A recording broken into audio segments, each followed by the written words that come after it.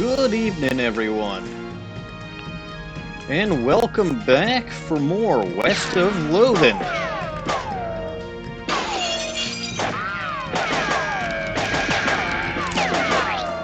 Aha! Those beans never saw it coming. Alright, but back to the actual game, shall we? So, last time I finished up Reckoning at Gun Manor, became a necromancer, and what else did I do? Got a teeth full of got a crown made of solid gold teeth. That was a pretty accomplishing day. Today, what am I gonna do? There aren't many places that I haven't... In fact, I think I've been to every single place that I have discovered.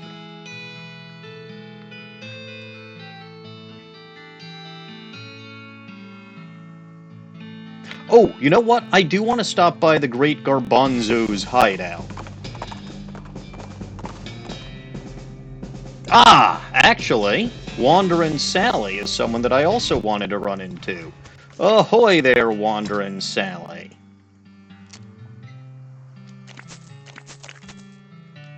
I'll buy all of those, I'll buy all of those. Let's see. I think I've got a bar of soap, yep. I'll buy more needles, always buy more needles. Just in case you gotta do some, lock picking.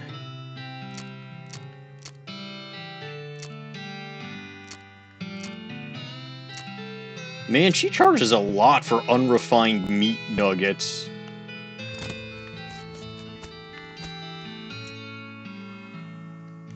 Alright, let's see. Hello there, Yandere-chan. Let's go back to Dirtwater, because I think there's something I've been forgetting that I can do in this game. Which, shame on me. Yes! So, give her apples, she nuzzles me gratefully.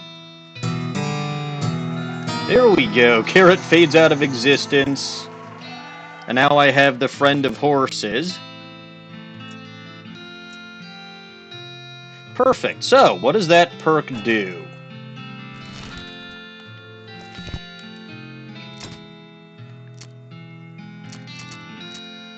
Alright, I've got all of these stupid things. So I have, believe it or not, I kind of do have a plan. +1 speed, that's kind of helpful.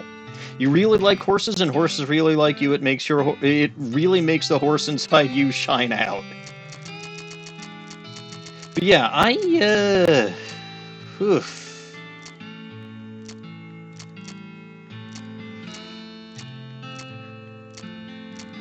Man. If only I had a plan. But okay. I was gonna go to the Great Garbanzo's hideout. Then I do need to go back to Ghostwood, the town, or the land of nothing but bureaucracy. You encounter the ghost of a dead cowboy who is wailing and gnashing his teeth, and generally seeming very frustrated about how his life has gone, or more likely, how it stopped going. Approach it. You have to jump on him. Man, that's a lot of HP you got. Don't forget, by the way, I now have my ghost, or not my ghost, my necromancer abilities, which theoretically I can use XP to raise. Steal 5 HP from the enemy, but I think these end my turn. I kind of want to try Dark Howdy just because it sounds funny.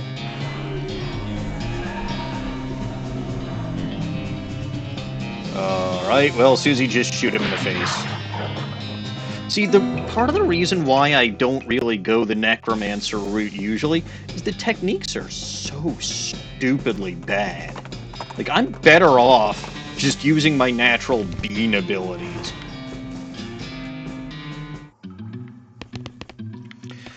Alright, now, I can cook something sublime. Immaculate beans sounds good. You understand the all-purpose beans. You know them. You don't cook them so much as befriend them and ask them to become their best selves. I've never done this. Well, I've never been a bean slinger before, so... But, like, I honestly do think the beans simply become the dish. You are very good at this. I think we're good with that. You could make something of some bean iron, yes.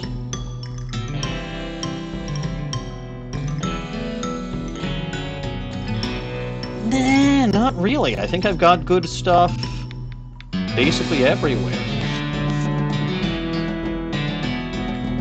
Actually, you know what? We'll make one more of that. No, you know, we're not gonna.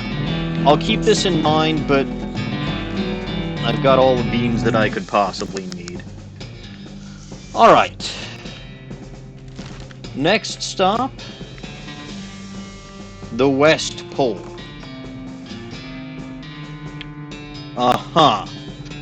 Over at the side of the road, you spot a lone and gloomy grave marker with a lone and gloomy man in a black robe digging up the grave with the shovel. Hey, what are you doing? The hooded figure looks at you, looks at the shovel, looks at the grave, and looks back at you. Do I really need to explain? I mean, why are you doing it? Well, it's for necromancy practice, right? I mean, you gotta get the bodies from somewhere. That's despicable. Buddy, I am the fucking necromancer. You blaspheme with the former leader. Must I show you my necromancy skills?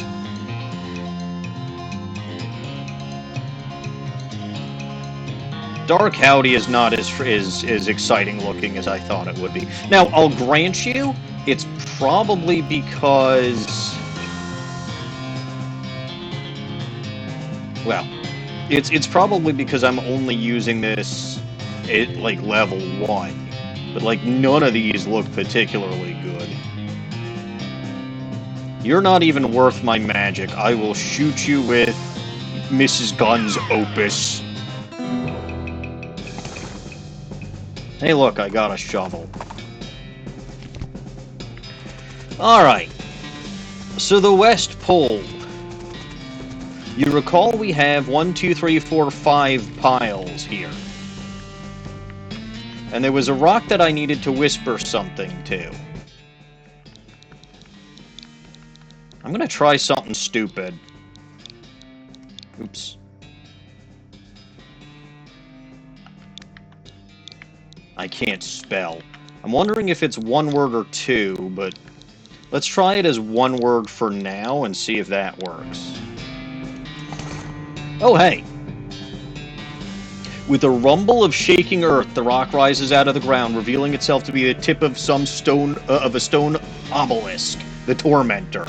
A hollow in the center of the obelisk contains a small stone ring. When you take it, the obelisk retracts back into the ground. Ancient ring. Cool. Not that one. This one. Plus 2 max AP, plus 6 moxie, plus 6 armor. That is fantastic for a snake oiler. Alas, I am a bean slinger. But that's what this rock does.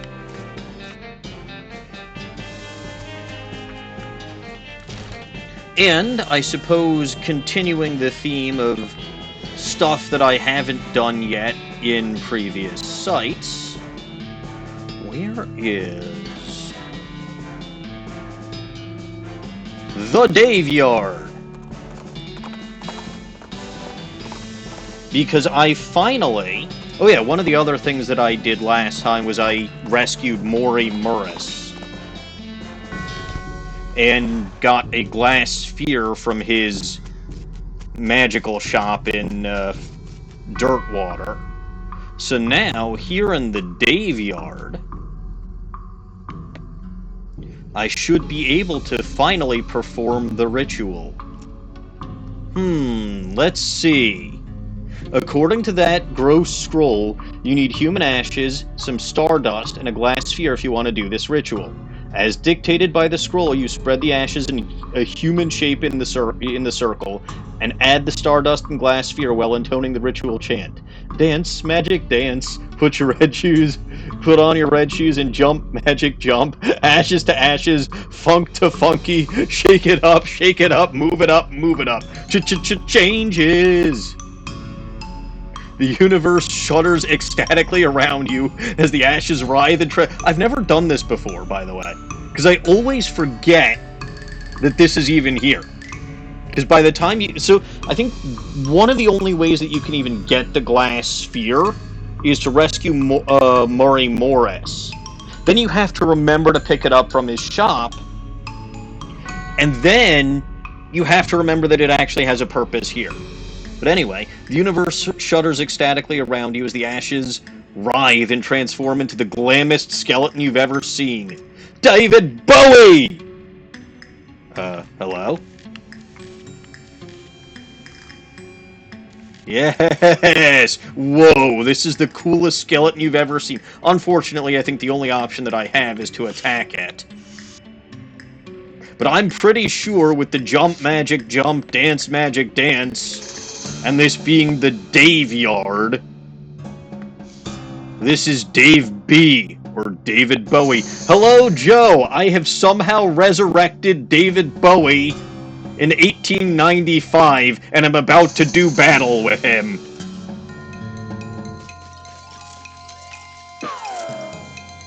Yep, the skeleton of Dave B.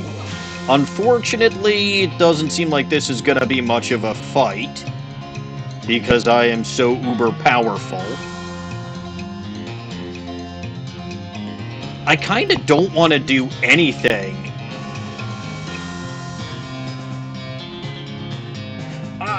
Look, nothing in this game makes sense. But you know what? It's still funny. You know what? Dark Howdy ends my turn without attacking. So let's use Dark Howdy. Oh, right. That disabled my enemy. I didn't want to do that. I actually want to see him do something. Do something, you mook.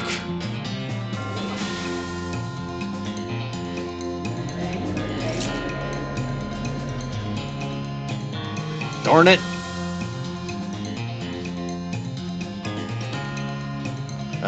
Shoot. Melvin.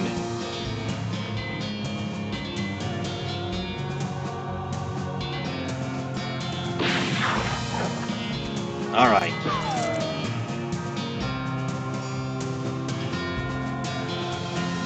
Vampiric... I want to see him do something! Oh, he just lowered my stats by 3. That's what he did. You know what, Dave B? This is disappointing. I'm just gonna shoot you already. David Bowie is very disappointing. The berry knife, which he never actually used. What does this do? +3 Moxie, +1 AP. Man, with the ring and the berry knife, we're getting some good snake oiler items. Anyway, Joe, I don't think I asked, but how are you doing, sir? That was very worth my time fighting David Bowie.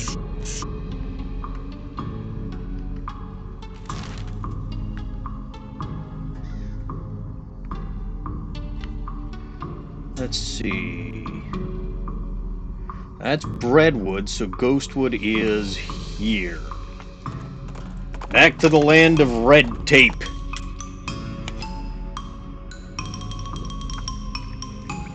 You pass by 2 skeletons who are facing each other with their arms akimbo and in the traditional shootout stare-down pose. When you stop to watch what happens, they both turn to look at you. Oops. Well, fine, I'ma fight them. Got the jump on them. A skeletal rifleman and a skeletal rifleman. Well, guess what? Multiple enemies means we'll freeze them to death.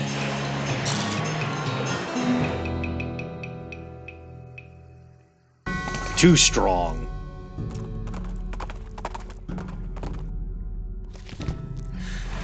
Alright.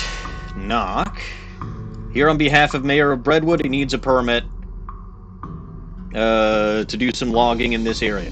Sounds like a job for the Department of Administration. That's the building all the way down to the other end of the street. Gotcha, thanks. So, alright. Not gonna waste time talking to all those other ones, because I'm sure they'd either be rude or tell me the same thing. Hello, Mr. Eastwood. How can I be of service? Jeez, finally. I'm here on behalf of the Mayor of Breadwood. He needs a permit to do some logging in this area. I see. Well, that shouldn't be a problem. I'll just need to review the logging records to make sure there are no disqualifying incidents. Go to the Department of Records. It's 2 doors down. And tell them I need the Breadwood file pertaining to logging. ... Is something wrong? Not yet. I'm just steeling myself in anticipation. Alright, so 2 doors down is the jail. Knock, knock. Mr. Eastwood, was it? What can I do for you? I'm supposed to pick up a file on the town of Breadwood? Oh, you want the Department of Records? It's next door. This is the Adjunct Department of Records. Ah, okay, thanks. Knock, knock. Department of Records. How can I be of help, Mr. Eastwood? I'm supposed to pick up a file on the town of Breadwood? 1 moment, please. Breadwood, Applewood, Antiwood, Badwood. Did you mean Bagelwood? No, it's Breadwood. Must be a suburb. Beaverwood, Bestwood, Bitterwood, Bloodwood.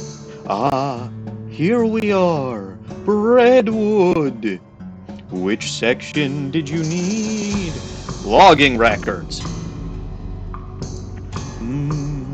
That section has been downgraded from disuse. You'll need to pick it up from the Adjunct Department of Records next door. Naturally. Bring it back here when you've got it, and I'll put it in an official interdepartment document transfer folder for you. Is that really necessary? Absolutely. You can't transfer documents between departments without an interdepartment document transfer folder. It's unthinkable. Hello, Normans. Welcome back to the land of red tape and bureaucracy, aka Ghostwood. I would like to ask a question about how we are able to transfer something from the Adjunct Department of Records to the Department of Records without an interdepartment document transfer folder. But I think we can say that the Adjunct Department of Records is a subsidiary of the Department of Records, and we'll clear that particular red tape. Anyway, knock, knock. Mr. Eastwood, was it? What can I do for you? Department of Records sent me over here to pick up a file. Great. Which file? Logging reports for the town of Breadwood. All right. 1 second. Ah, here we are. But... Oh, Christ, what's wrong? Well, these pages are all loose. I can't give them to you like this. What if they blow away? Look, I'm just taking them next door. They're giving me a documents folder. It'll be fine. No, no. What if there's a freak gust of wind as soon as you leave here? It would be chaos. Chaos, I'm telling you. So what do you propose? Well, fortunately, I happen to be the one person in town officially authorized to use a stapler. So you'll staple them together for me. I'd be glad to. But I don't have a stapler. Of fucking course you don't. Don't worry. All you have to do is go to the Department of Requisitions next door and requisition one. So, I bring you the stapler, and you'll give me the file. Yup. Fine.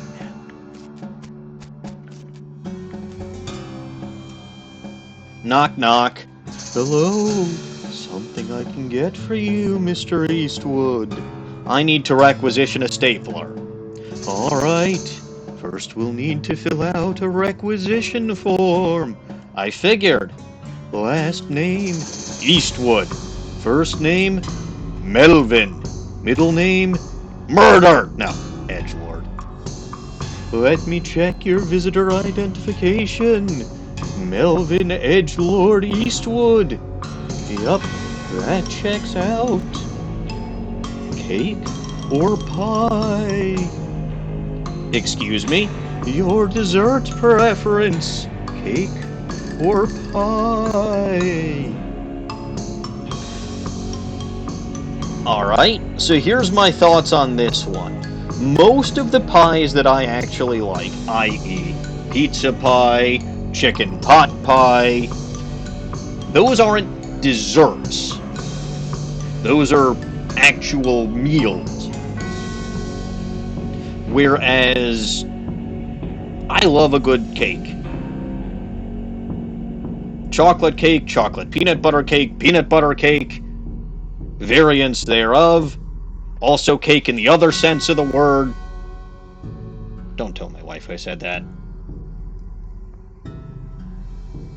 I mean, look, there's an entire episode of Breath of the Wild that's called Me Likes Booty, or Me Loves Booty. I don't even remember, but yeah, no, the answer here is clearly cake. Ugh, well, despite that, everything seems to be in order. I'll get this filed. Here's your stapler. Alright, good, ghost stapler. Great, thanks.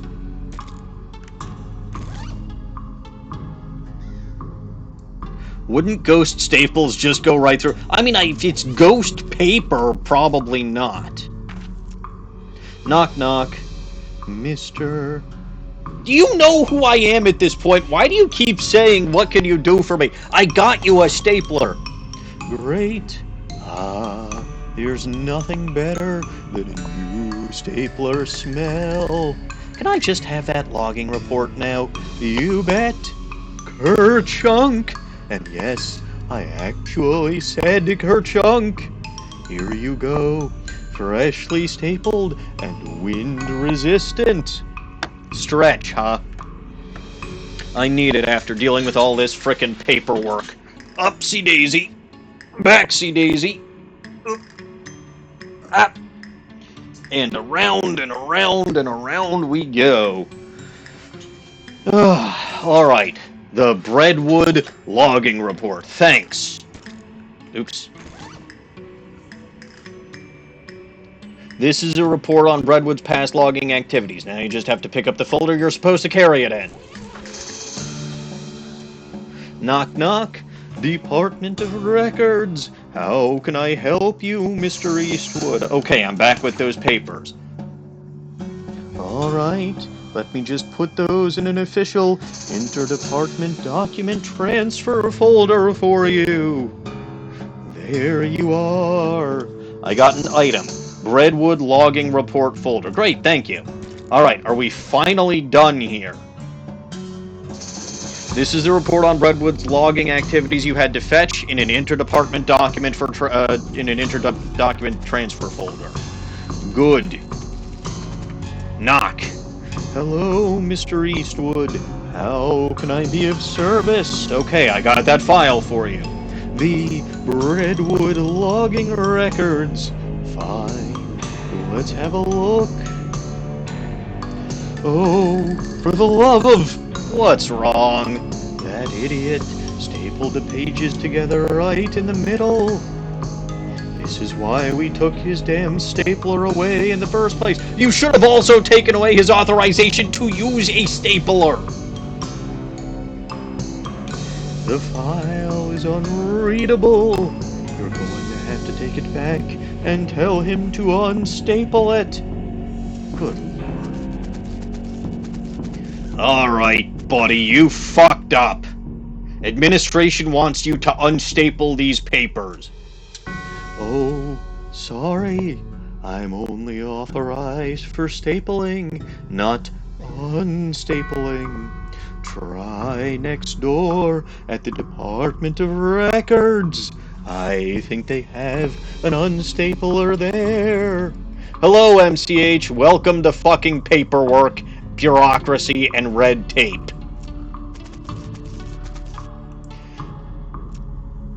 Department of Records. How can I help you, Mr. Eastwood? I need some papers unstapled. Okay, I'm a fully authorized unstapler, so that's no problem.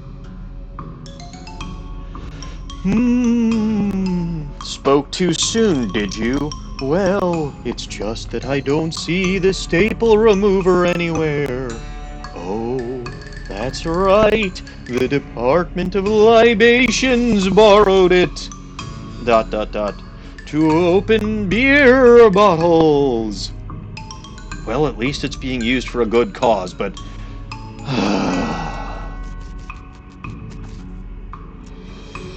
Well, howdy. What can I do for you, Mr. Eastwood?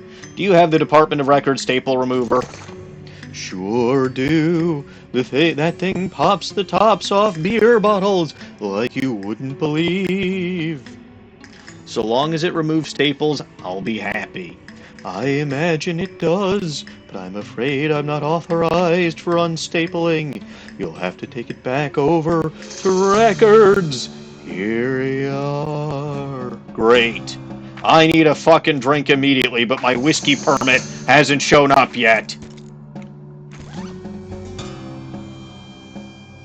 Ghost staple remover. The ghost of a staple remover still looks like a weird metal fanged monster mouth, except now it's in ghost form. Now your office job is even spookier.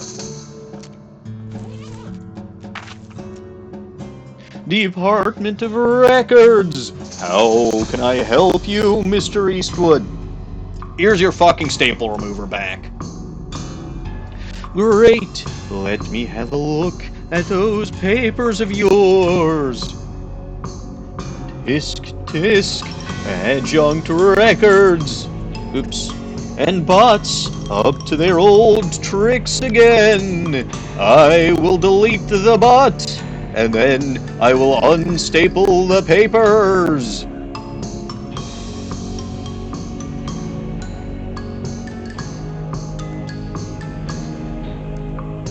These don't even need to be stapled. That's what an interdepartment document transfer folder is for, after all.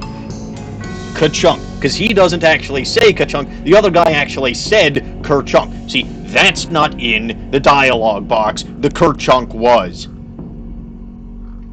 All right, there you go. Thanks. Does that change the description any? No. But it did get rid of the staple remover, which makes sense. Alright, here. I finally have the fucking folder. Alright, I'm back with an unstapled Breadwood logging file. By the way, I would also like to point out, because I have the bridge already, I don't actually need to do this. I'm just doing this because I'm a nice guy and an idiot. Alright, I'm back with an unstapled Breadwood logging file. Alright, let's have a look.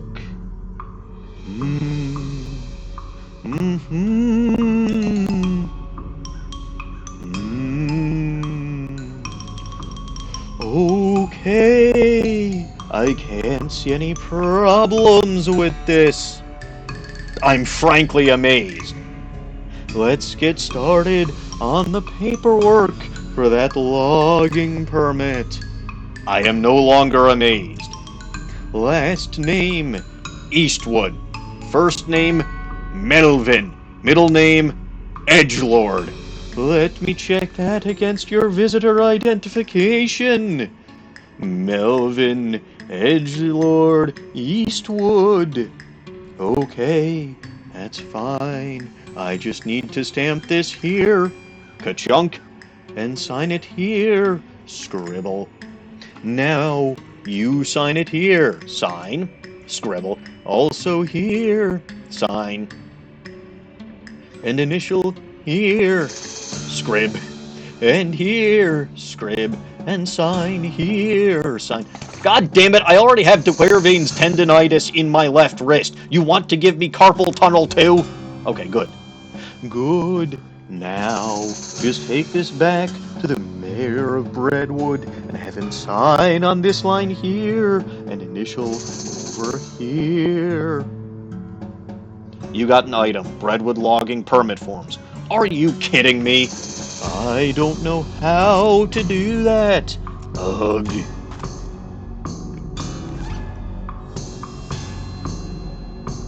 You need to get the mayor of Breadwood to sign these for his logging permit. Fair enough. Off to Breadwood.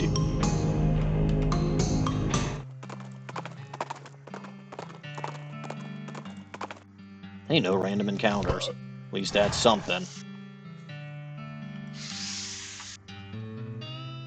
Excuse me, Mayor. I have some papers you need to sign for that logging permit. All right. Oh, ghost paper. Ugh, this stuff is weird. Yep. I think I need a ghost pencil for this. Luckily for you, I have one. Here, you can borrow mine. No, everyone in Breadwood is not made of bread. They just happen to love bread very much. So much so that their cusses are all bread-related, which is just sad. Anyway, here you can borrow mine. Sign down here and initial over here. After some fumbling with the ghostly pencil, the mayor eventually manages to sign and initial the form. Alright, Mayor, I'll be back soon with that permit. God willing. Good luck. You didn't give me back my pencil. Excuse me, Mayor, yes. You still have my ghost pencil. I'll probably need that. Oh, terribly sorry. I think it's haunting my beard. Ah, here you go. Alright, good. Because what do you want to bet I'm going to have to sign something else once this gets to Ghostwood? Okay. I'll be honest, I've played this before. You will have to sign something else when you get back to Ghostwood. So... Oh! You know, I need to tell him about... yes, the missing mail.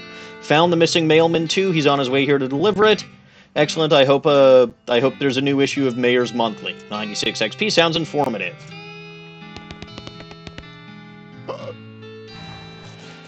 But alright. I could at least tell him about the mail. Now we've got Ghostwood. And this is the last of his problem. Well, the other problem is that he missed out on the logging deal with the railroad company. But if he did get the logging job, and if I made it out of, you know, if I made the bridge out of wood like a normal person instead of bones, he still would have had a problem there. The problem would have been we've got to deal with the railroad company for logging, or to provide them lumber for wood, or lumber for the bridge for like no meat, and that's a problem. So either the problem is that they missed out on the opportunity, or the problem is that the opportunity isn't lucrative enough. But either way, it is a problem, and so I can't solve it one way or another. Anyway, okay, I've got the mayor's signature on this logging permit form. Great. Aha! See? I told you. So, if you're playing this game and you want to do this for some ungodly reason, don't forget to get your ghostly pencil back from the mayor. Otherwise, you're going to have to run back to Breadwood, get the pencil out that's haunting the mayor's beard, and come back. Great. Just sign this last line at the bottom where it says receipt. Sign. Scribble. All right. That's everything taken care of. Breadwood's logging permit is hereby approved. Finally! Wonderful. Processing will take about 48 hours. What? Well, everything has to be filed, and the actual permit has to be printed, and so on. You can pick it up in 2 days, along with your whiskey. Which is why I did this now, so that those 2 days will overlap. Alright, so at some point I need to sleep for about 2 days. Which will be fun. What's my XP situation looking like? 4,600, and I've only got 1338. Wonderful. Alright. In that case, the desolate, lonesome coast. I think this was supposed to be DLC area that never actually happened. It's Desolate Lonesome Coast DLC. But instead we got Reckoning at Gun Manor. If I am correct, and I suspect that I am,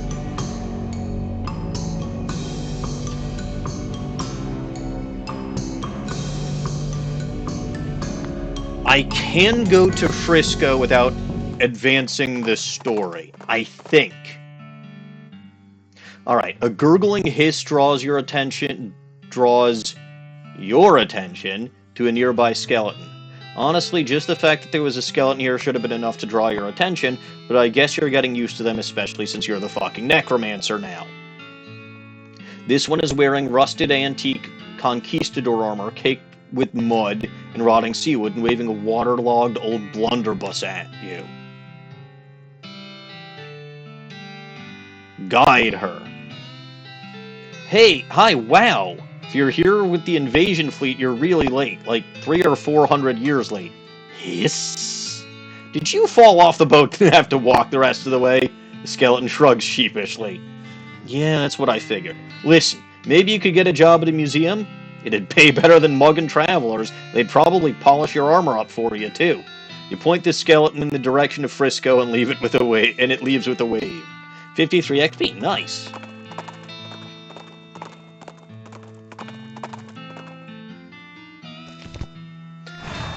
Ooh. Yes, what say you, partner? Howdy, Susie, howdy. Guess I just got used to checking this map, got used to checking this map once in a while. No ranches nearby? Not that I know about. There's a custard stand. Well, okay then. Yes? No, so okay. Logging permit for Ghostwood bureaucrats is fine. But okay, we do not want to go further down. We want to go to the last custard stand. Because I don't want to progress the story. Ooh, yes, yes. I'll check that out after the custard stand, but I love Fort Unnecessary.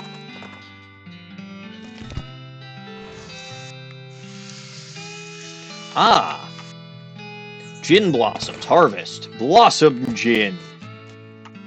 Hi, well howdy there, welcome to the last custard stand. I'm Custard Man Stan. I make custard like only Custard Man Stan can. Care to try some? Tell me about your custard stand, Custard Man Stan.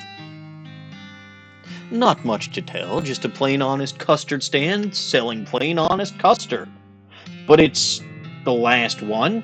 What, like the last one before you get to Frisco, or last one in the whole territory?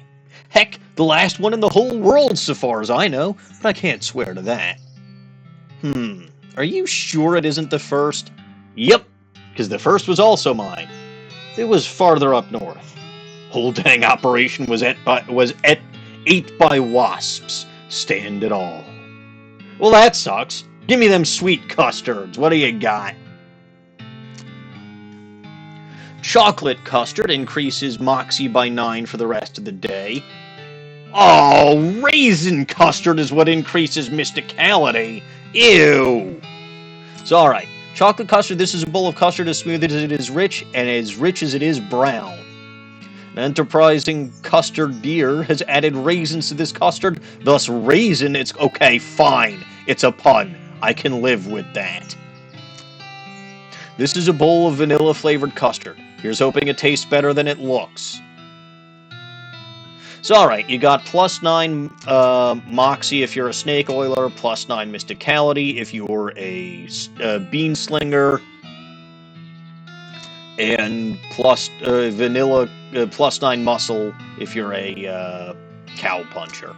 I'll get the raisin custard because it's a pun. That dish that I made earlier, the perfect dish.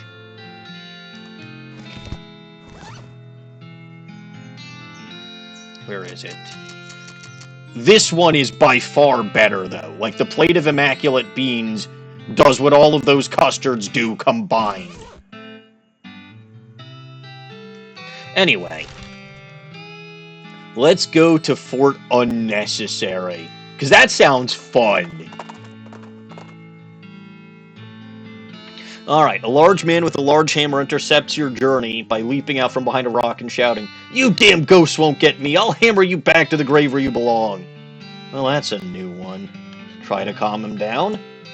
Whoa! Hold on there, buddy. I'm not a ghost. Oh yeah? Prove it. I'm not glowing or translucent. I'm not floating in the air. I could poke you in the shoulder or something. Don't you dare touch me! Well, how am I supposed to prove it, then? You could let me hit you with my hammer. If you're a ghost, it'll go right through you, and if I'm not a ghost? Sure, but that seems like a small price to pay to prove your case. No, it doesn't. Wait a minute. You just said your hammer would go right through a ghost. So if I'm a ghost, hitting me with your hammer won't work anyway. I guess you got a point there. I need a wooden stake or something. I'm leaving now. 63 XP for talking nonsense to a nonsense man.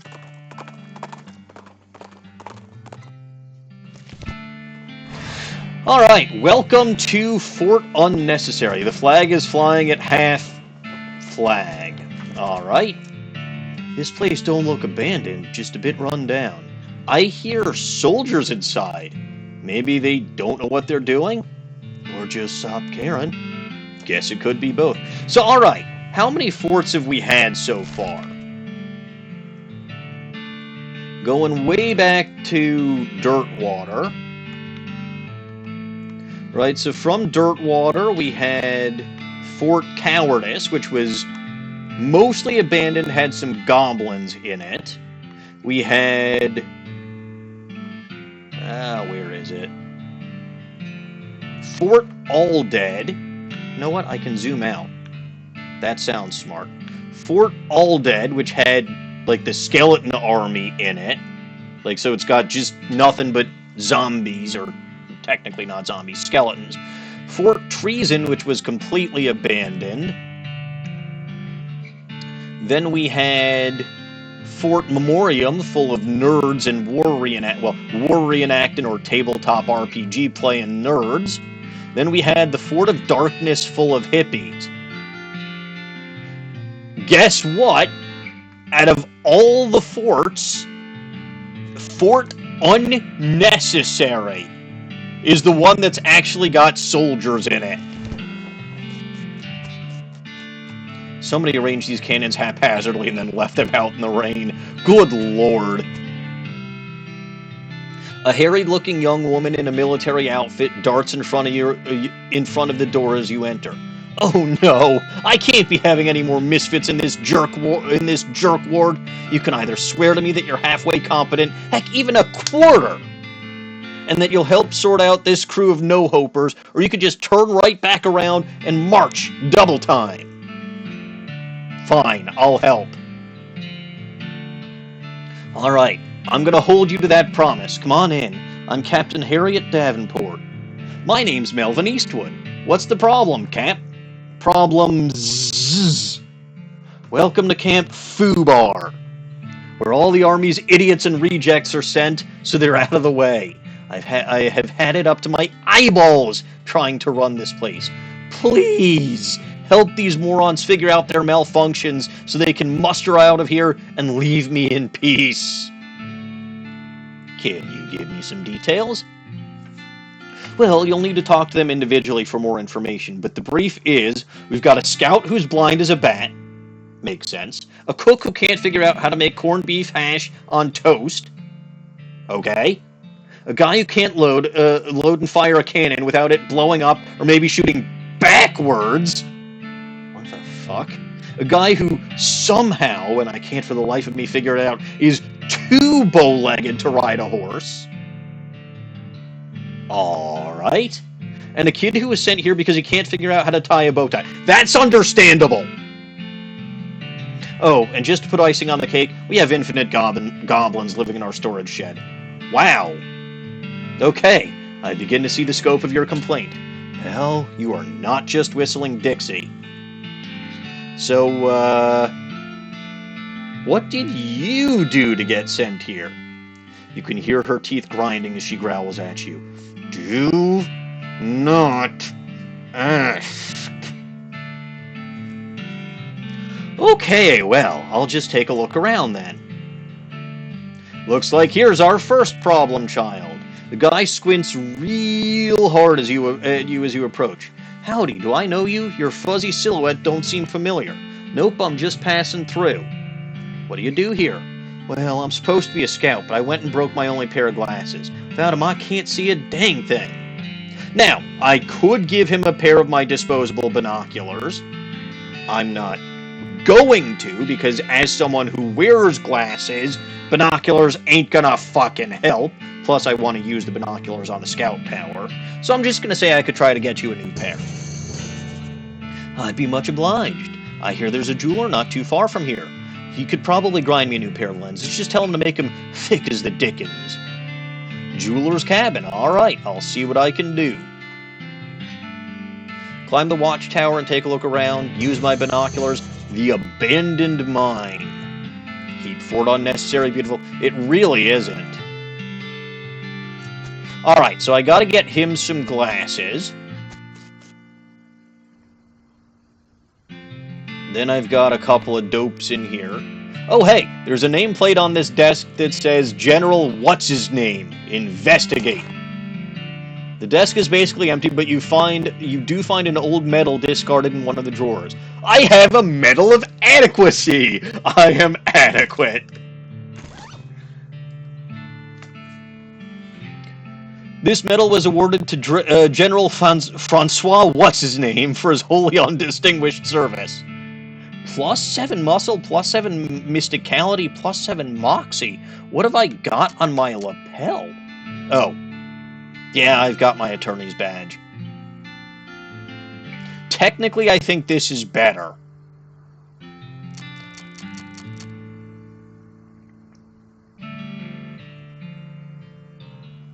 I mean, this is just a straight-up stat boost, whereas this one is a bonus to the attack. So I do think that the attorney's badge is better.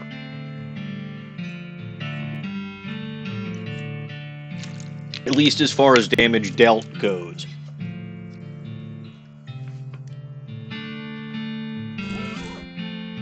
But still, that medal, for being a medal of adequacy, that's a pretty fucking good item. Alright, who are you? Howdy. Hey, hi, what's wrong?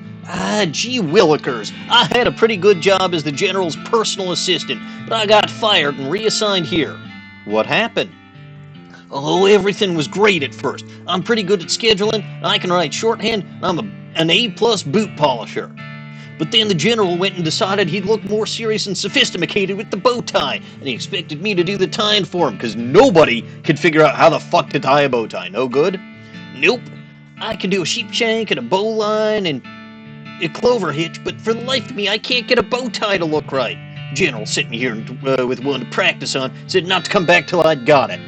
Alright, well I've got 45 moxie, so let's help him out. Okay, here. Grab the two ends like this, right? You want this side a little shorter, then that end crosses over the top, then under, then up, then when this side goes this, then you stick your left hand in, you stick your left hand out, you put your right hand in, and you shake it all about, you do the hokey pokey, and you turn yourself around, you bring the upper bit straight down and back around, and folds under there, then you pull them right tight, and you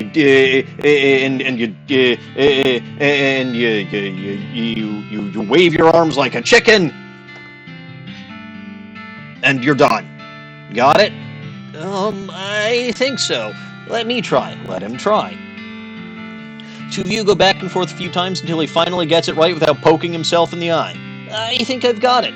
Thanks a lot. Wait till I show the general. He runs out of the building waving the bow tie in the air. 63 XP. Good luck, soldier. You shoot yourself a wink. It would be cruel to loot these people's supplies. Probably shouldn't take their food. They'd probably never be able to get any more. Well, with this guy in charge. Howdy, Private. Cooker. How appropriate. Well, it would be if I knew how to cook. Like, even a little bit. What seems to be the trouble? We've only got 2 ingredients here, and I cannot for the life of me figure out how to combine them. What are the ingredients? Corned beef hash, and toast. Alright, try to help him with a metaphor. Think of the toast as a shingle. He nods, seeming to understand where you're going with this. And think of the corned beef as... Huh. Well, I was thinking that there was going to be something like mortar that you would put on the shingle, but a hole in the ground. So I should put the corned beef hash under... next to... No. I'm sorry, I don't get it. Can we try again? Sure, let's try again. Think of the toast as your elbow, and the corned beef as your head. Poke yourself in the head with your elbow. So I should... No, this was obviously not the right one. Just in case any of y'all want to figure this one out, think of you want to think of the toast as a shoe, and think of the corned beef as a hole in the ground that you trip in when you walk and the shoe falls off. So I should put the corned beef hash under... next to... No, I'm sorry, I don't get it. Can we try again? The actual answer here, and I know this from previous playthroughs, it's think of the toast as a shoe, and think of the corned beef as shinola. Shinola is shoe polish, or a specific brand of shoe polish. So you basically put the polish on the shoe. Of course, I put the corned beef on the toast, just like shinola on a shoe. I get it now. Thank you. 63 XP, all in a day's work.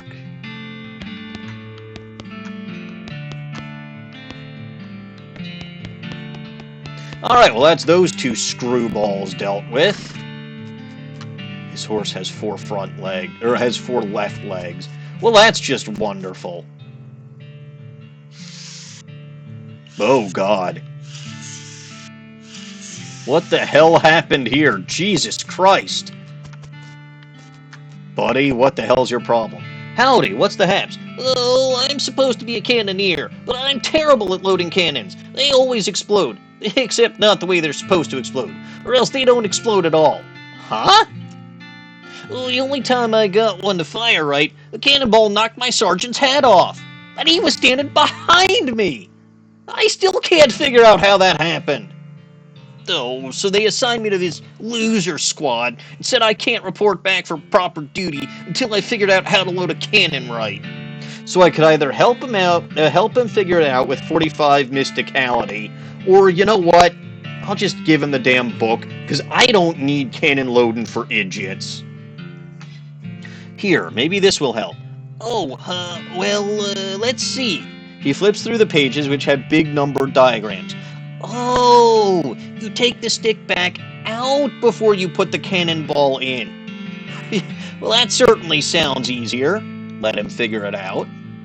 He carefully follows along the directions in the book and successfully fires a cannonball over the wall of the fort. But since he wasn't aiming, you don't know where the fuck that cannonball landed, so it may have landed in Frisco for all you know. I did it! Wow, great! Thanks a lot! I'm going to get my new assignment right away! 63 XP, cool, good luck. It's a good thing there was still one functioning cannon here. This guy really does look bow-legged. Howdy, they call me Private Bowlegs. I can see why, you seem uncomfortable. You ain't kidding, look at my legs. They're bent so far out, I can't hardly touch both knees at once. Walking hurts like a dickens. Captain said it keeps you from riding a horse? Yep, they're too wide. Horse slips right out between them. Huh. I think I could ride a mule, though, what with them being a tad lower to the ground. Where would you get a mule? There's a place up north that rents 'em out, but I can't get out there myself, so I need someone to go set up the contract on my behalf, and have him send me one. You discovered a new map location. Alamo Rent-A-Mule, as opposed to Alamo Rent. So I guess that's the predecessor of Alamo's car rental. Alright, I'll check it out. Now, I also have another option. I could bend his legs back with 45 muscle. That just sounds painful, though. Also, look at the map. I wanted to get Alamo Rent-A-Mule because I need access to this area up here, and I'm not going to get that otherwise before dealing with Frisco. Because this is... So I figured out where the map is, right? This is Area G that I've just gotten to down here. And I would like to access Area H, which is up here. Usually you can get there after you get to Frisco and deal with all the nonsense. Because, spoilers, although it looks like the railroad track is in Frisco, there's a complication. Anyway, I believe that those two are the last two here, right? Because I fixed 3 of the problems. Rundown Cat and Harriet? Just 2 left, okay.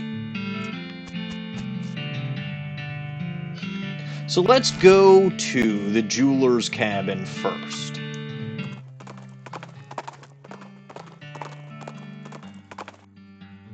Ah, you're ambushed by a cow who is hiding behind a nearby billboard. Big billboard, big cow. Attack it! Bad cow. Susie, we have a cow. The Frisco Hell Cow.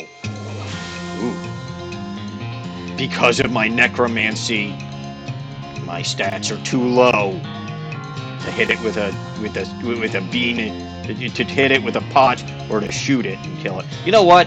I'll do this, and I'll let Susie finish it off. Oh, wow. Okay, Susie's not going to be enough to finish it off. That's fine, I deserve that. But you know what? You're getting vampiric yodeled. I stole more HP than you had. Anyway, maybe I should have chosen a different idiom. I can see how that might be confusing. 63 XP, 324 meat, 2 tainted beefsteaks, 2 cow's bloods, brass bull ring, and an infernal leather. Susie carved another notch on the stock of her rifle. Excellent. Been a little while since we did that.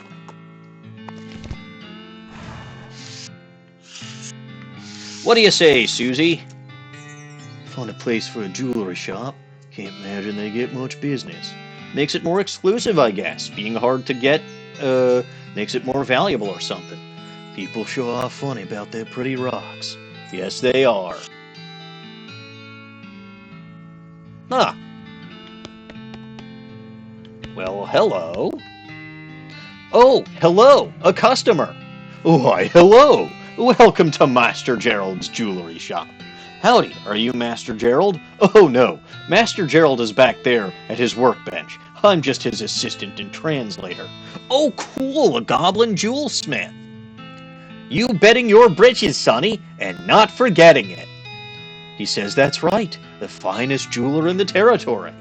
Well, what do you know? I don't see anything on display, though. Oh, Master Gerald only does bespoke work. If you bring in a sufficiently valuable gemstone, he'll craft it into a fine ring for you, for a fee. No trash rocks! I do trust goblins to understand how rocks and gemstones work, although I don't necessarily trust Master Gerald to not eat the rocks. I need a pair of eyeglasses.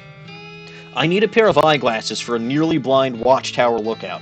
Can you guys make them for me? The clerk translates the question for Master Gerald, who thinks about it, then nods.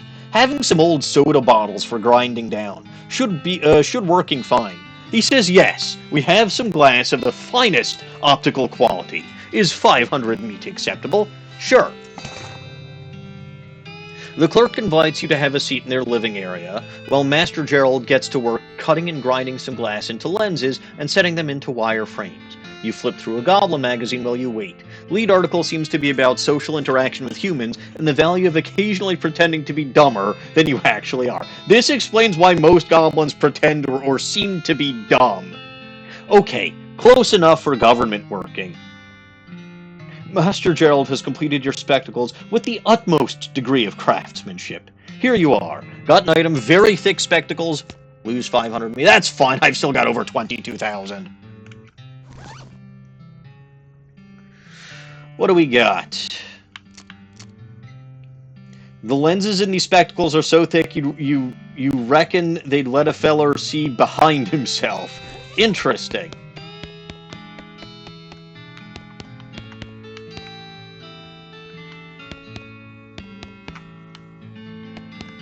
Your eyebrows are getting kind of wild. Pluck them. That's better. This must be the assistant's toilet. It doesn't have rusty scrap metal bolted onto it to be a goblin toilet. Okay, for some reason, goblin toilets have rusty scrap metal bolted to them. 10 XP for flushing the toilet. This is the goblin's bed? Maybe? Well, I'd have to ask Dawning, but she's not here. This appears to be their dining table, but they've left out a stack of magazines for customers to look at while they're waiting. They're all in Goblin now. Most of them are Goblin. Celebrity gossip and the crossword puzzles have already been filled in. This one again. Welcome back. Have you brought any gemstone that you would like Master Gerald to craft into rings for you? Have a look. Master Gerald takes a look at the rocks you have with you. Effluvious emerald. Master Gerald takes your effluvious emerald, cuts and polishes it, and sets it into a fine ring for you. An effluvious emerald ring. The unbreakable ruby. Master Gerald takes your unbreakable ruby, cuts and polishes it, and sets it in a fine ring for you. An unbreakable ruby ring. Bah! All of trash and garbage being. Master Gerald apologizes, but there's nothing here he can work with. Oh well, thanks anyway. So, let's take a look at those two items then. +7 armor for the unbreakable ruby ring. This circle shall remain unbroken. Actually, the circle is the weak part. It's the gem that won't break. The ring that this is most similar to is the ring around the waterline of the filthy toilet. +3 max AP, +5 speed is still pretty good. What ring do I currently have equipped?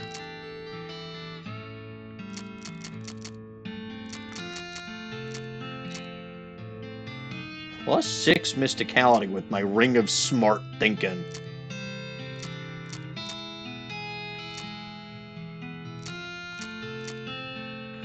Oh, boo.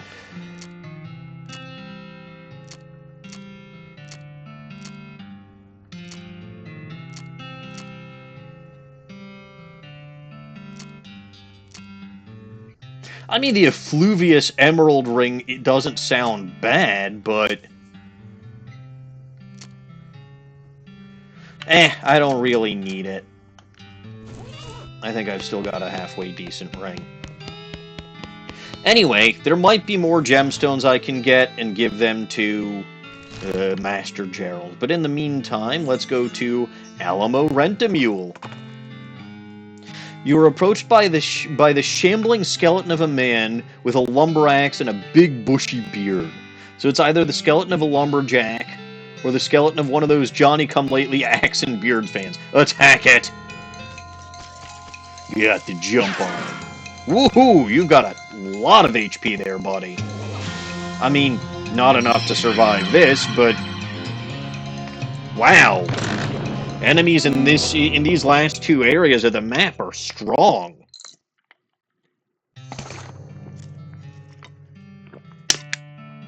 You chop that skeleton down like dead wood. Well, exactly like that. Pretty much. Alright, I was hoping to get the axe out of that, but sure. Oh, hi, Susie. Howdy, Susie. I don't know of any ranches out this way specifically, but if I had to guess, I'd say there's one out that-a-way. You think it's worth following up a guess like that? There's good land out that-a-way, and there's plenty of folks looking to make a lot for themselves. I can't imagine it's being left empty. Olive Gardens Homestead. So you've got Alamo Rent-A-Mule, Olive Gardens Homestead. Alright.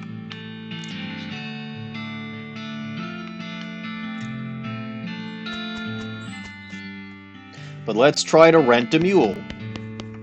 Before that, needles in the haystack. What is this? It's this year's model. Well! Another haystack. Complaints? Oh, great. Another customer. As if I didn't have to deal with... as if I didn't have enough to deal with already. What with paperwork, and the heat, and the mule bites, and someone keeps stealing my lunch out of the employee icebox, and my trick knuckle is acting up again. Gosh. Sure would be nice to get a little peace and quiet, but nope, I gotta stand here at this counter all day, and the hardwood floor isn't helping my sciatica, let me tell you. Don't even get me started on what they pay us around here. The mules eat better than I do, uh-huh. And if all that wasn't bad enough, I went and dropped my daughter's birthday present down a stupid hole at a stupid mine. And will anyone go get it for me? Ha! Yeah, right, you want me to go get it? Alright. Wait, really? Did a miracle just occur? I can hardly believe it. Where'd you lose it? Oh, not far from here. A place called Deepest Delve Mine. I was looking to scavenge for some free string to tie up the package with, and I dropped it. And of course, because it's a bracelet, it's round, so of course it rolls into a hole under some kind of stupid machine. Ugh, okay, I'll check it out. Well, fine. Lists a bunch of features you can pay extra for renting a mule, such as leather floor mats, getting kicked insurance, deluxe eyeball wipers, saddle warmers, extra cargo space, leather floor mat, well, I've seen two-way sneeze-through wind vent, rear view mirror, self-kicking tires, steel-bolted radials, a side of coleslaw, or we've seen some of those already. Anyway, looks like this is where you go. By the way, that wasn't customer complaints, that was him complaining in the complaint section. Very funny. Looks like this is where you go to rent a mule, just judging from the sign you know. Howdy, welcome to Alamo Rent-A-Mule. How can I help you? I'd like to rent a mule. Don't you have a horse?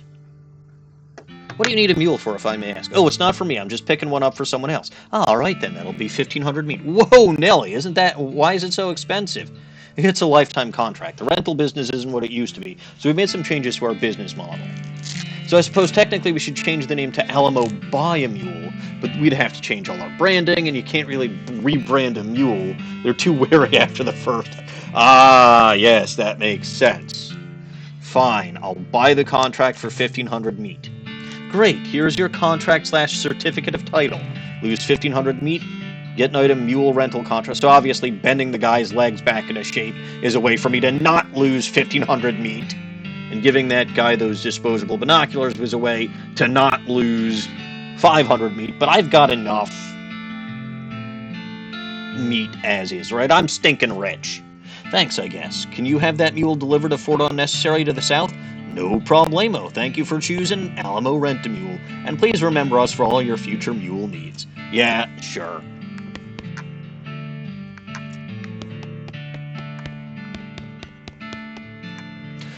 Alright, back to Fort Unnecessary. Oh hey, abandoned mines down here. Fun.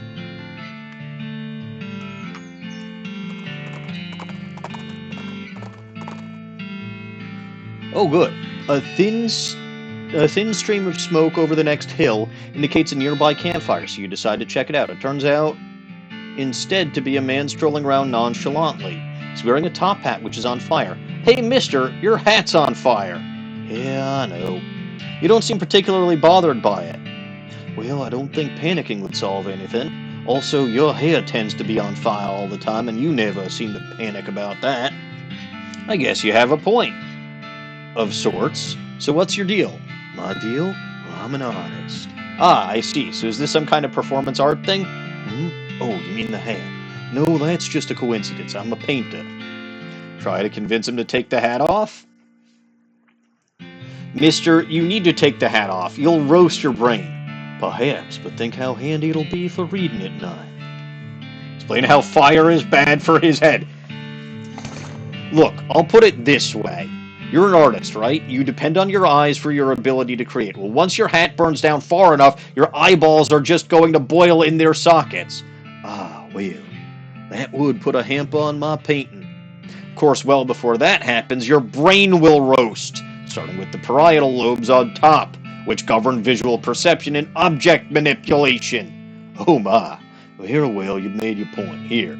I got the burning top hat and 53 XP. Well, thank you very much. What does that burning top hat do?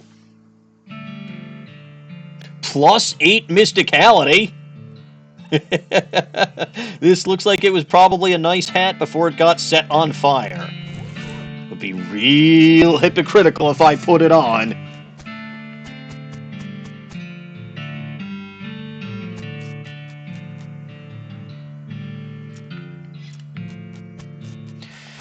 All right.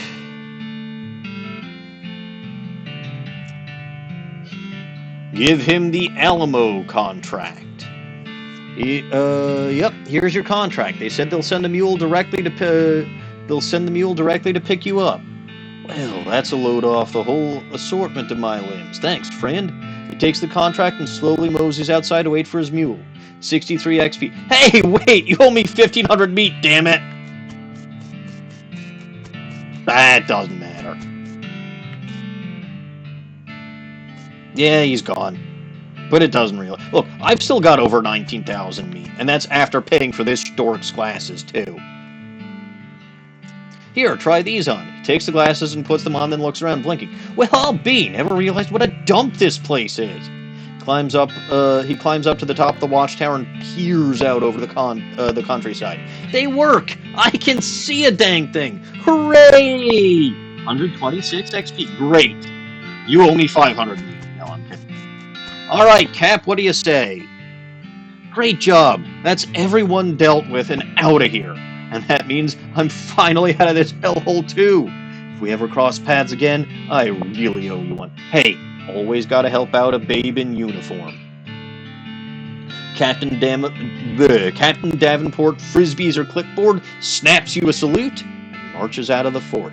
315 XP, on a day's work. Alright, can I steal their food now? But they're not here. There's nobody here anymore. All the goofballs are gone. Ah, well. Let's see if we can't find that thing in the... Oh, no, it was Deepest Delve Mine. That the guy lost his thing in. Yandere-chan wanders into a darker arroyo than you'd normally go to. Before long, you find yourself lost. Oh, dear. From behind you, you hear an ominous tink, tink, tink. Ooh. Tink, tink, tink. Ooh. You turn around to see the ghost of a miner, apparently frustrated that his ghostly pick can no longer find purchase and eager to take it out on you. Approach it and fight! You have to jump on him. A ghostly miner? Well... Take this! Hocus fucking pocus! With a bean! You helped that old ghost miner on his way to the great mine in the sky. Heh. No, just kidding. You probably damned him to an eternity even worse torment than he was already enduring. Eternal hellfire from beans. 63 XP, bit of ectoplasm. Well, he shouldn't have attacked me! Ooh. I don't mind telling you, these places make me nervous. I admit they are increasingly unsettling.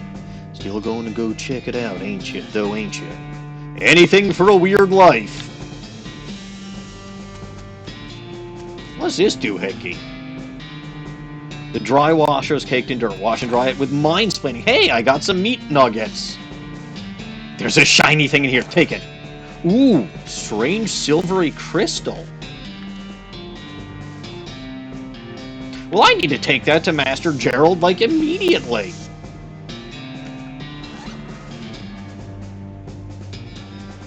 This crystal is silver in the sense that it is silver colored, but not silver in the sense that it is not made of silver.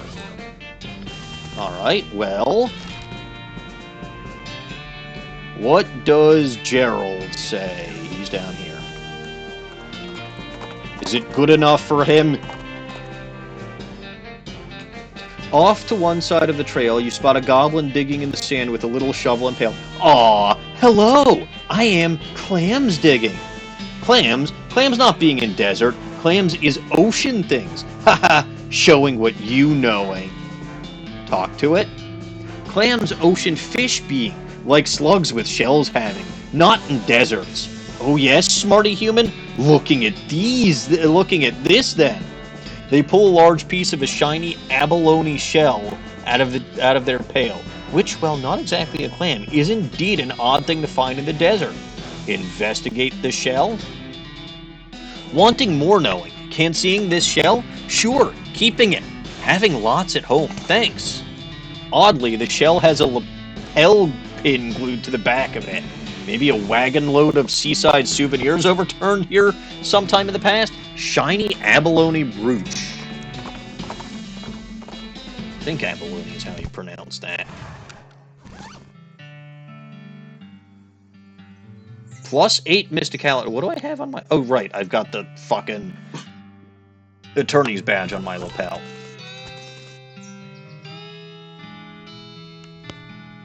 This one again. Welcome back. Have you brought any gemstone that you would like Master Gerald to craft in a ring? Have a look. My strange silvery crystal. Master Gerald takes your strange silvery crystal, cuts and polishes it, and sets it into a fine ring. Oh, a silicon ring! Bah! All of trash and garbage being. Master Gerald apologizes, but there's nothing here he can work with. Alright, what does that do? Plus 11 mystic... Well...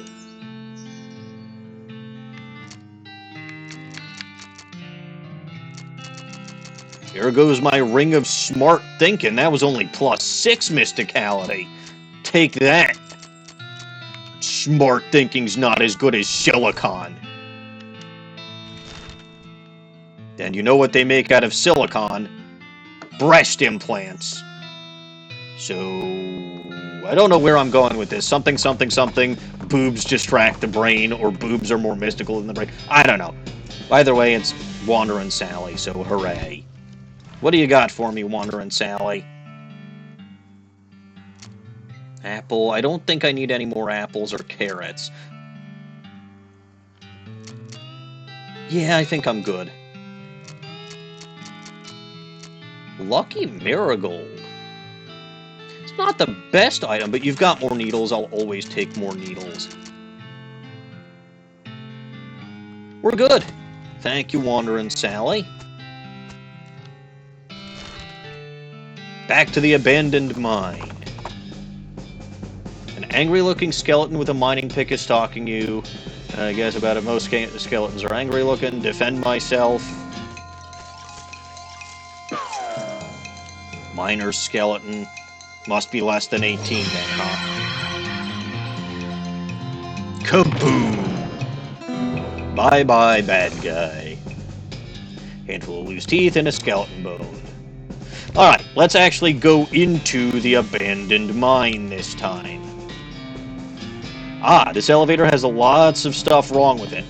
Hit the problems! Percussive maintenance. You hit the elevator in all the right places. Write it down.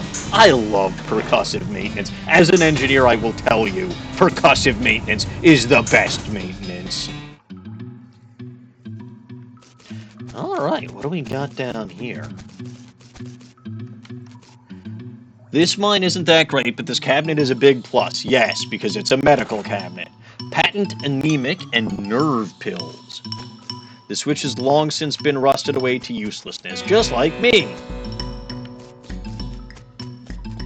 Ooh, a shiny. You sense a deposit of bean iron. Mine it. Yes, delicate bean iron nugget. Cart was abandoned in a hurry. Loot it.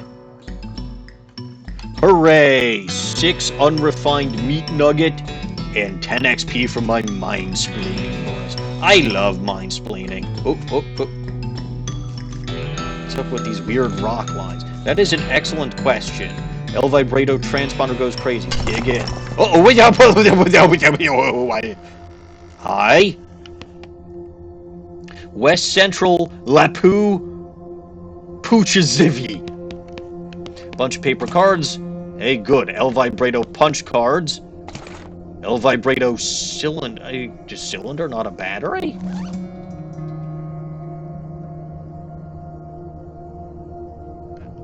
Okay. Unlock? Oh. Well, that's all there was. Well, fine. That may or may not have been worth it. What do those cylinders do? I actually don't remember.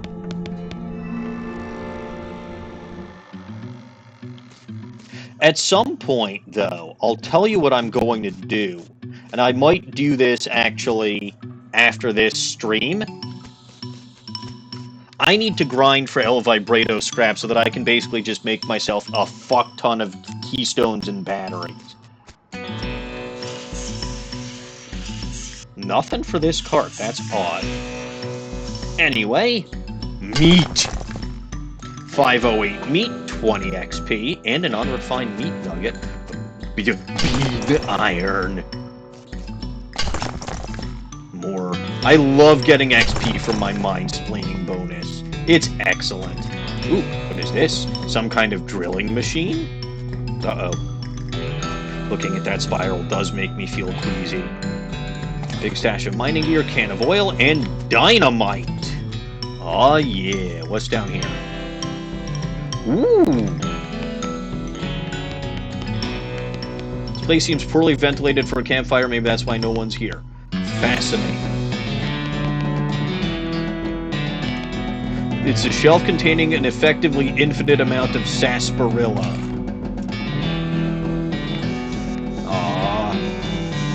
Wait, someone doodles spirals all over the table. Fascinating. The note says, Dear Jeff, got called up north to deepest delve. See you soon. Praise be Roberto. Sincerely, Geoff. I know that's just another spelling of Jeff. Interesting. So, I'll be honest, I really don't, like, I remember the cows, I remember the necromancer, I remember the main quest, I remember most of what you do for Breadwood. I don't remember the El Vibrato quest quite as well.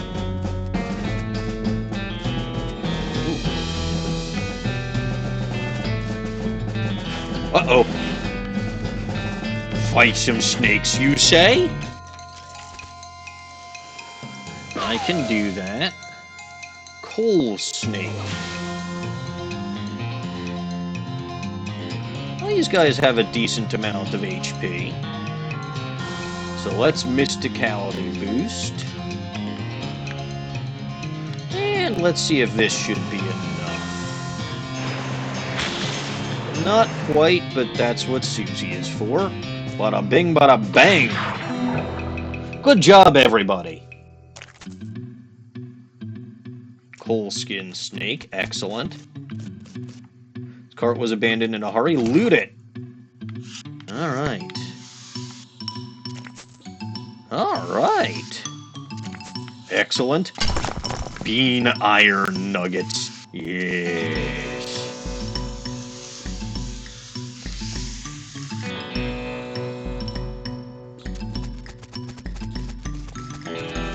Alright, just crawl around and sniff the ground. Yes, yes. What is going on here?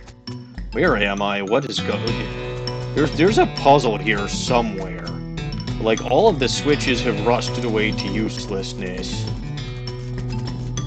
I think these two lead to this... No, they don't lead to the same place. This led to...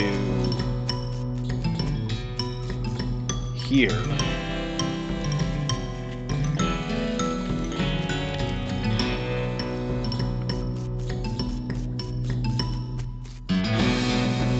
That led to the El Vibrato thing.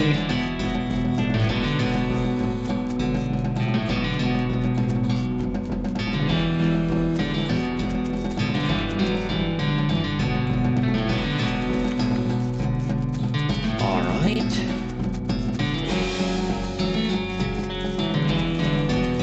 So how do I clear...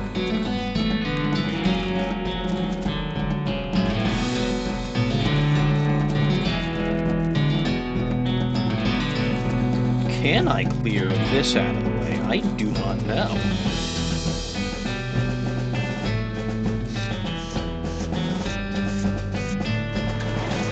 That seems to be all that I can do in the abandoned mine for now.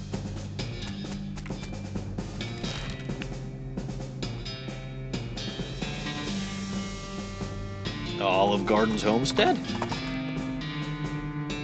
You find a makeshift grave. The wooden marker has been carved with the epitaph not from around here, but a real square little fella. Dig it up. Alright, dig up the contents of the graves, which are pretty much the sort of stuff you'd expect to find. A handful of old coins, skeleton bones, perfumed pocket square.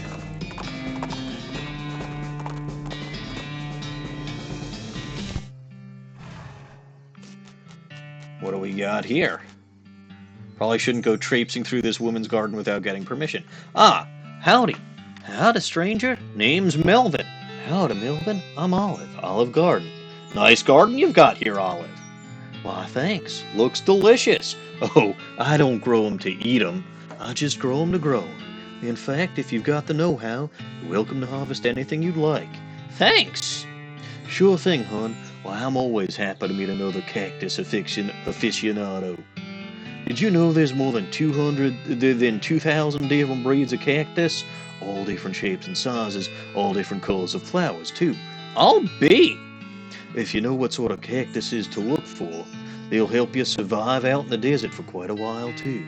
They collect and store a lot of drinkable water and several varieties of edible fruit. That's fascinating! And that's even before we get into their medical uses. Did you know if you sterilize cactus spines over hot coals, you can use them for sutures? Although you have to be careful because there's a couple of breeds whose spines are actually venomous. Well, I'll be darned. Did you know saguaro cactuses, those are the tall ones with the arms that you probably picture when you think about cactus, generally live to be 160 or 170 years old, sometimes as old as 200 years. Heck, they aren't even considered adults until they're 125. Gosh! You probably think I'm silly, but I kind of think of these cactuses as pets. They're like my big green prickly children. They're a lot easier to take care of, obviously. People probably think of me as that weird cactus lady. Ah, weird cactus lady instead of weird cat lady. I get it. That lives outside of town, but that don't matter to me as long as I got my needle babies. You know, if you love cactuses so much, why don't you marry one? Well, it's a pity Cactus Bill isn't here. Melvin, you are definitely not the first person that suggested that. I'll tell you what, I would absolutely positively marry a cactus if I could find one that wanted to marry me. Like I said, it's a shame Cactus Bill isn't here. Get the mug of beer. Mug of cactus beer. Ah, cactus bits. Yes, hot coffee. Hot coffee. Clown wort. So she's got, I want to say, like 2 of everything.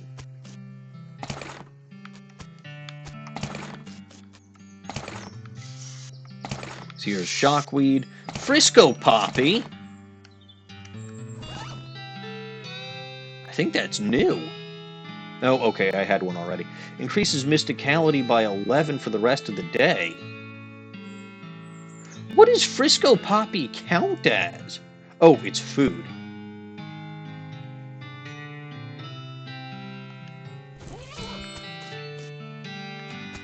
Fascinating. Alright, well, thank you very much, Olive Garden. Also, what do you say, Susie? Oh, this is nice. Ma tried to grow a cactus garden. Got fed up with pricking her fingers all the time. Yeah, I would too.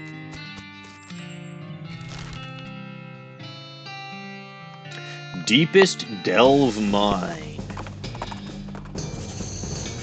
Oh god. Your transponder beeps, indicating a spot east of where you're riding now. You nudge Yandere-chan in that direction, following the signal until you encounter a cavernous opening in the foothills. Curious Falls Mountain. Stop and investigate. Well, that's the opposite direction where I was going, but sure. Joy of joys, another cave. Gonna be annoyed if I have to run in there to help you fight something. I get guano all over my head. Heh. Say, there's something kind of odd about this cave. What you got? This mountain doesn't seem natural. It's just like a giant pile of rocks and boulders with some dirt filling in the cracks. And look, land around here is pretty flat otherwise. That don't sound real stable for a cave. It stayed up long enough for weeds to grow on it. I guess as long as we don't go kicking the walls, it ought to be okay. If you say so. Think I'll just stand over here. It'll be fine, right? Gin blossoms. Gin blossoms. Now, this place I remember is important. There's an item I think that I can get from here that's pretty important.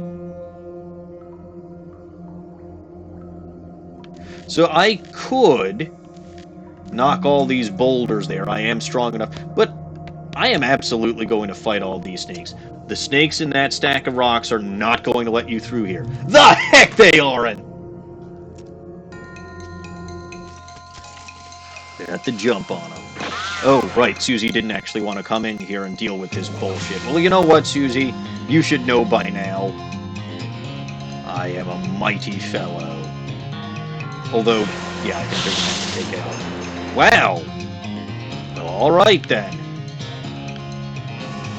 Some of these baby coal snakes have more HP than the big coal snake. That's astounding.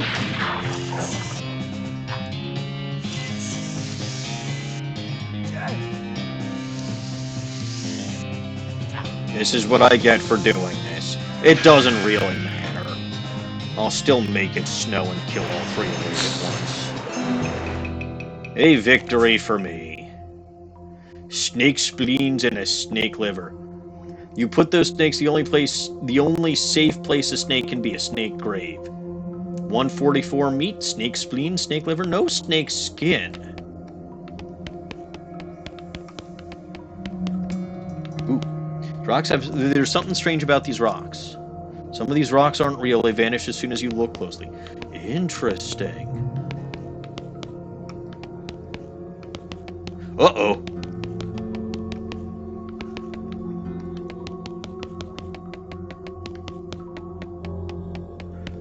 Hoojamajiggets.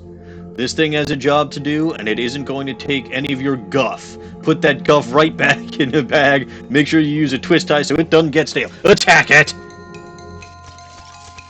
That is a rather large El Vibrato robot. Unfortunately for it, it takes a beam to the face. Well, it doesn't have a face, but still.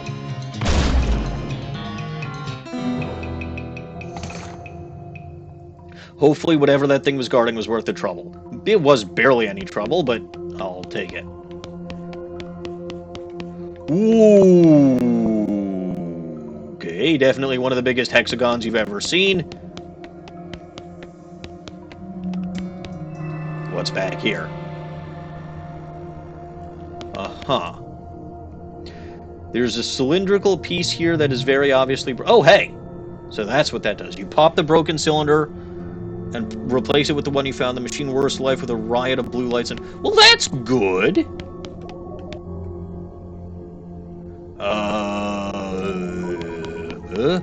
Oh! Oh! I know what this is.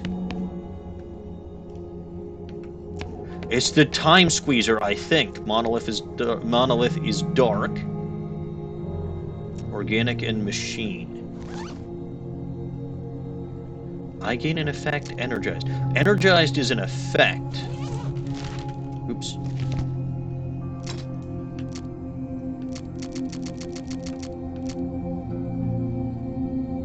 Yeah, so the more batteries I fill, the better, but it's an effect, not a perk, so as soon as I go to sleep, it's gone. But alright. I think this is a time squeezer.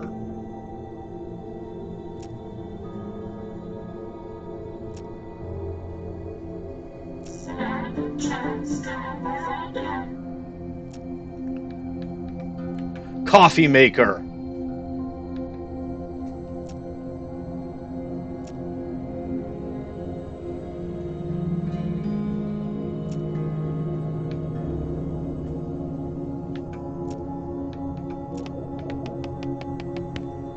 I am confused and startled. I think that I'm supposed to be able to do something with this. At least I thought I was.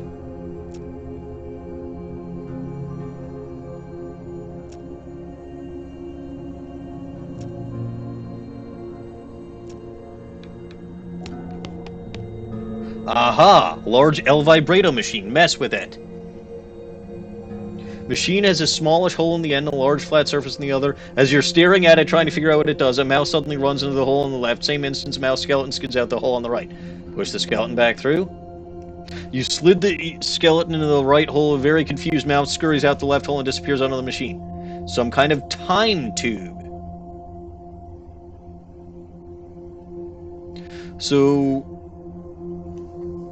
goes through the left and ages, goes through the right, gets younger. So if I put something in the left hole, a stick of dynamite, get an old stick of dynamite, hooray. The cow's bane seeds, I get a frickin' bale of cow's bane. You push the seeds through and a torrent of loose, dried cow's bane sprays out the other end. You grumble and collect it into a bale. So there is a second way that you can get the bale of cow's bane. Believe it or not, the lazy A-Dude Ranch is a secondary method of getting cow's bane. You can have them grow it. It takes... well, you've got to go down to the Kellogg Ranch, get some fencing, then you take that to the silver plater, have them plate it in silver, and then it'll take 3 days for them to grow the cow's the cow's bane seeds into the cow's bane.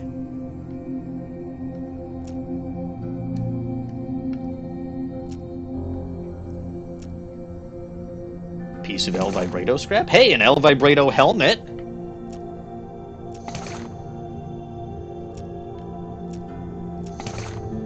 Hey, an El Vibrato keystone.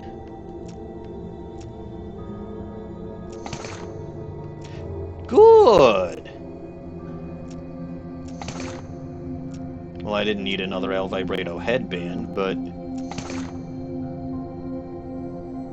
El Vibrato battery is good.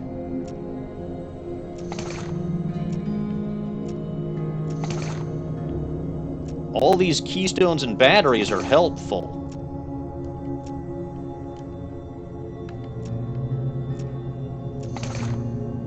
Alright, I think I'm good with this for now, but that's the time squeezer. So that actually is kind of important. Then I think that there's something else to do here.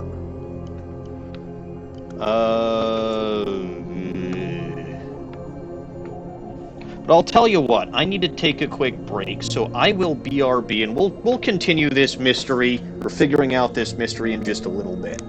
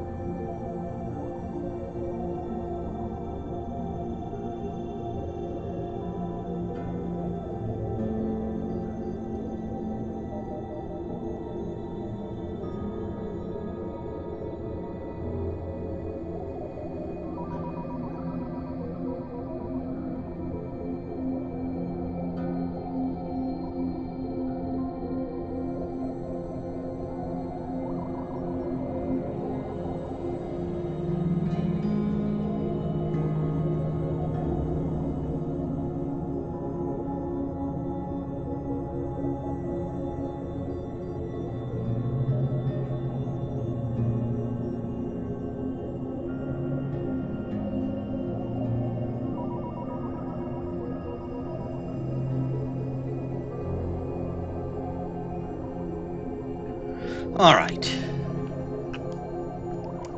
So, I believe my investigation, which I have done, shows that this is supposed to be... or that there is something important that I can make at this facility.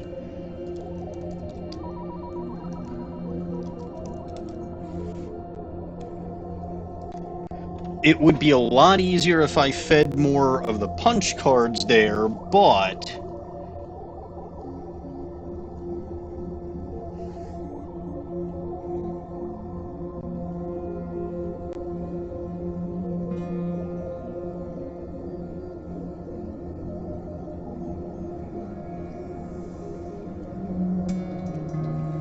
what I want to do, there's a couple of things that I want to do.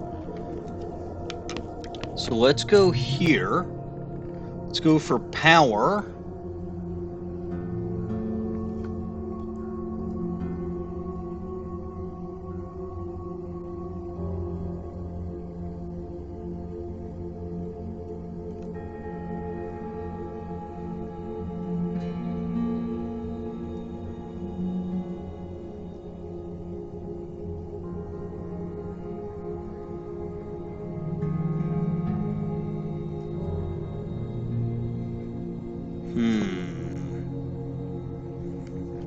Select. So that's probably the military coffee maker.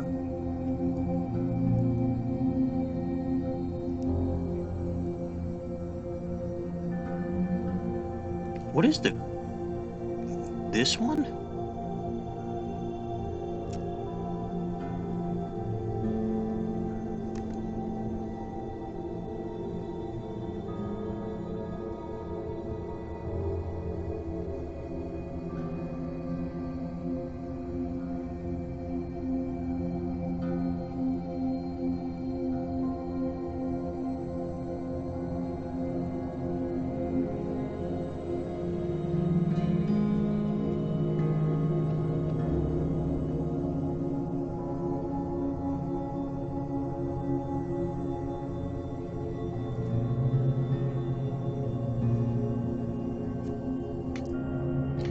There's gotta be...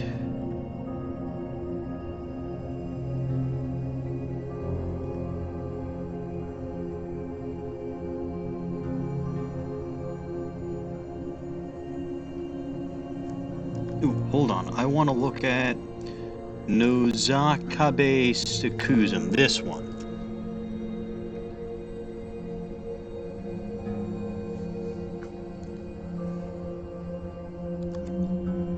That one. Aha! Good. Key-shaped L vibrato. There we go. Okay. That's what I wanted. That's what I needed. The terminal makes the type of sound you never heard before, and your bag gets slightly heavier. You investigate and find a... Oh, yeah, it's just that weird L vibrato thing you found in the woods when you were 6. That thing has been there the whole time. Sure. The whole time. There's more that I can do in this facility. This curious false mountain is definitively important.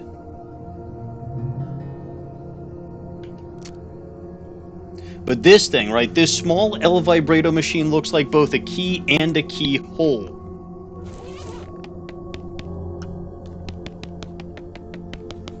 That's what I really wanted to get out of here. Although, to be fair, I'm supposed to... Oh, wait. No, that's in the abandoned mine. Or the deepest delve mine, which I never actually got to. Hey, mister! A young woman with dark bobbed hair and white apron is standing behind a makeshift wooden counter at the side of the road. Behind her, you can see a campfire and something that looks like a cross between a potbelly stove and a steam engine. Yes? You look like you could use a hot cup of coffee. Considering the times we live in, that has pretty much always been true of me or anyone else I've ever met. Yes, well, you're in luck. Am I? You sure are. I've been experimenting... Ooh! Exotic new beans! Interesting. I've been experimenting with some exotic new beans and roasting techniques, and I've got a fresh pot of gourmet blend ready to go. How much for a cup? Just 500 meat. Just? I know it seems like a lot. It's nonsense. You might as well say 11-3 jillion. But when you take into account the quality of the ingredients in the brewing process, how many cups are there in that pot? 8? I could buy four horses with that. Look, do you want a cup or not? How can you possibly justify that price for a cup of coffee? This isn't plain old coffee. See, I take the finest imported beans and I feed them to this special breed of bobcat. What? What? What?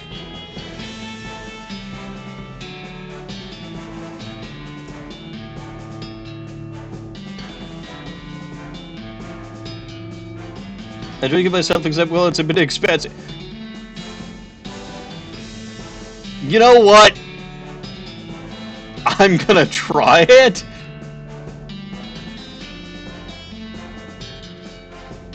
Oh, I'm absolutely not paying her the 500 meat and fighting. I will pay. The barista pours you a piping hot cup of coffee and waves goodbye as you leave. Sheesh, what I go through for a fix. Alright, let's see what this fancy coffee let's see what this shit coffee does.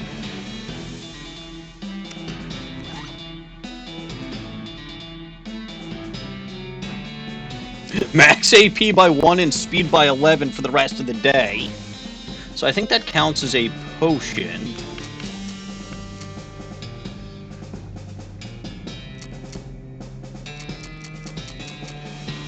So that's fancy coffee. Hot coffee is just +3 speed. Fancy coffee is speed by 11 plus AP. Yeah, no, you bet that fancy coffee is better than regular old hot coffee.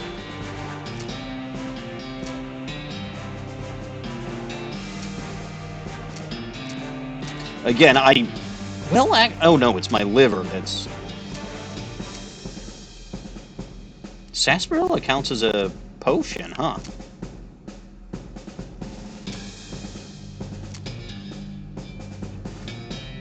My liver isn't full.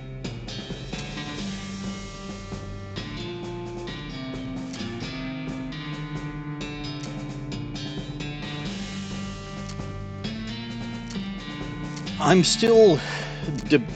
well, that... yeah, I was gonna say that counts as a... I'm not drinking the Schmaltz Blue Ribbon. I'll grab the Burial Whiskey. Wait, where's the Burial Whiskey? Here. Ooh, hey, Gunman or Shot Glass bonus, yes. Excellent. I forgot about that. Huh, Coal Smasher 5000. Weird shaft thing goes down farther than you can see. I think this is where all that El Vibrato stuff has been pointing us. I think things are about to get kind of heavy. Well, let's get in and out quick. I don't know how to shoot an invisible voice, and that exhausts a fair bit of my problem-solving expertise. No worries, I don't care to hang around long myself. Hello! Any El Vibrato cultists here? Floor-to-ceiling shaft for that Coal Smasher. Ah, an elevator. An impassable cave, and don't even try to pass it, you can't. It seems we have reached an impasse. Percussive maintenance!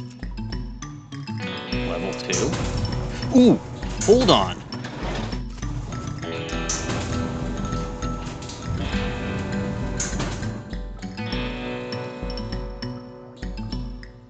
There's something I want to check. Where's... maximum effective depth 4.0 K meters. Okay, so I'm wondering if it's supposed to be down here that auto whatever thing does. I'm gonna stay on level 2. Nothing there, nothing but trash and hundreds of empty sarsaparilla bottles. Man, those El Vibrato cultists love their sarsaparilla. Just a bunch of worthless leftovers. Ooh. Ooh, cultists. Nice cupboard, but it's bare. The cultists are really going to town with whispering and tracing of spirals in the air and generally dealing with real culty, creepy cult weirdos.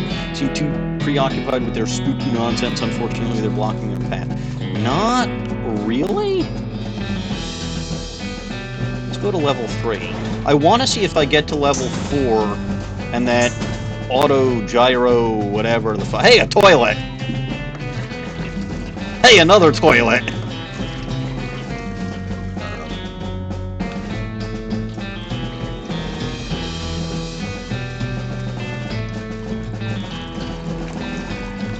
Ooh.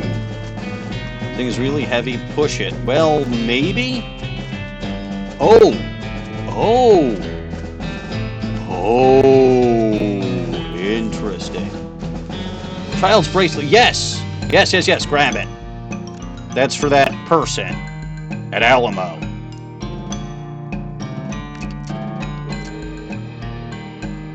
This bracelet is way too small for you to wear, even if it wasn't also too colorful for you to wear in public.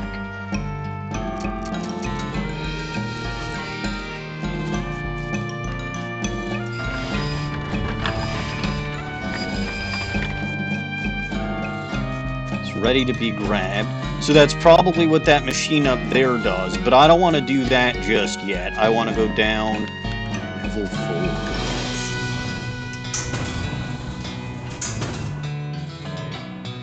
Hello, and welcome to the deepest part of Deepest Delve Mine.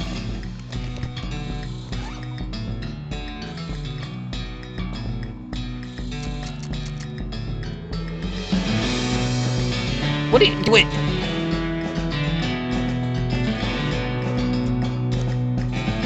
But I'm at the deepest part of a deep cave.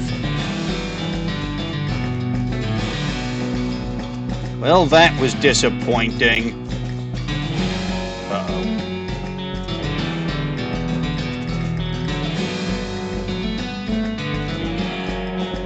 Ah, what the hell?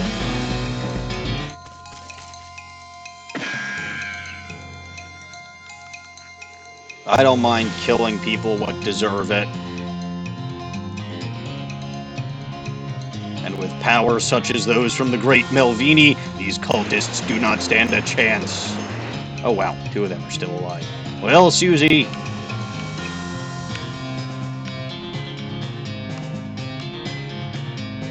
Just take that one out. You are powerless in the eyes of the master. Okay. Well, guess what?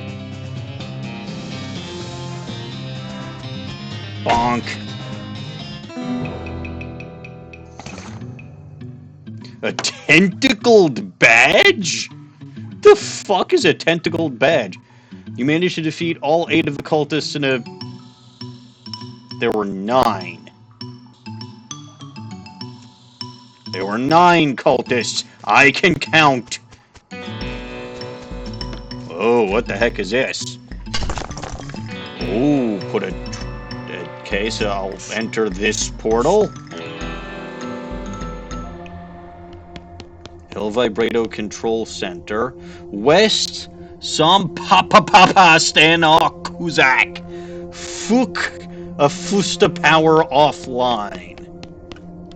Fuck a Fusta Power? What?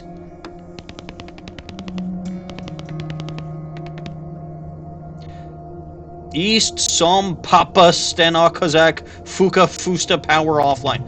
Oh. Okay, so I feel like I'm supposed to... Well, first of all, it feels like something should be here. But but it feels like I should be turning those power, or the power to those terminals online. So that's interesting. I bet you I could do that at the Curious False Mountain, but maybe I could turn one of those on.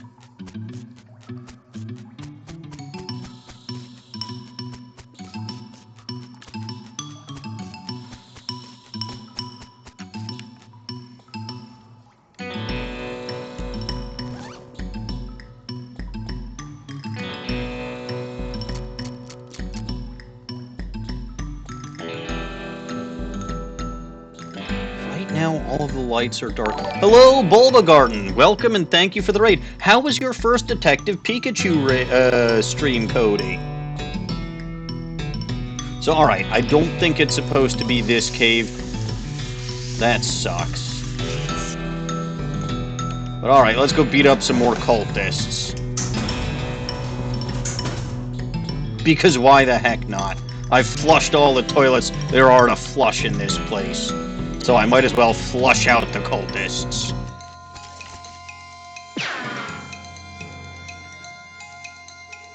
Much less stressful. Yes, this makes a certain degree of sense. Alright, use the old bean. How goes the West? Well, I had to deal with an army base. So I finally found the very first fort in this game that actually has soldiers in it, and they're all a bunch of fuck-ups. Which is really funny.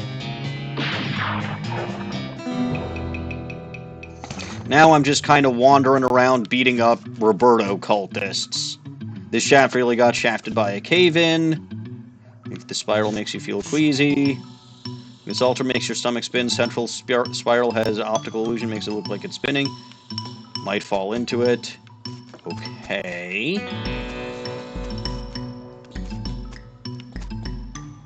There's got to be something else that I can do with that, but...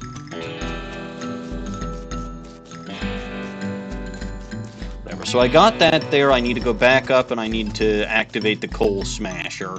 But before I do that, I'm going to level 2 and beating up more cultists, because why the heck wouldn't I?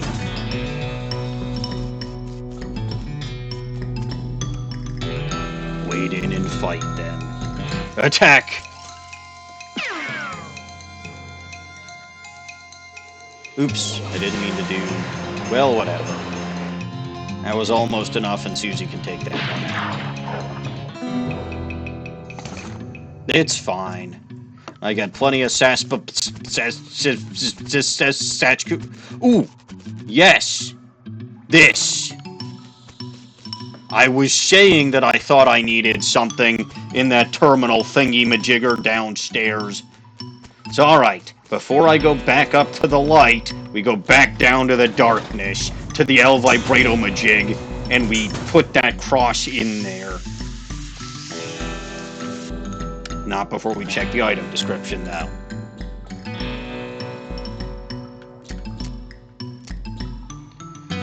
Cross-shaped piece of El Vibrato technology is positively thrumming with plot significance. Yes, this makes sense. I know where it goes.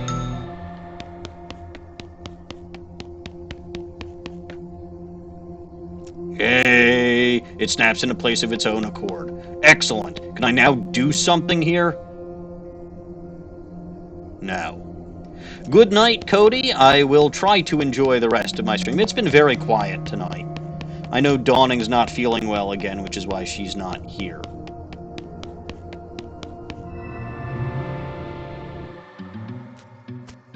But alright, so there are 2 terminals that I've got to turn online and contain Roberto, I believe. I don't actually know, because I didn't deal with Madness Maw Mine, but I'm pretty sure that's what it is.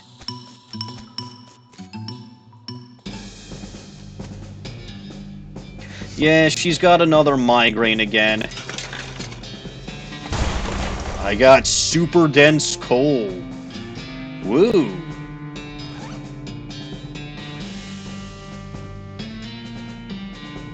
This is a chunk of coal that has tremendous amount of pressure applied to it, and all you need is a few... Oh, I know where I can get a few hundred years in just a couple seconds.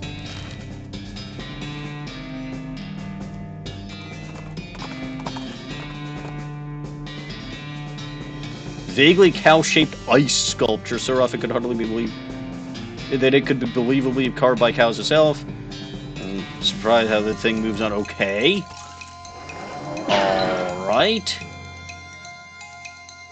It's an ice ungulate, and I've got fire magic. Boy, did you pick the wrong guy to screw with.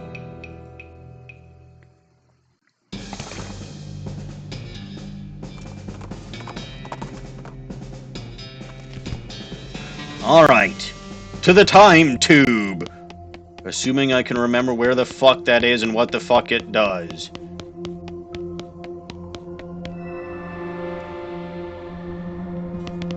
Yes! Super dense coal. Aha! A massive diamond. Snack for little goblin.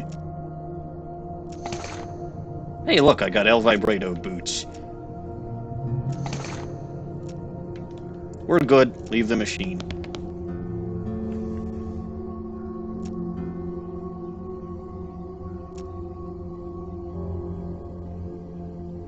This one.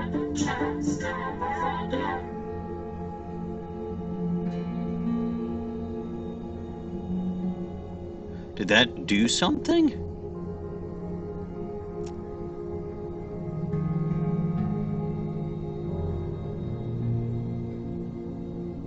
So that's that. Okay, no, I think we're good. Did that? Well, you know what? I don't remember where the El Vibrato punch card eater thing is.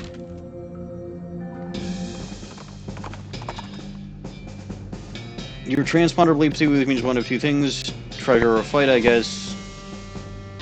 I guess that's really two things, or which means only one thing's treasure or fight. I guess that's really two things. Turns out it's a fight, specifically a fight with a large robot. Sure.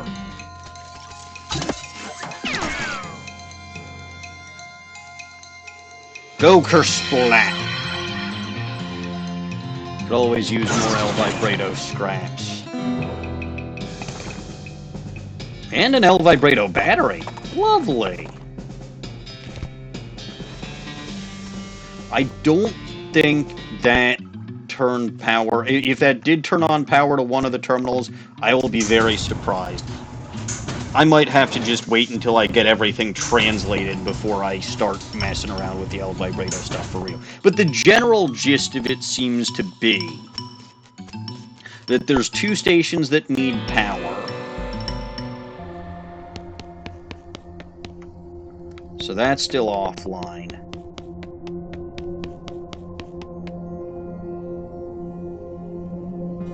Oh? Oh?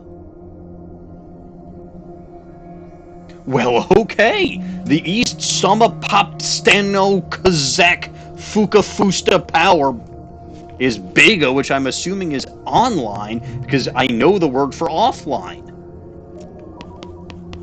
So, alright, I'm pretty sure I did whatever the hell I could do with the Curious Falls Mountain.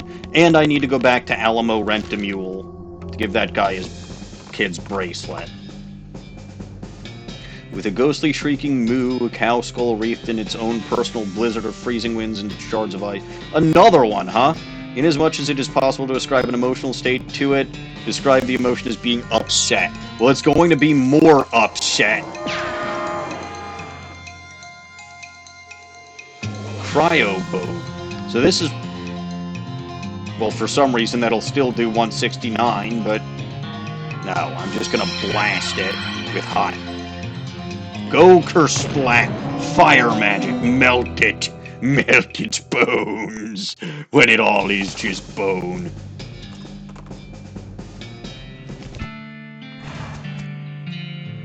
Alright, hey, complaint department. I found your daughter's bracelet.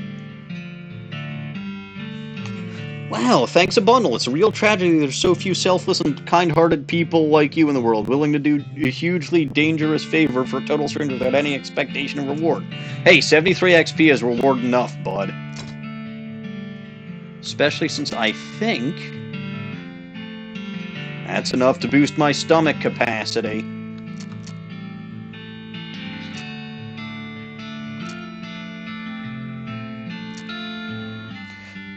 I do need to up my gumption. But I believe 4 is the maximum amount of capacity that you can have. So I think I've got max stomach capacity and max liver capacity. Now, there are a couple of ways that you could possibly get more. But one of those ways is unique to being a snake oiler and getting the big spleen power. And the second is...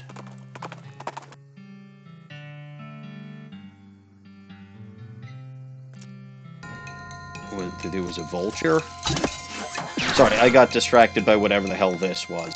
The second was the final store for dirt water. Has the ability of getting a book, depending... I think if you've got the beer store... That's not where I wanted to go. I wanted to go to the jeweler's cabin. If you went to the...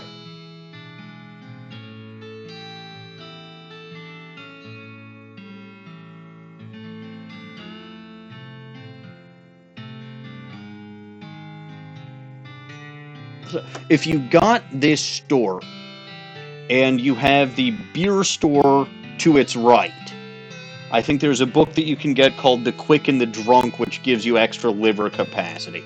Anyway, riding along the trail, you pass 2 cowboys who are shooting craps. By which I mean they're having a contest to see whose horse can crap the farthest. Right away, coolly and nonchalantly. You keep riding without any acknowledgement of what you've seen, barely even an eye roll. Very smooth. Alright, so I've got a diamond. This one again? Welcome back. Have you brought any gemstones which you would like Master Gerald to craft into rings? My massive diamond. Alright, cuts and polishes it, sets it into a fine ring. Huge diamond ring. Alright, what do we got with that?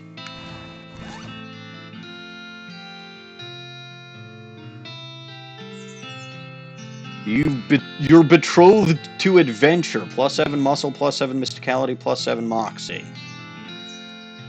That lowers my mysticality a bit, but that's not bad. Because I think the silicon ring was the one that I was using otherwise.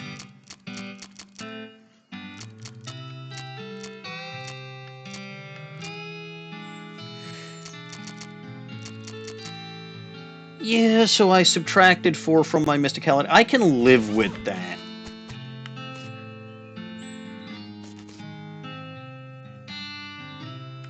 Alright, so I think...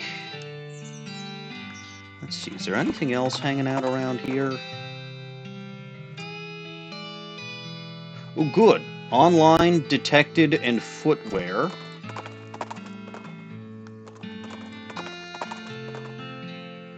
Foragin, Frisco Poppy.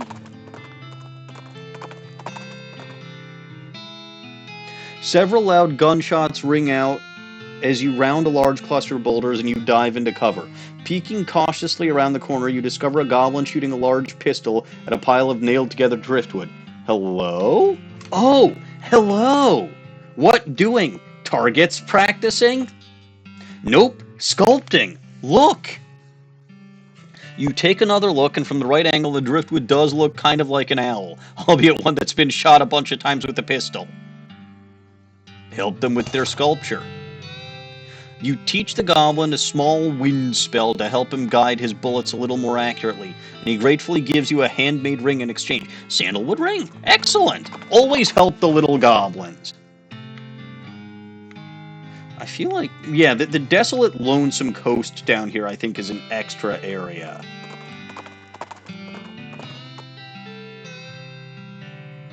You find an abandoned crate full of mining supplies. You can tell it's full of mining supplies because it has, "This crate is full of mining supplies" stenciled to the side of it.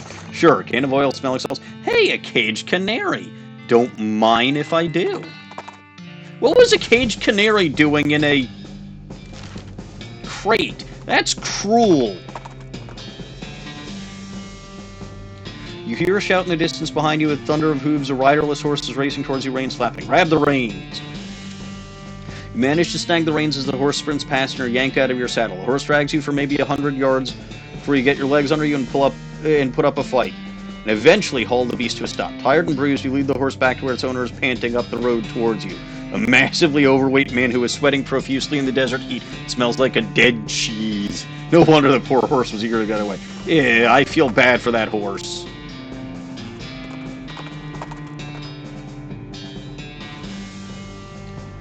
More mining skeletons. I already had one of these. Go away. Or give me a pickaxe, or both.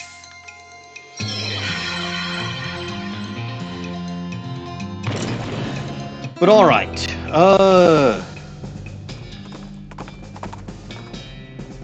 I'll wander one more time, and... Ooh, yes! Yes! Perfect.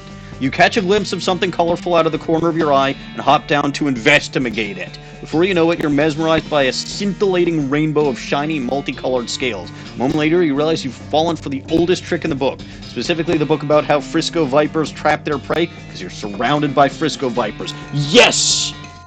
Excellent! Frisco vipers!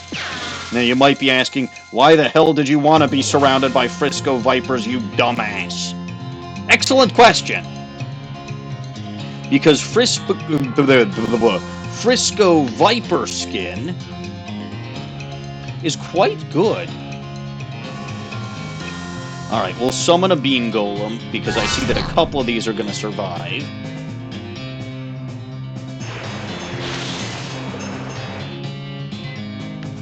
Then Susie can shoot... Oh, right.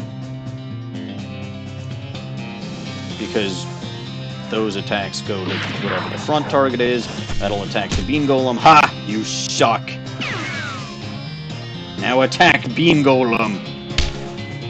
Good job, bean golem. How many Frisco skins do I get? Just one. But alright.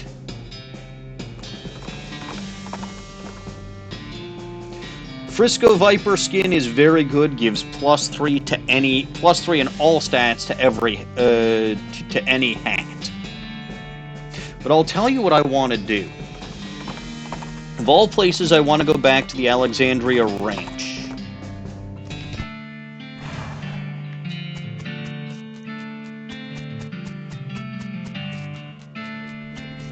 Because, well, I'm pretty fucking sure this wasn't here before. Yeah, no. That key-shaped L vibrato device hums as you approach the floating window and peer through. You see a woman browsing through a book as she strolls along a garden path. There's a booming noise in the distance and she looks up. There's a burst of static and the scene repeats. Grab her arm and pull her through. And grab her arm and pull her through. What the... what? Quite a rescue. What in the hell just happened? What did you do? Saved your life. Don't mention it. All in a day's work. Where's my house? Seems to have exploded. I don't actually know how that happened. Sorry. Well, but how am I alive? I happened to see you through a time rift and pulled you through just before the explosion. Don't ask me to explain that. Okay. Also, you're probably a couple of years out of date. How long has it been for you since the cows came home? Since the what now? Oh boy, you have a lot of catching up to do. Well, I can't do it in this pile of rubble. What am I going to do? Oh, all of my lovely books. Well, speaking of books, there's a town called Dirt... Okay, I can stop being coy now about what the 6th shop in Dirtwater is. You save Alexandria from the Alexandria Ranch, and... sounds charming. There's plenty of space there, and they could use a library or a bookstore or something. Okay, I suppose it's better than living in a crater, and some of these volumes look salvageable. Alright, I'll head there directly. See you later. So with your key-shaped L vibrato device, you'll see that in some areas, even ones that you'd previously explored, there are going to be those time windows. I don't remember, other than the Alexandria Ranch, I don't remember exactly where all of them are.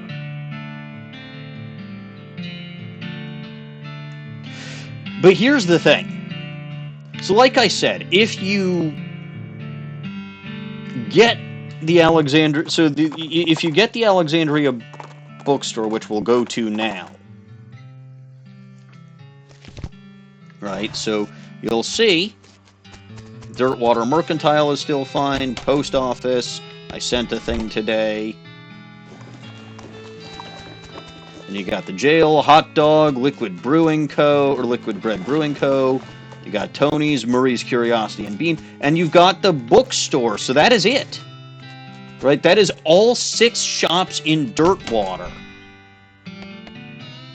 Oh, hello again. Thank you for telling me about this place. The locals have been very welcoming. Glad to hear it. Oh, and I never really thanked you properly for saving my life, so thank you. Although I still don't really understand what happened. I don't think I could explain if I tried, and you're welcome. Can I interest you in a book? So here's what she's got for sale, which is Advanced Beancraft. So she'll have one of, like, she'll have a book for you for your particular player class.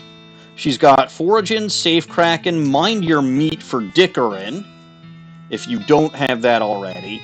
Mycology, Yorkology, Percussive Maintenance, and this is the only other place. If you missed Walking Stupid in your bookshelf at the beginning of the game, this is the only other place you can get Walking Stupid.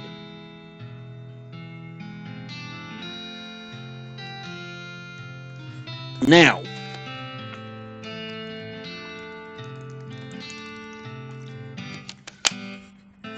unfortunately, I literally have no need for any of these books. In fact, I don't even know how I got this extra copy of Locks and How to Pick 'em. I'm going to sell it to her because it's a book. And you'll note that she's now selling it for $1,050, which is ridiculous, but it still felt right to sell that to her rather than anyone else.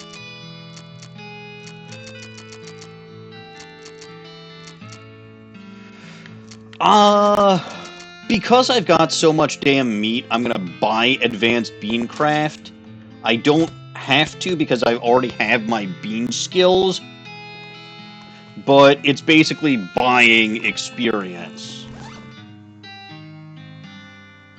I think it's only 100 experience, which makes it a really lousy deal. Or sorry, it's 150, but still. Now let's see what Murray's Curiosity and Bean has with the new neighbor. Welcome back, my friend. Hiya, Murray. A very amusing synchronicity occurred. Have you met the charming young lady who runs the bookstore next door? The very day she moved in, I received a package from a contact of mine. A mysterious painting. Would you care to see it? Interesting. Oh, let's see what you've got. A disturbing...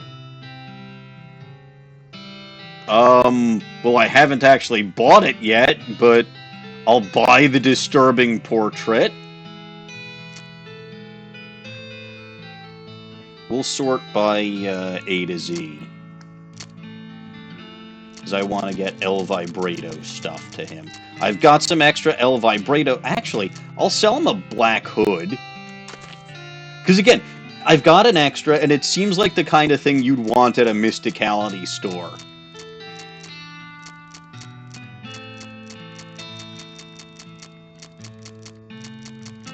I'm selling it because it's thematic, not because...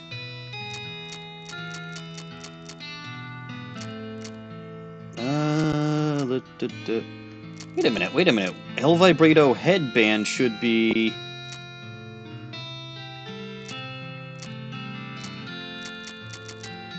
What? Can I not sell him an El Vibrato headband?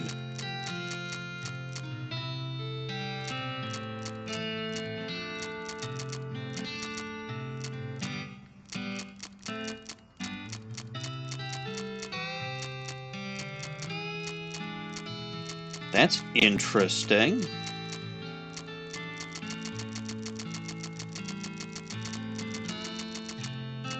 I wonder if they did that on purpose.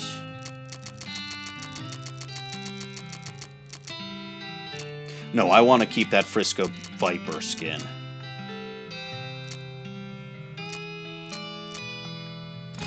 Alright, no, that's fine. I bought that disturbing portrait, right? I think I did. Yeah. It looks just like you in your nightmares. Hang it up. You know what they say, you can hang your nose and you can hang your friends. You can't hang a portrait on someone else's wall. True.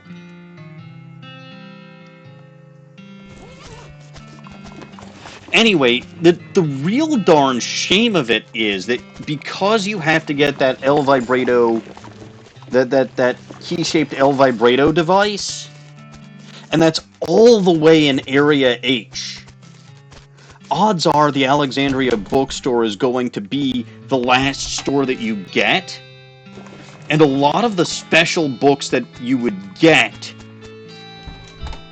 from having her around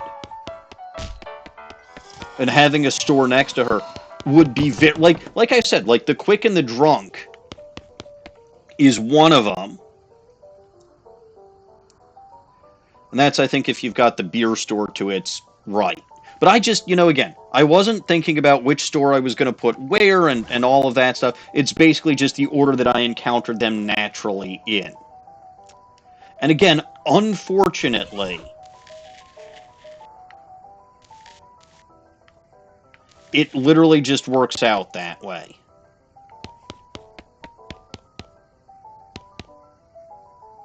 Alright, since I am here, I'm going to do something a little bit odd, or something that some of you may find to be a little bit odd.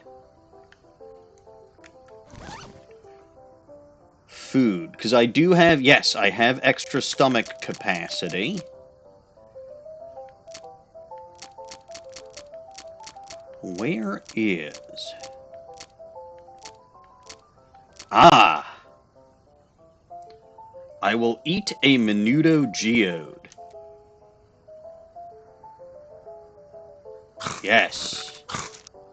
You eat the menudo. It is intensely spicy and comes with swirls of aftertaste that you refuse to analyze. You gain an effect menu did.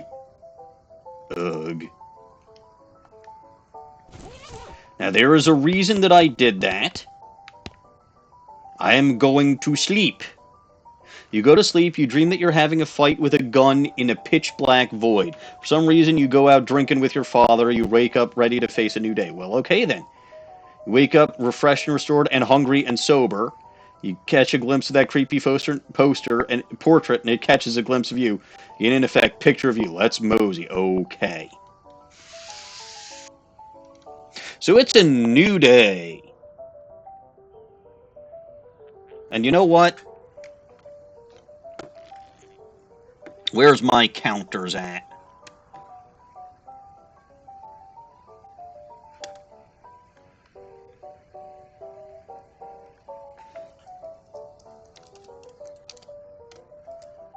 There we go. Day 3.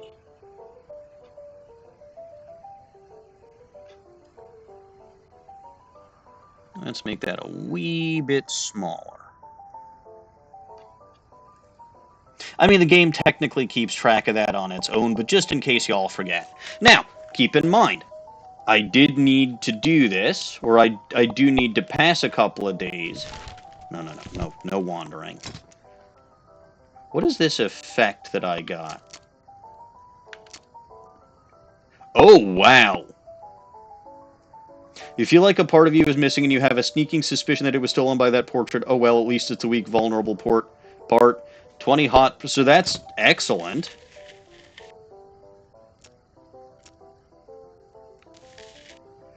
Up my angry. But I don't intend to actually do terribly much on this day. Like, I'm not going to go out of my way to do much of anything, except for...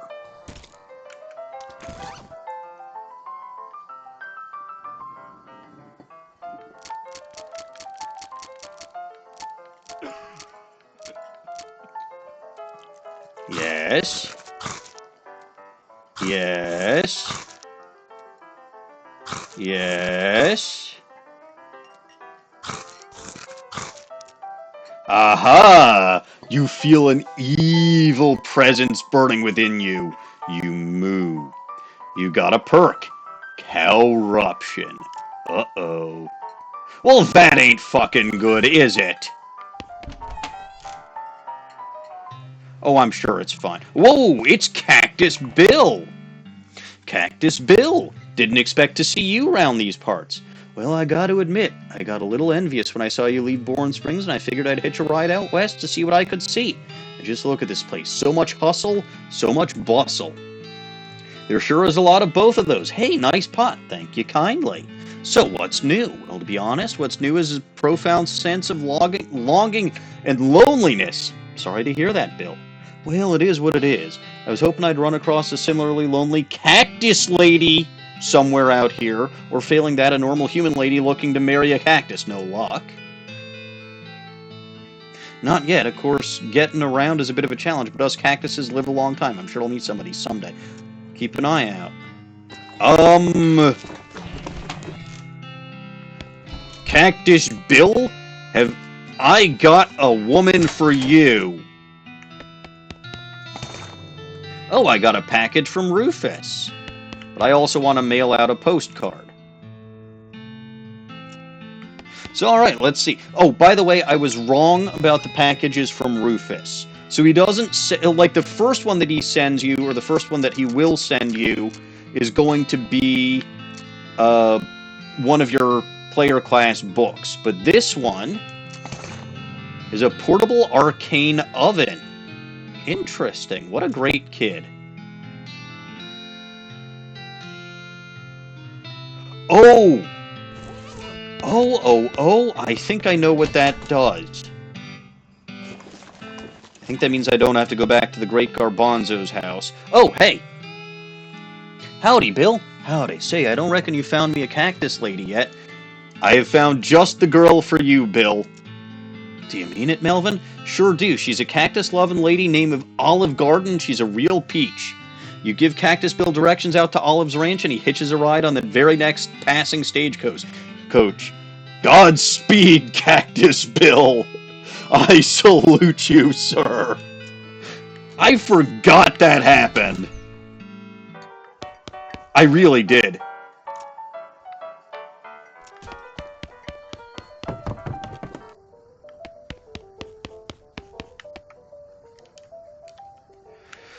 Alright, so let's set up this arcane oven. You install the arcane oven next to your window. As you go to throw the crate away, you notice there's some beans nestled in the packing material. Thank you very much, Rufus. So now I can do all of this stuff without having to go back to the Great Garbanzo's hideout.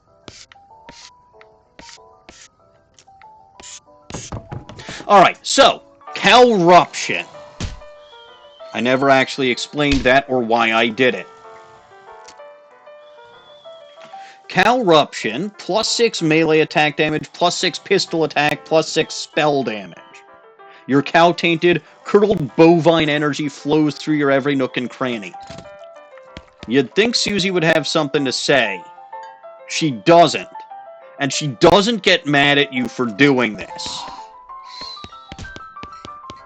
And the reason is because, believe it or not, you have to, in order to defeat the cows, you actually have to get the corruption or corrupted effect or perk or whatever. Because around the Hellstorm Ranch,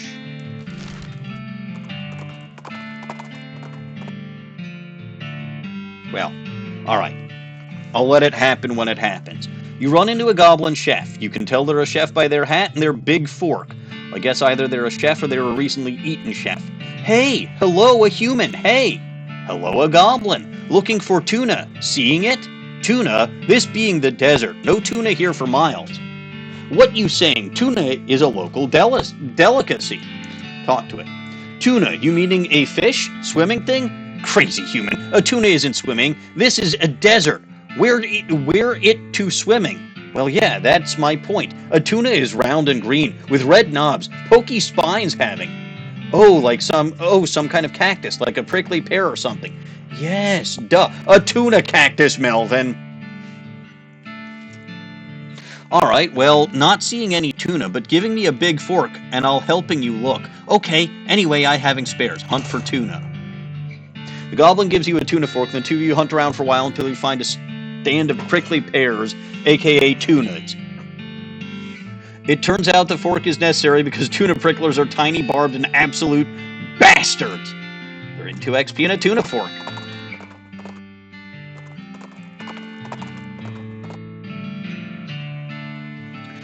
Find an overturned military stagecoach, half buried behind it is a crate labeled supplies in stenciled military type. You dig away in the wreckage and find a manifest. Looks like the thing was bound for Fort Memoriam, says delivery was declined. Alright.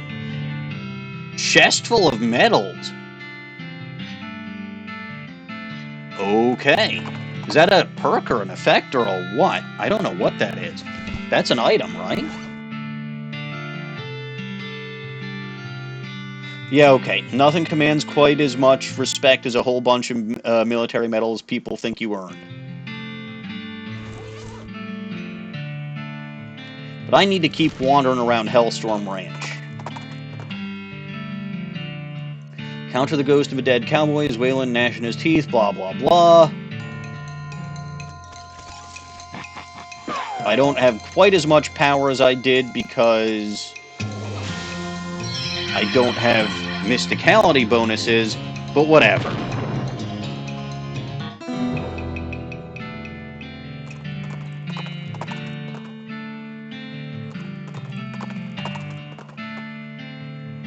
You encounter a goblin wearing a battered cowboy hat, 2 large spurs, and a rusty sheriff's badge. Seems extremely excited to have spotted you, though it tries to put on a stern face, it can't mask its glee.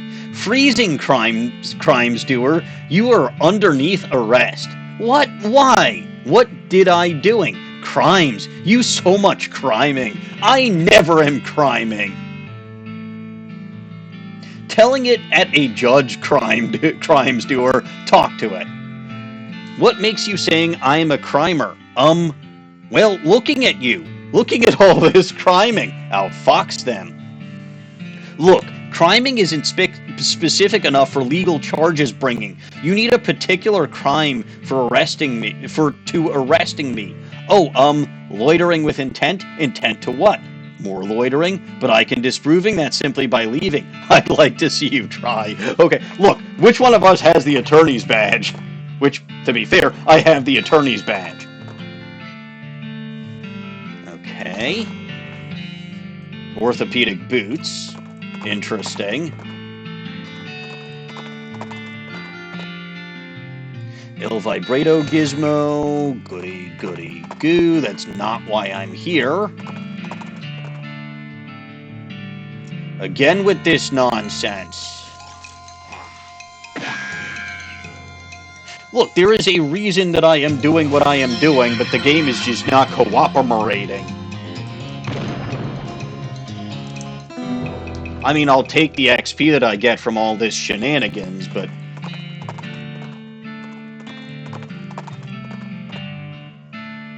Grim-looking cowboy rides up and blocks your path. Hold it, this area is full of cows and I can't let you go any further. It ain't safe for regular folks. Y'all go ahead and turn back now. Well, thanks for the warning, but what if I refuse? I'll use force if I gotta. You're going to ensure my safety by beating me up. I recognize the conundrum, but them's the times we be living in. Let Susie handle this one. Appreciate the warning, but I never let a damn cow tell me where I can and can't go. I ain't about to start now. I get what you're saying, but I think you're underestimating. You want to count the notches in my rifle butt? Alright, it's on your own heads then. Ain't nothing new. Cowboy waves the two of you past. Awesome. Good job, Susie.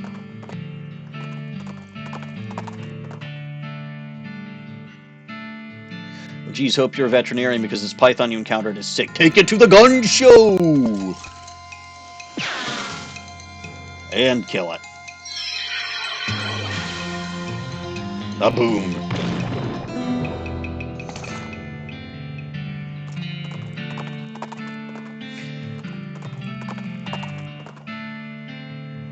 Alright, hulking robot. Again, this is not why I am here.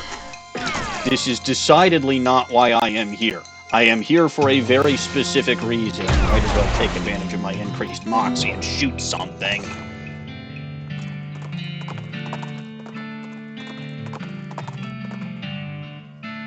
Pile of old bones.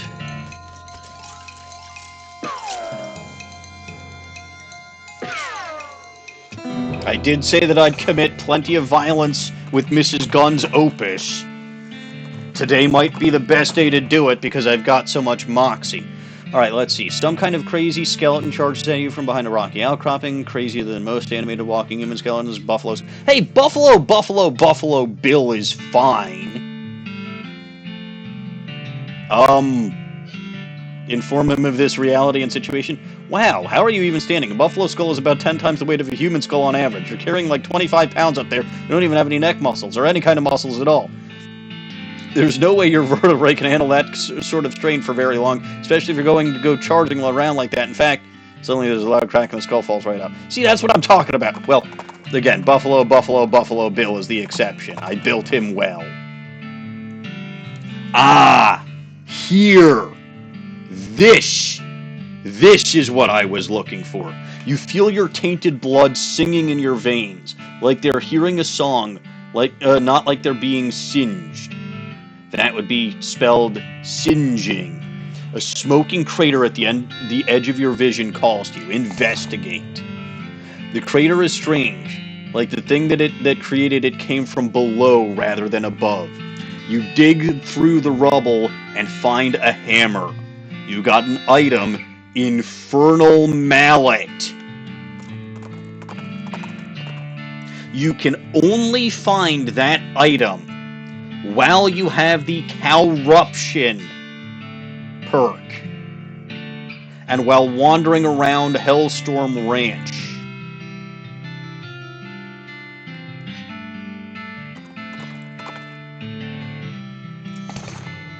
So that's why I needed to do that. And it is very, very, very important that you get that. So I need grains.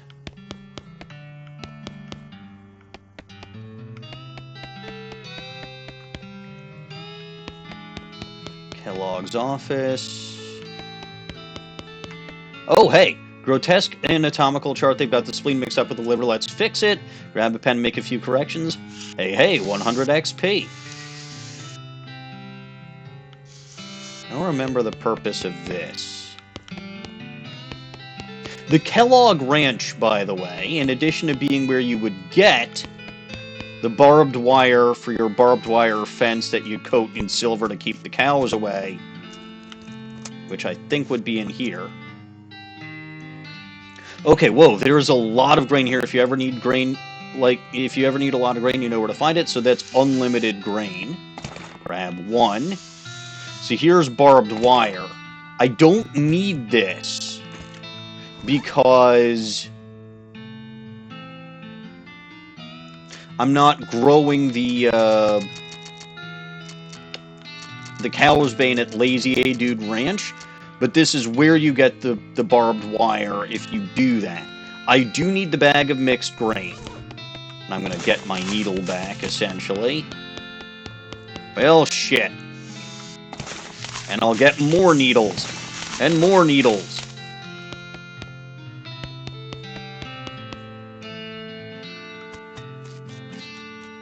But for right now... Well, let's talk to Mr. Kellogg while I'm here.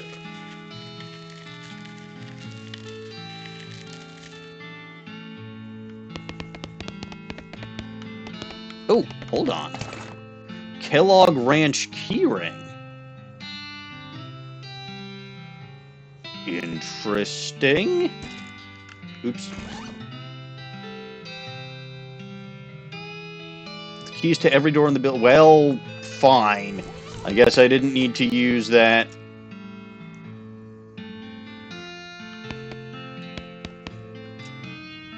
$17 grams. Uh-huh.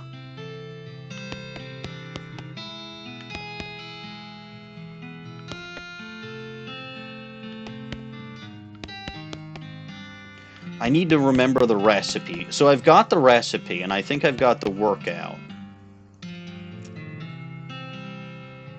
Yep. Whoa, hello. Hello! So you're a ghost, huh? Yes, it does appear so, and alas, without me here to instruct them in my regimen of purity, all my patients have fled. That's probably not exactly why. They're likely out ravaging the countryside in their own bodies. One cannot have the purity of soul without the purity of body, you know. What's this whole purity kick about anyway? My threefold path to eliminate the elimination of corrupting influences. Would you like to hear about it? Sure, lay it on me. First step I call purity of glands. One must rid oneself of all romantic and sexual desires and cease any self-polluting activities. Like what, smoking cigars? Well, yes, but I'm speaking more of, you know, nighttime activities. Alone. Or with a partner. What? Anyway, that's the first step. What's the second step? The second step is purity of guts. This is accomplished through frequent cold water enemas. Yikes! And the consumption of wholesome and nutritious grain flakes, manufactured through my personal scientifically developed recipe. What makes them different from any other breakfast cereal? Did you not hear me? This recipe is scientifically developed, alright? What's the third step then? Final step is purity of muscles. I've developed an extensive exercise regimen featuring several workout machines that I have invented myself. Neat, and all of this together, what is it? My regimen eliminates corrupting influences from the body, thus purifying the body, mind, and soul. Well, that sounds like a good result to shoot for, and it works. Certainly it does. Why, just look at me. You're dead. Only coincidentally. Uh-huh. So, alright. I know what to do now. I needed to pass another day, and see, I think, occasionally, I need to pass another day anyway to get the whiskey and the logging permit from the Ghostwood. So now I'm going to do what Kellogg told me to do. Susie, I apologize. I gotta put on the chastity pants. No hanky-panky tonight. Where is the chastity pants? So here's the chastity pants. You'd think that there would be, you know, no reason to wear -5 Moxie pants. And for the most part, you're right. The only time you're gonna do that is when you go to sleep. You go to sleep, you dream that you're climbing a mountain with an angry bear in a spooky old house. After that, your third grade teacher asks you for light. You wake up ready to face a new day. You wake up refreshed and restored and hungry and sober. You must have slept well, quite refreshed. Purity of glands. Hooray for the chastity pants. And yeah, you get that effect every day from the portrait as long as you're in here. Susie, I'm sorry. It must have been a difficult night's sleep for you. I'm gonna go put my regular... Well, okay, it's not like my 8-legged pants are much better. But Jesus Christ almighty. Alright. Oh, I never showed you the... I never showed everyone the Infernal Mallet. So let's take a look at that Infernal Mallet. Because I never said what the significance of that was. So the Infernal Mallet, you wouldn't think a leather hammer would pack so much of a punch, because there's a thing called a leather punch, you see, and it's... yeah. But it's plus 11 muscle, so why the fuck would I want this as a beam slinger, especially one who went out of his way to get, you know, to get the, necromancer stuff that reduces my muscle and my melee attacks? Well, that's a very good question. Alright. So I've got Kellogg's Grain Flakes and I've got Kellogg's workout regimen. Let us go back to Kellogg Ranch.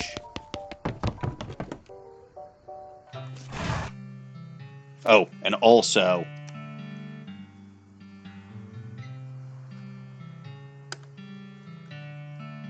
it is now day 4. Day 3 was incredibly short.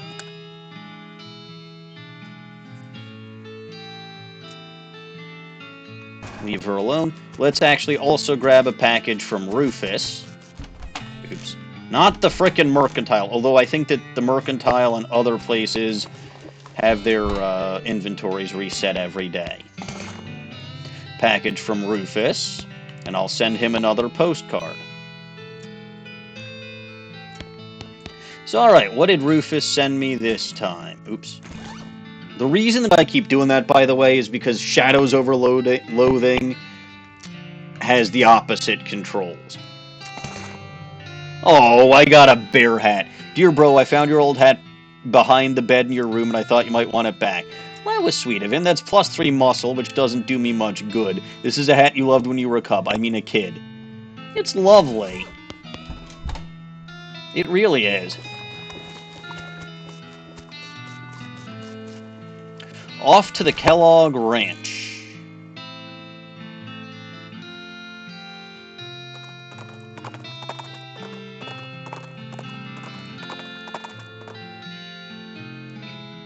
Alright, what's in here? Thermos of spiked coffee. Excellent.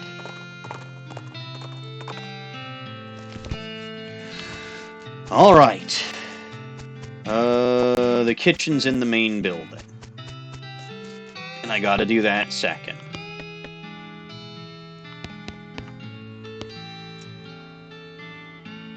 Alright, you pour the bag of grain in the machine. The grains are neatly sorted into 3 separate hoppers. Do some cooking. Ooh, okay, hold on. So I need to do this manually. So Kellogg, your recipe.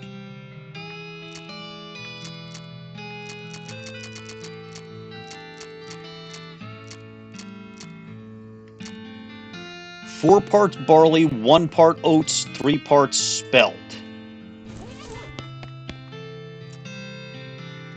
1, 2, 3, 4, 1, 1. Turn the mixing crank. Okay.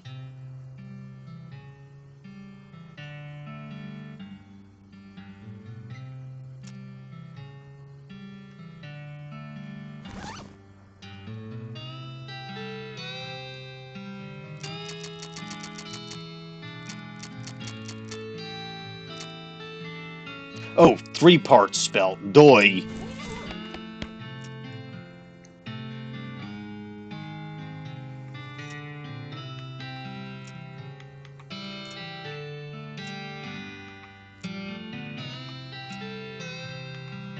I can't even keep track of what I just did.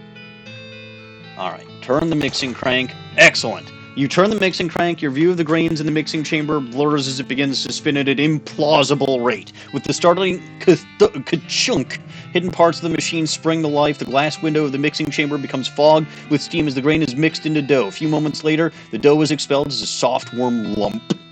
Multi-grain dough. Excellent. What does that do?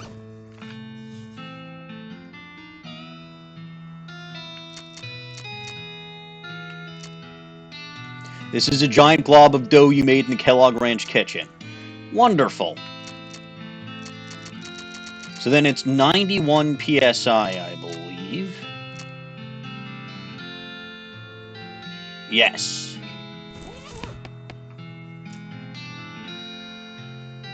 Uh-oh.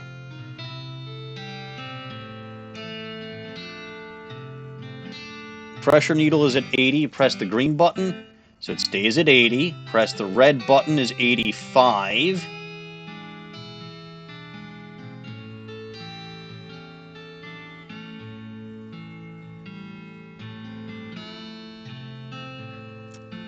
$86. 91.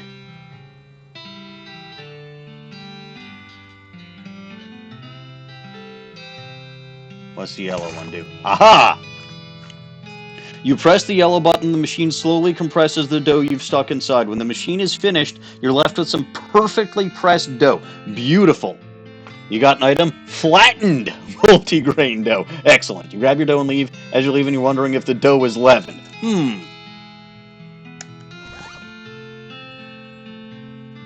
Then it's 8 minutes at 640 degrees, I believe. Alright. Giant mass of dough you made in Kellogg Ranch Kitchen, then flattened in a dough press. 8 minutes at 640 degrees.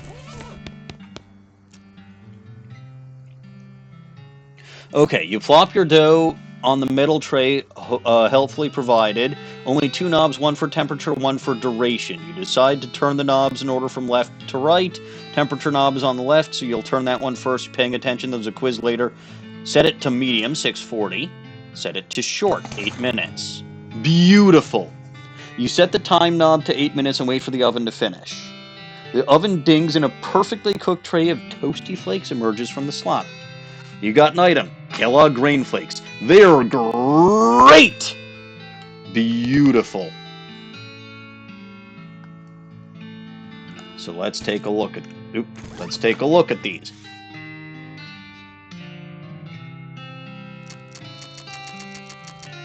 Is it a food or is it a quest item? I think it's a food.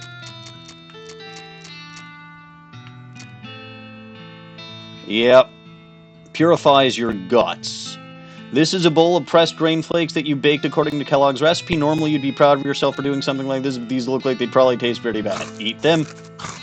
Unfortunately, that does take a stomach slot. You eat the flakes, they don't taste very good, but they really scrape out your innards. So clean. It's a large oven, but it doesn't have a door, just a wide slot. Alright, so now on to the final bit. Which is in the gymnasium. Stretch Master, so your body is still wrong. So that's the Stretch Master, Lung Flex, Vibromatic Skeletal Agitator. What do I gotta do?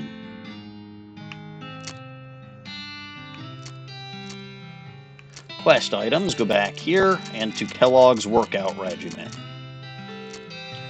Warm-up stretching. How do I warm-up stretch?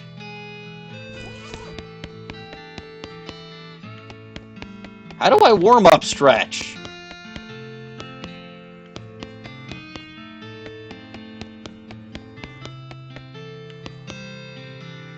That's a good question.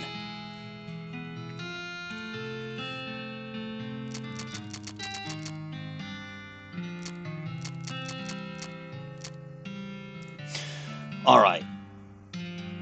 Oh, okay, so it's probably Stretch Master,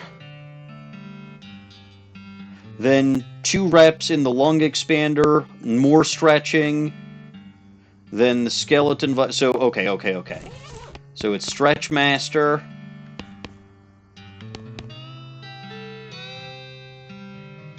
I don't know if I actually did that.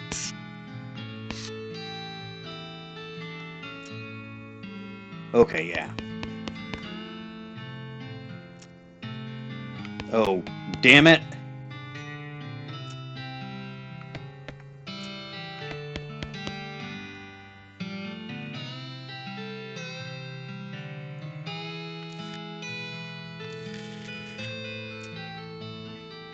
Okay. Strap yourself into it and allow it to inflict some warm-up stretches on you. Then 1, 2... Okay.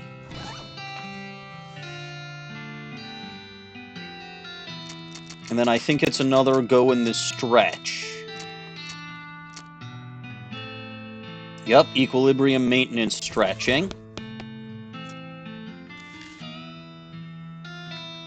And then I think it's 3 reps in the skeleton vibrator. Yes. 1, 2, 3. And lastly, you strap yourself into the stretching machine for a nice, relaxing cool down. Wow, you feel great. That Kellogg guy was really onto something. Your whole body feels amazing. You got a perk, Kellogg brand purity. You feel the cow-ruption leave you. You lost a perk, cow-ruption. That's fine.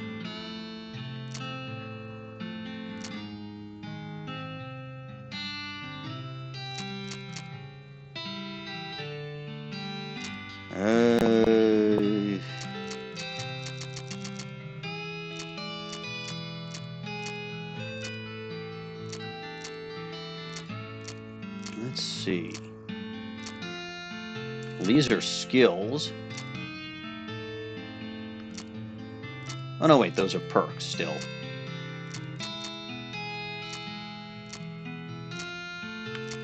The heck is... Oh, yeah, those are miscellaneous.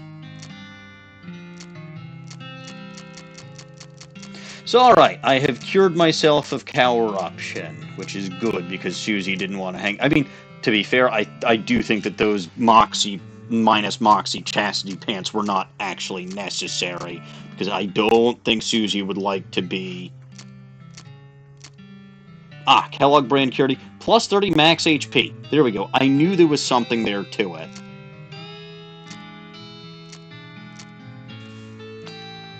But alright, with all that taken care of, I will go back to Ghostwood.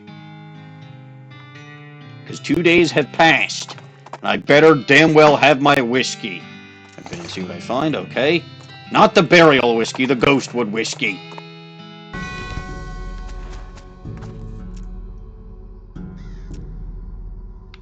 Did that whiskey show up yet?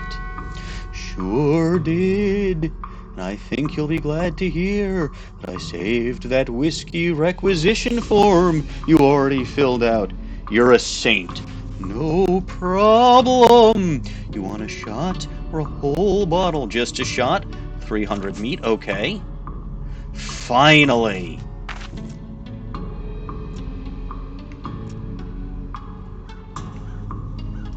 You know what? I'll see about the whole damn bottle later, but... So that's that. What does this ghost whiskey do, dare I ask? Better be like the best fucking thing ever.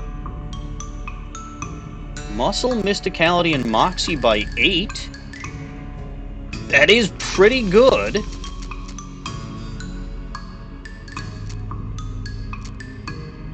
It's better than the ghost beer. It's better than the burial whiskey. One could argue that the Schmaltz Blue Ribbon does better because that's just straight up damage increase, but still, fermented spider blood apparently counts as booze.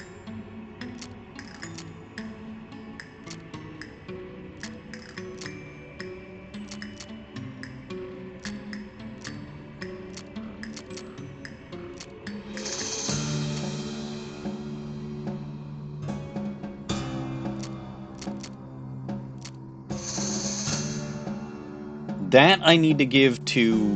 what's his name? But yeah, no. Plus 8? You drink the whiskey, you think. It's hard to tell with the ghostliness. No, wait, you're definitely drunker than you were before. You gain, in effect, Gsot Wixie. Hey, gunman or shotgun shot class bonus. Honestly...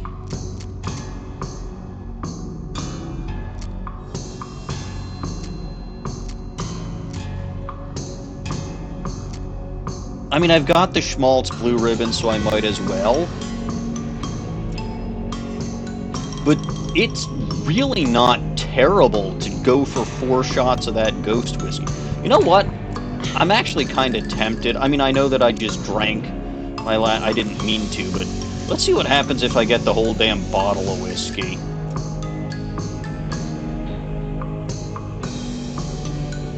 $1,000 meat, okay.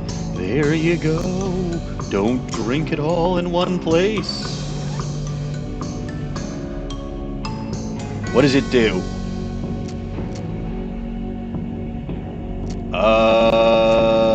It's not here? Did I just spend 1,000 meat for fucking nothing? Oh no, here it is. You gotta be shitting me. This is a ghost bottle filled with ghost whiskey, which is too insubstantial for you to get a proper grip on and actually open up. So you aren't getting ghost wave. God fucking damn it, that was a waste of 1,000 meat.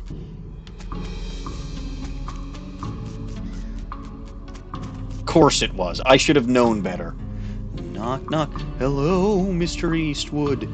How can I be of service? Is that Breadwood logging permit ready yet? Let me look. Ah, yes. Here it is, and there you are.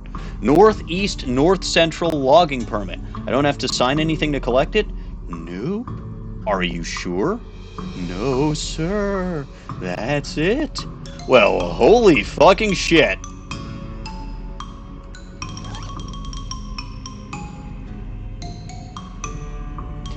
This is the ghost of a document that grants logging privileges for a big parcel of forest north of Breadwood. I still can't believe this sucks. This sucks. I'm pissed at that. Alright, what food have I got? Clearly I am downing this beaker of fudge. Gain in effect, fudge mental. Can of tuna is not bad.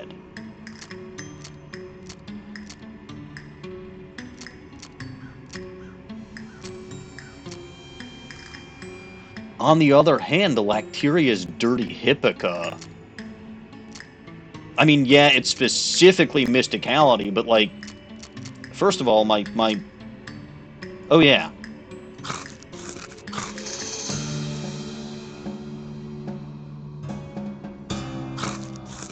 I forgot that I made the beans. I mean, that's still 23 mystic... Like, it's better for me in this form than it ever was... is the third eye thing, but that's that. What about spleen potions?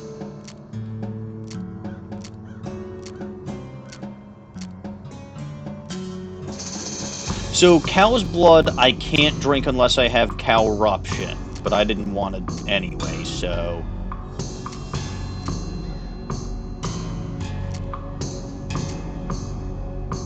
Oh, Frisco Poppy actually counts as a potion. Interesting. Right, I keep forgetting that, like, what they count as potions is just weird.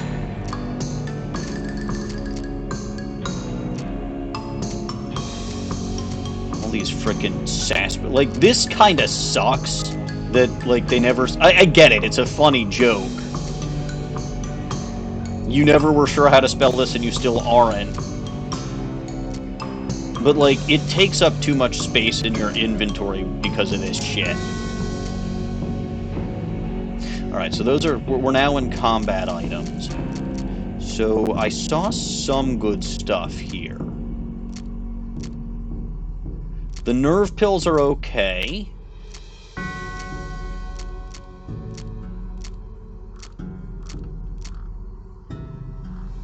Yeah, obviously that. You eat the candy, which reminds you of a time as a kid when you ate a hot coal thinking it was a strawberry. Heartburn. Frisco Poppy. And I can still expand my spleen at some point. But you know what? I am going to... Where's my fancy coffee? That barista was nice enough to give that to me. So... You drink the coffee, and as much as you hate to admit it, conclude that people who are snobs about coffee kind of have a point. Damn it. So yeah, no, these base stats are... Mwah! That fudge mental, fantastic. And I can still increase my mysticality by 11 at some point, whenever I can expand my spleen. Which, how much XP do I have at this point? I think I'm about halfway there. Over halfway there. 1,000 XP left. Anyway, on to Breadwood to resolve the final problem.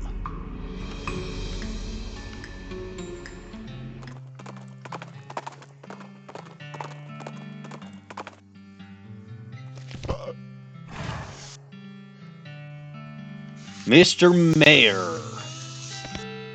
Did you manage to get that logging permit yet? Yes, finally! Well, that's definitely going to improve the situation around here. Thank you. 96 XP. I just hope to never see another form again. I fixed all your problems. Oh. Read the list of bread with problems. No lumber deal. Note at the bottom. That's fine. Why are you glancing nervously at it? I solved all of your problems, man. Except for the one, but like, again, even if I had taken care of that, you still would have had another problem. Also, being here reminds me I want to go back to the Petton Cemetery.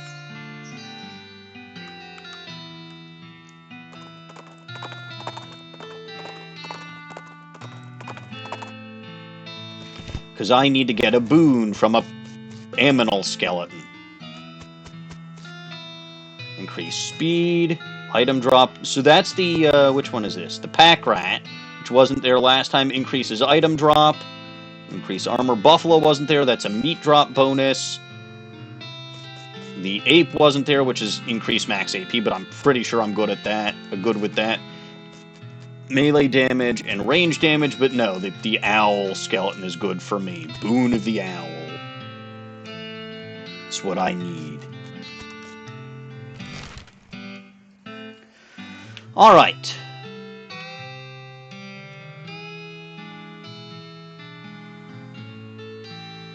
Let's see.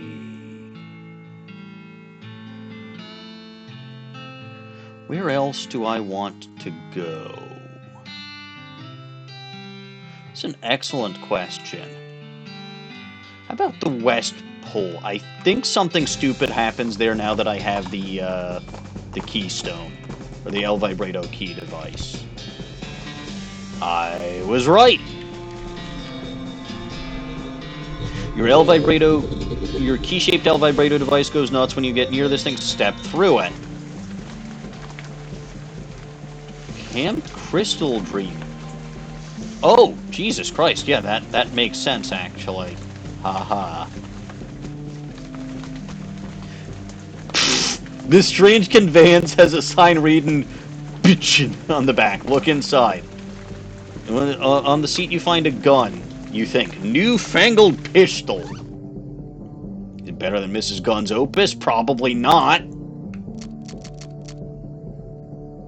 Yeah, see? Only 15 to 20. This is fairly obviously a gun, but it's unlike any other gun you've ever seen. You don't have to cock it. There's not even a cylinder.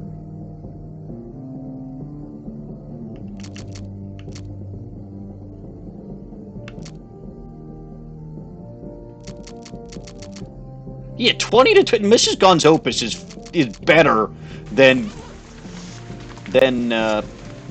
even modern day guns or more modern day guns. What the hell is this? Finally, something you recognize that you've never seen a sunk stagecoach before. All right, really nice cowboy hat. What makes it really nice?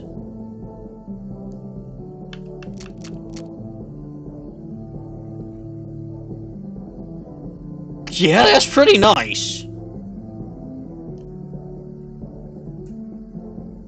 If there was a museum of cowboy hats, this one would be in an area with the highest security. That's pretty nice. What the heck is all of this stuff, though? A robot? It's a strange metal man. What's he holding? Investigate. It's a ring, or at least ring-shaped object, a glowing ring. +5 max AP. This isn't so much a glowing ring as a ring made out of glow. It's almost insubstantial, but the energy it contains is undeniably palpable, so don't try to deny it. Alright. Where the fuck am I? Uh-oh. You approach the sarcophagus. Top is long since crumbled to dust and it's empty. Wait, no, it isn't empty. There's a jawbone on a very small pillow. Inspect it. You bend down for a closer look and hear a faint whisper. I beg your pardon? I'm sorry? You lean in even closer. You still can't hear it. Pick it up.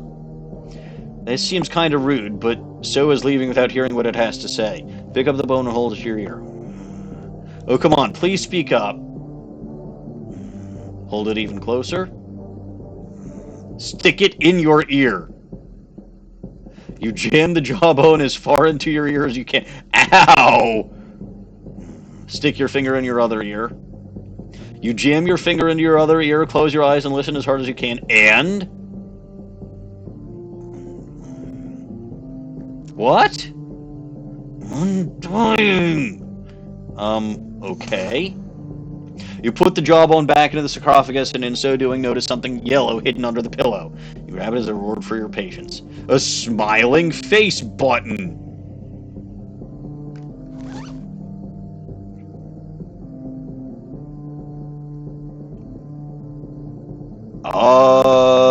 This is an abstract representation of a smiling face printed on some flexible yellow substance you can't identify. With a little clip to affix it to your shirt. Item goes on your lapel. Well...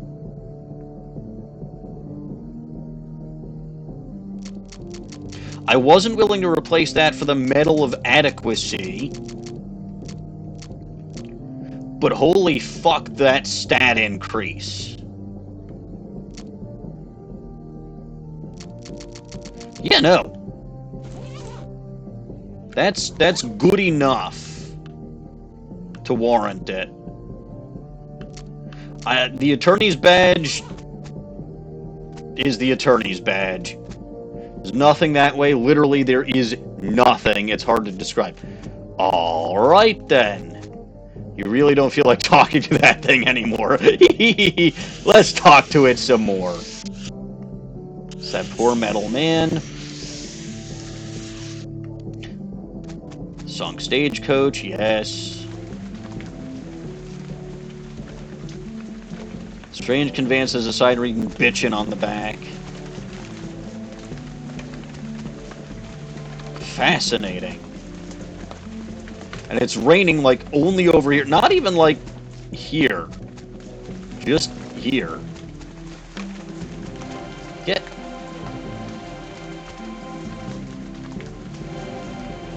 You see the West Pole through the... Get me the fuck out of here. That's just creepy, man.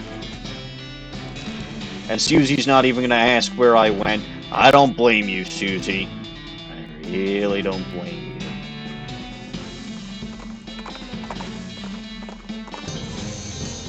The Jumble Neck Mine, alright. I thought I was out of locations to discover in this area, but...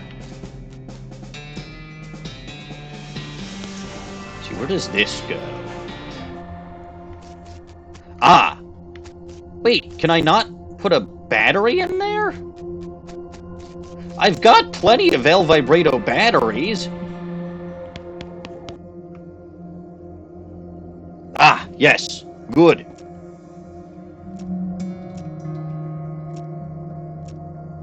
Okay. Keep learning. Always keep learning.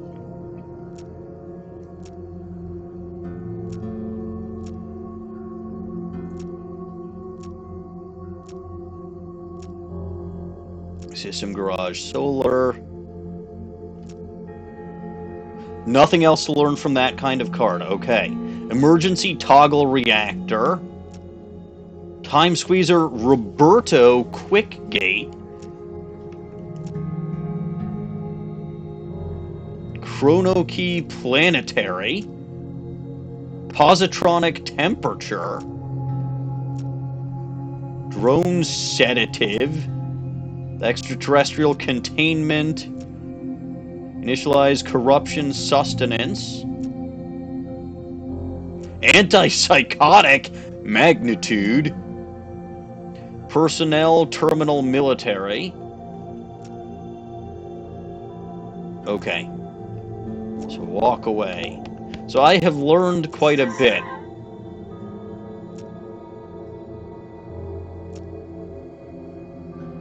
Oh, right. I forgot that it's 0 to 9. Never mind, but... I don't get why this is lifeless, and I don't get why I can't shove a battery in it, but I thought I remember that this was where one of those machines was that I can learn shit from. So while I'm at it, I want to go double check Deepest delve mine. Because I want to see if I was actually right that that's Roberto containment. Because I know both of those words now. In El Vibrata.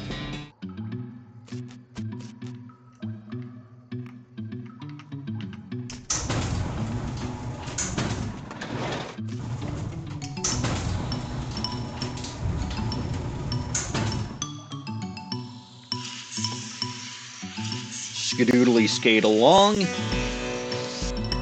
Right into here. West Roberto containment power offline. Yes, so this is about Roberto containment. East Roberto containment power online. Positronic. Hoochafu! Detected. Well, it does make life a lot easier when I know a lot more words now, doesn't it?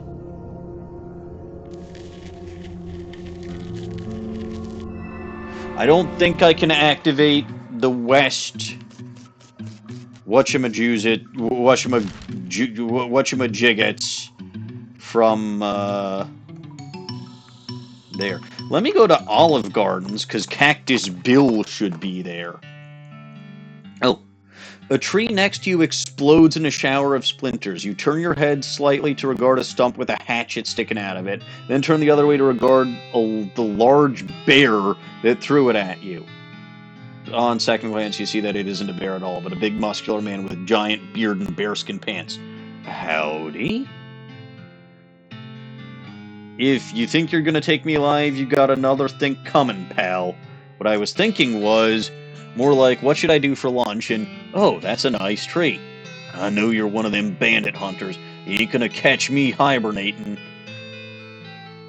Convince him of my benign intentions? Well, if he's a bandit, I'm just gonna fight him. Bah! I'm not getting paid. You're a bandit? I'm a beardit. You steal a beardit. You steal people's beards? Well, you do have quite a lot of beards, so that checks out, I guess. No, I steal from bears. What, like their honey?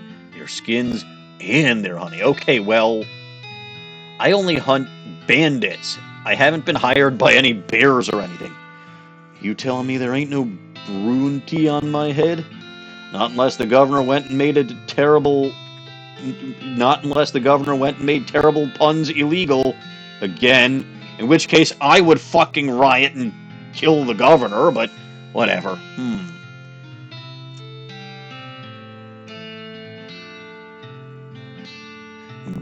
Seriously, that was the worst. And beard it? Good grief, that's just nonsense. It's barely even a pun at all. Barely?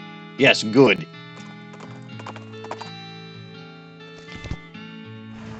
Hey, they look happy.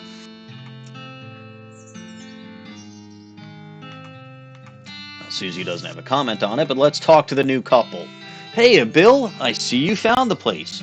I found the love of my life, and it's all thanks to you, Melvin. Aw, yes, thank you. It was love at first sight. We got married right away. Well, I'm just glad to have helped someone find happiness in this desolate wasteland. Good luck to you both. We're still figuring out the whole hugging thing. I wonder if I could find some puncture-proof coveralls somewhere. I wonder if I have to do that, too. If I can find some puncture-proof clothing for her. But this is nice. Maybe I should shave. Oh, but those spines are important to protect and shade your skin. Well, at least we can kiss as long as we're careful. I wonder what our children will look like. Oh, jeez. Well, Godspeed indeed, Cactus Bill. Wow. Alright,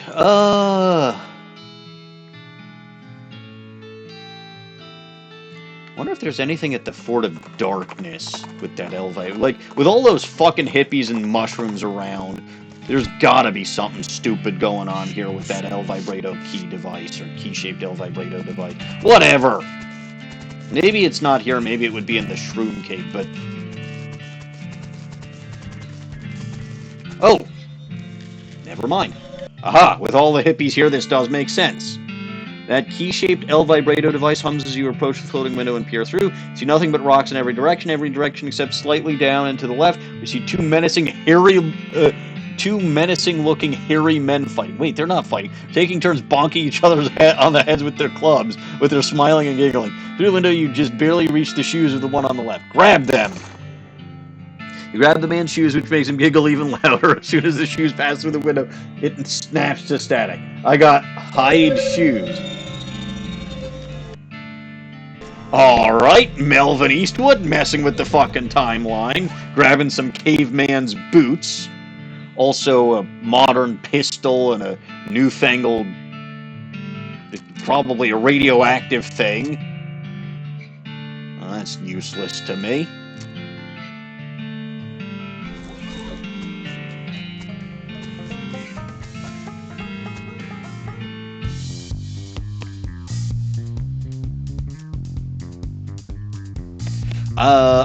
That was a perk, not an effect, so I still have that. I don't mean to keep going in there. It's just that there's, like, no room to navigate.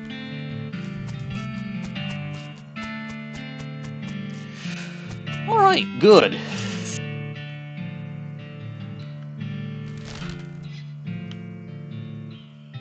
You know, I never fixed what was going on in Madness Mom Mine.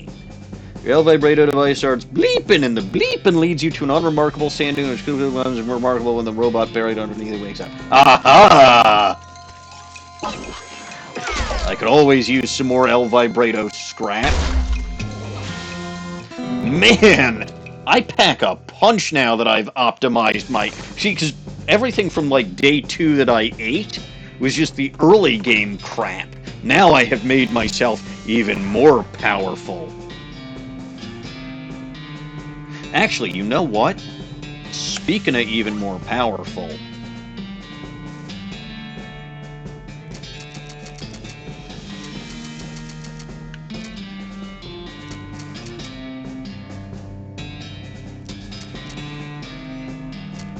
Well, I could put on my cultist mask and probably blend in with the people here. I don't feel like it, though. Yeah, see, for some reason I can't sell these to... to Mari.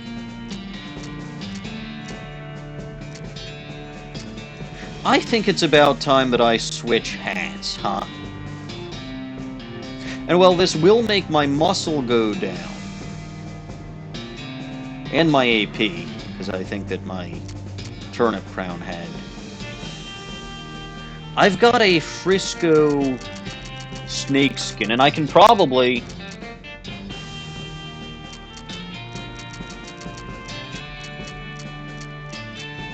Yeah.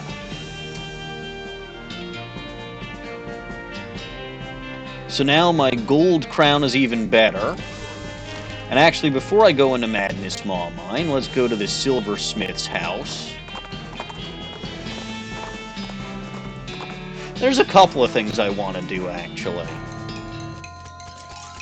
Well, this is going to go very poorly for... Yeah, 18 HP. I could sneeze on you. I could fart on you, and you die.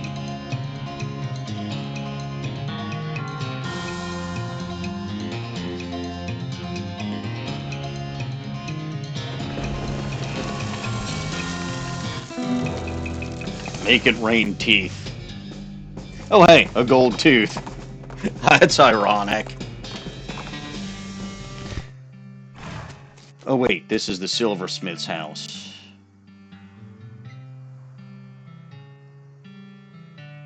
I don't need silver bullets. I meant to go to the silver plater.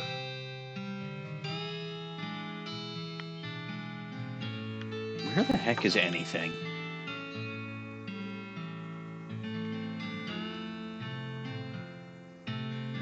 Right, Jumbleneck Mine is new. I don't even remember what's there, but... There is so much stuff here. There we go, silver plater's all the way over here. You rein in your horse upon hearing rattle of bones and clanking of chains. With a hiss, skeletal figures scuttle towards you. It's a little confusing to look at. Instead of a skull, it has another smaller skeleton. So there's a manacle around one of its ankle and a length of broken chain. Looks like it escaped from somewhere. The circus, maybe? I'm going to fix them. Okay, I think I see your problem. Grab hold of the little skeleton, yank it off the larger skeleton's neck with a pop, sit it down on the ground, it hops around excitedly for a moment, then runs away. Wonder if it's like a metaphor for something existential, or... Oh, look! Experience points! Sweet. Alright, buddy. Plate my hat. What else can you plate? I don't even remember what my melee weapon is. But I will plate my pistol. What is my melee weapon? Oh, right. I know what my melee weapon is. Do I have one that's better? Probably not. As far as my pistols go, I don't think I'm going to get any better than Mrs. Gunn's Opus, because it literally is the bestest gun.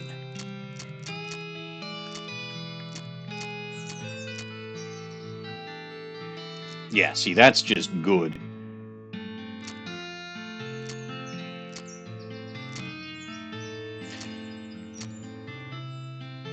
Alright, let's see.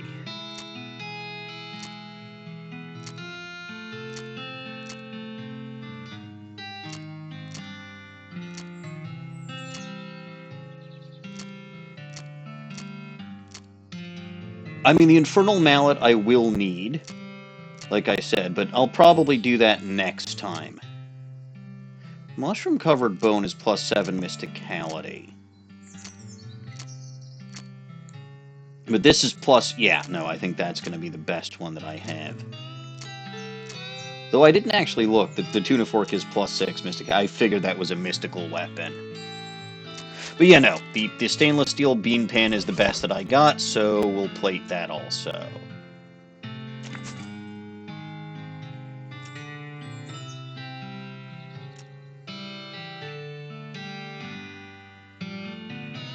Nah, we're good. Everything's still... So I got my gold tooth crown silver plated, which is fantastic.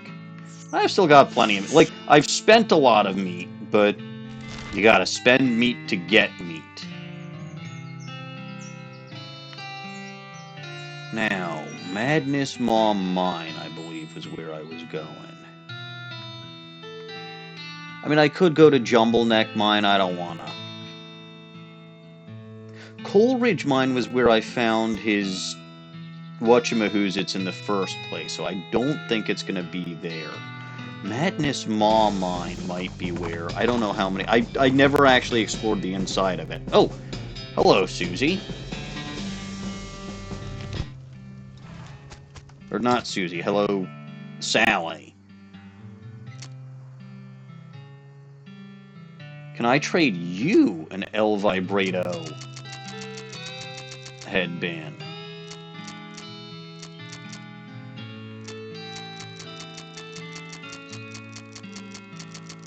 Because again, for some reason they wouldn't let me sell it to Moray. No, it's not here.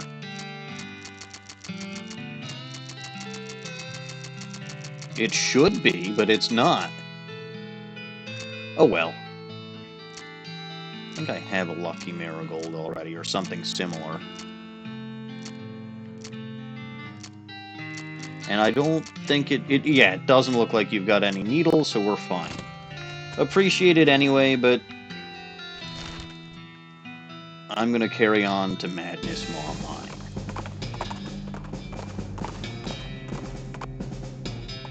I'm gonna get back some of the meat that I just lost from this mine. Hello, I am King of the Teeth. Oh, I can do this. You aren't one of us. Begone from this place, interloper. I could put the headband on her.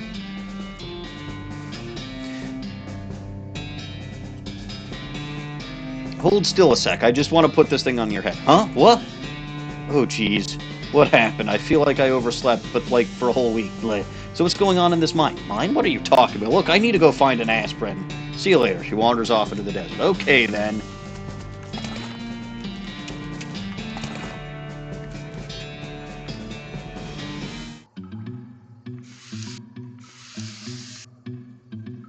Hello there, fellow cultists.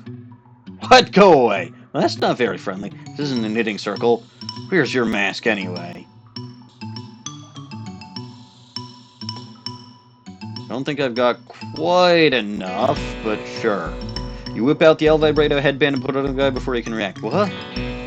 I can't hear him. I can't hear the master. What did you do? Runs out of the mine in a panic. Presumably he'll be fine. What happened to your mask? I modified it. Made drinking difficult. What happened to your mask? I'll be right back. Headband her. You quickly put the El Vibrato headband on her before she has time to react. Hey! Where am I? Oh my god, what's going on? Funny you should use that phrase. You should probably get out of here. She scampers out of the mine without any further questions. Hope she'll be alright. Let me check my Curly Butterfield device while I'm here.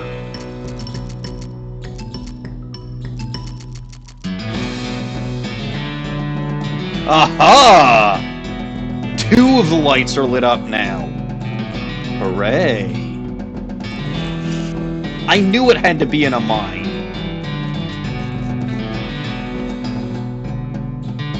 Oh, I'm out of El Vibrato headbands already.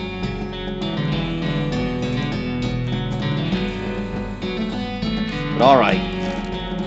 Back to the time squeezer.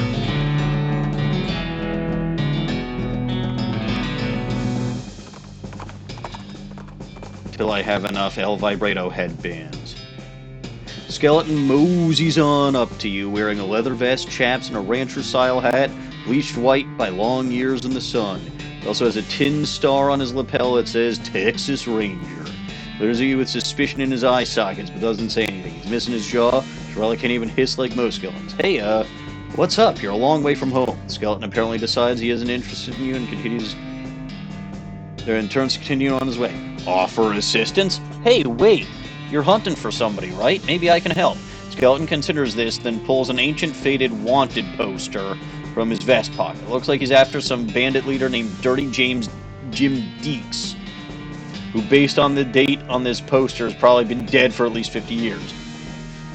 You've been on the trail a real long time, huh? The skeleton nods with steel in his eyes. Eye sockets. Logic your way to the quarry. What follows is a long montage of you and the ranger asking countless historians about old bandit gangs, checking library newspaper archives, genealogy records. It wouldn't be an exciting movie to watch, but every clue that brings you closer gives you a definitive thrill. When you finally track down the location of Dirty Jim's graves, you feel like a champion detective. When you arrive, Skeletal Bandit is sitting on his own gravestone with a board from the lid of his coffin across his knee, cleaning and reassembling an old revolver. Hang back. You hang back out of the way as the ranger marches up to Dirty Jim. Dirty Jim nods amicably, also short a jawbone. The ranger gravely nods and turns and waits for Dirty Jim to finish with his pistol. For a minute, Dirty Jim peers down the barrel of his gun, seems satisfied, and loads it. The two of them square off, classic gunfighter pose, arms akimbo, hands flexing and ready to grab iron. A leaf falls from a scraggly graveyard tree. When it touches the ground, 2 shots ring out, and then Dirty Jim collapses into a pile of old bones. The ranger turns and nods to you, touching the brim of his hat in salute. You salute back, and he tosses you a tin star before collapsing himself. Texas Ranger badge, 63 XP. Good hunting, old buddy.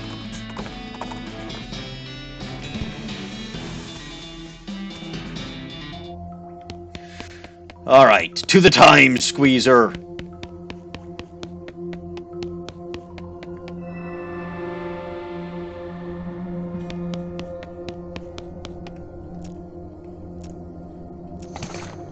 Boots, I don't need more boots. A battery, that's fine. Boots! Keystone. There we go, a headband. Keystone, fine. Boots. Battery. Another headband. I want at least probably 3 or 4 of those, so that's 3. Boots again. Headband. You know what? I'll go for 5.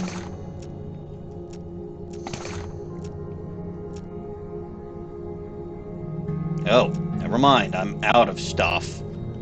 Well, fine. I hope 4 is gonna be enough. Back to Madness Maw Mine.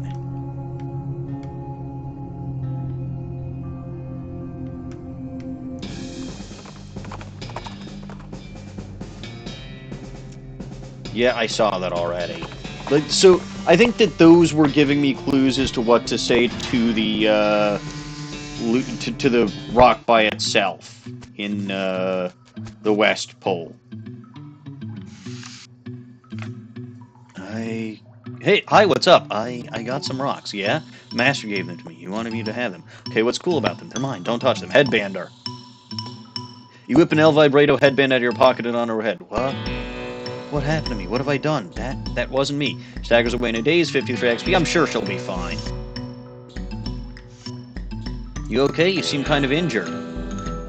I fell down, but the master picked me back up. That's nice. He'll pick us all back up. He'll pick you back up. Headband it. You pull the El Vibrato headband and yank it down over his head. Hey! Who? What? What? Who? Where? Leave first, ask questions later. He staggers away limping. Hope he finds some medical attention. Ooh. Bean iron. Hi, how's it going? New mask, who dis? She glares at you suspiciously. El Vibrato headband! You whip out the El Vibrato headband and put it on her. Hey, what? ... I gotta go. She books it out of the mind, eyes wider than the eyeballs in her mask. So much for that.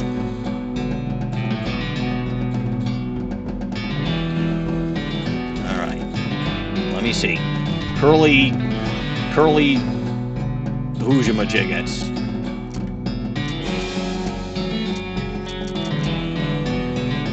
This is an entire bale of cows being dried and wrapped up in a big bale, and since the Vatican decree back in 91, all bales like this are intrinsically Christian. Christian bale, yes.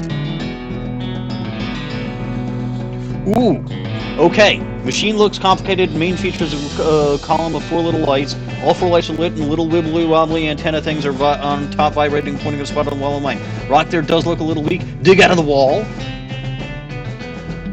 You walk to the spot indicated and pick away at it. You break through into a hidden chamber, but unfortunately you bury the auto geo blah blah blah process. Okay.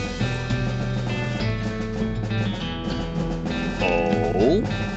It's like the original way in and out of here collapsed some time ago. Pretty nice nightstand for being in a cave. What's in it? Left half of Curly's map. Bottles are empty. Take what's left. Decent whiskey, decent tequila. Lead pie. Coals are completely cold. Should call them colds instead. Not bad. So this is where Curly slept some of the time, maybe. Alright, left half of Curly's map.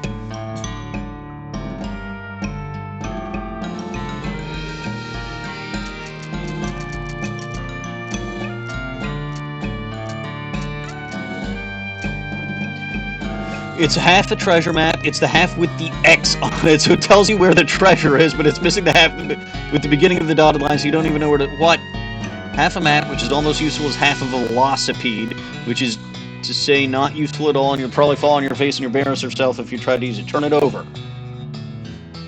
On the back of the map, the following is written. Dear Treasure Seeker, the other half of this map is in the possession of my confidant, Halloway. XOXO Curly. Well, I haven't met anyone named Halloway yet.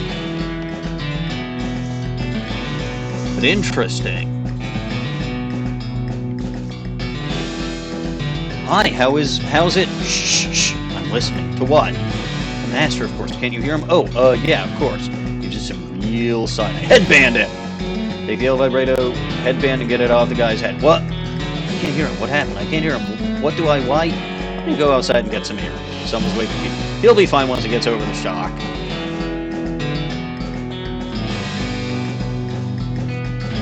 Haha! Dear Jeff, the big guy says stay out of here. Praise be Roberto. Sincerely, Jeff. All of the Jeffs and Jeffs. Anyway, I love how I was able to do all that even with this guy dancing and prancing around. Hi, why is your mask different? Because I'm the leader of this cell? How can you be down here and not know that? Look, I passed 7 different guys to get here. Obviously, if I weren't meant to be here, that would be impossible, I suppose. So who's this master everyone's talking about? Our great Dark Master Roberto. Are you sure you're supposed to be here, down here? Sure, it's fine. Leave him alone. He's very passive for a cultist.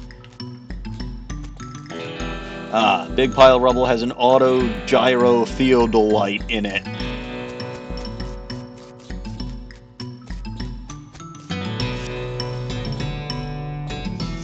Interesting. El Vibrato transponder goes crazy. Okay. Ooh. Clothing. Antipsychotic headwear. Ah. Big cylinder. I got an El Vibrato cylinder. Bunch of paper cards. Well, okay, El Vibrato scraps 6. Darn. So I do need more El Vibrato scraps. But this one will make stuff, right? I think that's... So this would be headwear like the helmet. This is the El Vibrato headband. This is the... Well, I don't know what that is. That's presumably El Vibrato pants or some shit. And that would be the El Vibrato boots. I wonder if I even can... Ooh. Dense bean iron nugget. Fascinating. Is that different from the other bean iron nuggets that I have?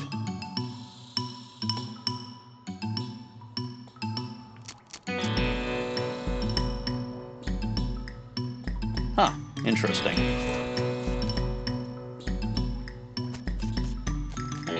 That's back to level 3.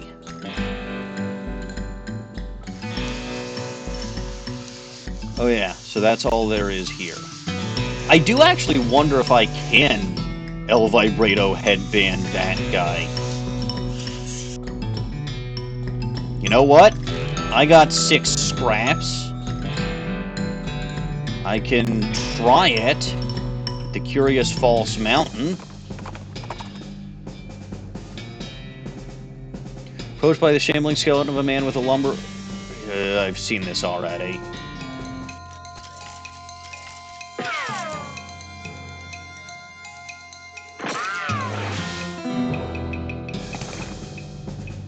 Yeah, I was hoping for the axe, but that was never gonna happen.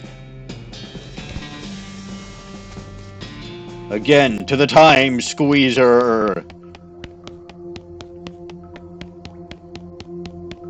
Again, I got a 1 in 6 shot. Or 6 potential shots to do this. I'm sure that I'll get at least 1. It's a helmet. Keystone, pant, well, so, okay, that's El Vibrato pants, a battery, boots, and a battery. Well, did not get any of that. So you know what? Where's the place that I can go to, like, mine El Vibrato? Shit, where was it? It wasn't the soup stock load, was it? It's not Madness Mom Mine.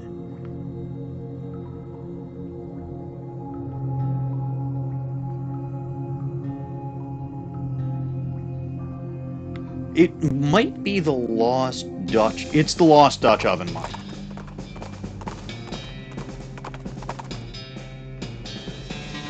Whoop-de-doo.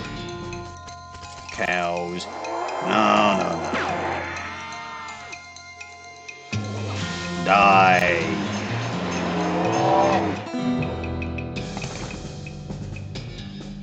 Die.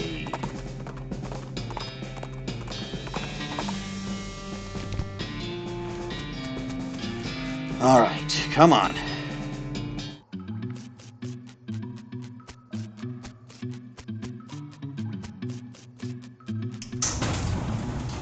Yeah, it's down here.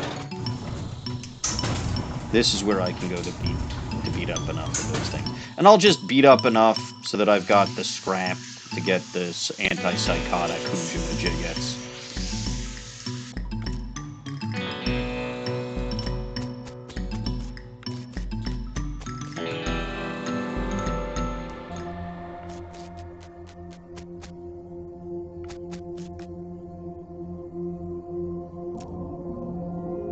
Oh, interesting. And I can put the battery in there, and I gain an effect energized. Nice. Quick, what the hell is this? What?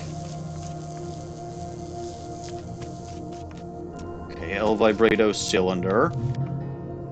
Although there was another one over there. North Central Positronic Reactor.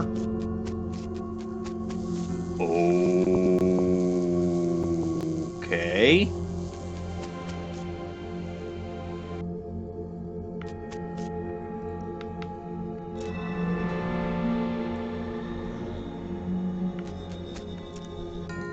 Let's beat the snot out of this stuff. Honestly, Bill is mostly unnecessary. It's still good to have him, and it's still good to show how you get him, but it's too powerful.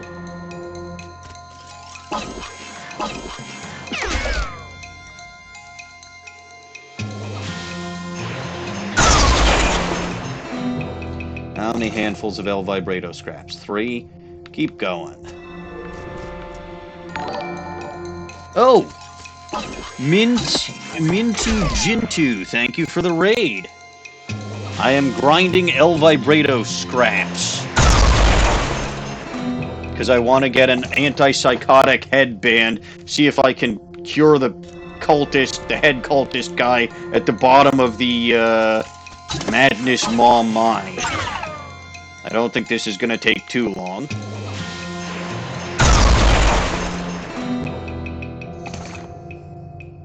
El Vibrato scraps 5. Alright, how many of those do I have?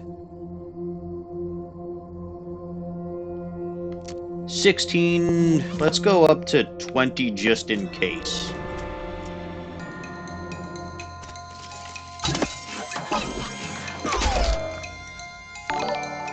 Mr. Gabagool. Or, sorry, Wreckbot, thank you for the raid.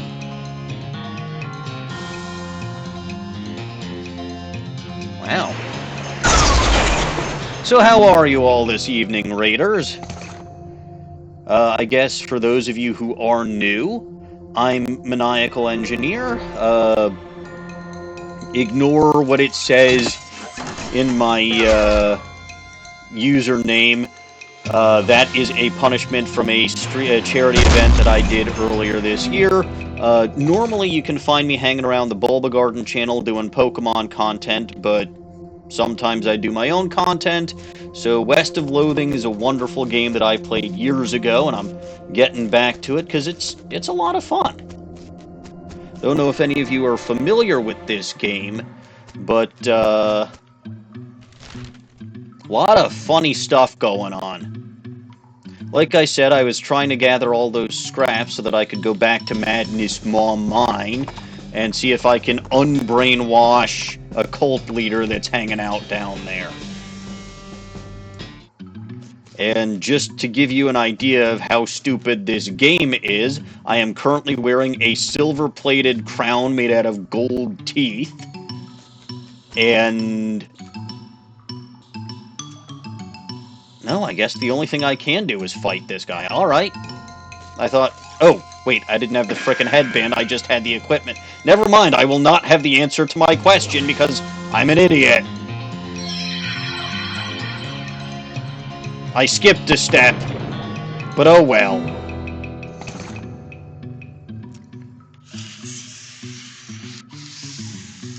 I think that I needed to get that cult mask leader or whatever anyway. But yeah, no, I wanted to go down here and yeah, see, I could have. Curses. Curse my idiocy. Oh well.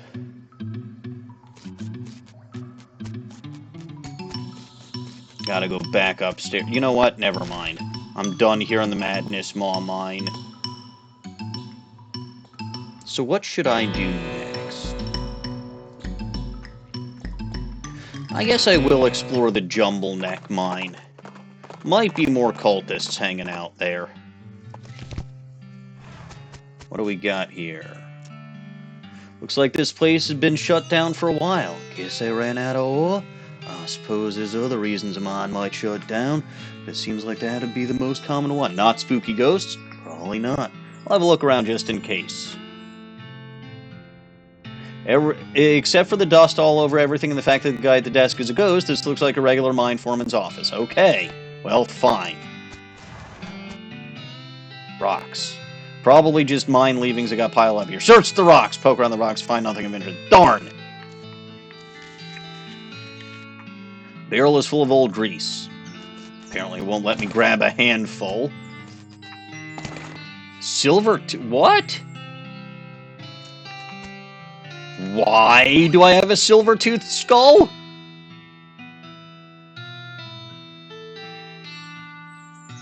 It's a little grim to find a human skull just stashed in a pile of rocks, unless maybe it was a very small burial mound, considering the fancy silver tooth. That's maybe not outside the realm of possible. Okay.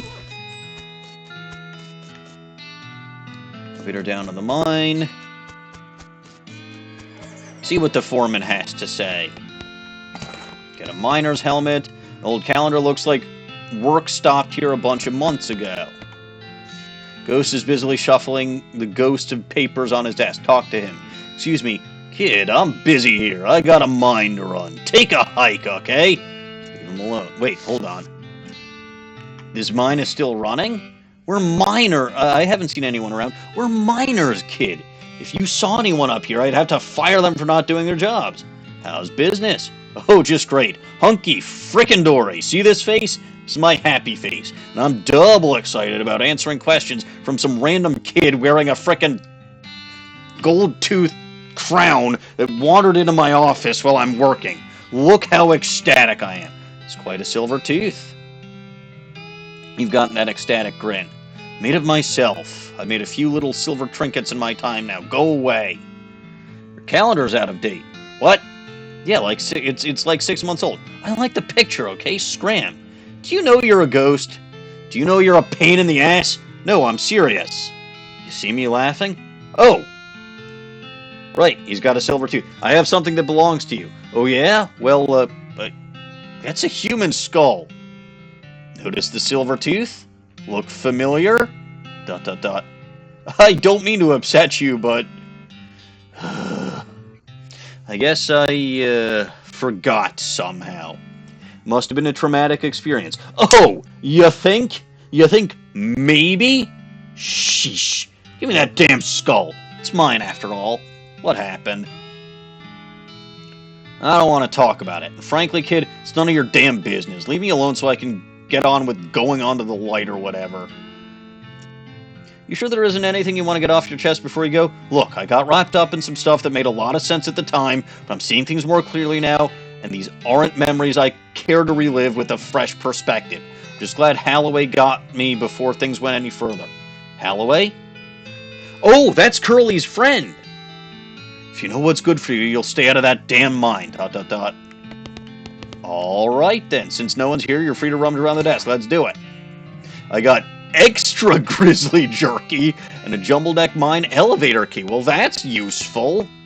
I didn't even know I needed it. Safe is dirty but solid looking. Take a closer look. Stoop down to the safe, take a closer look at the safe. Pretty standard heavy-duty combination, heavy-duty safe dial combination lock. Well, I got safe cracking 3.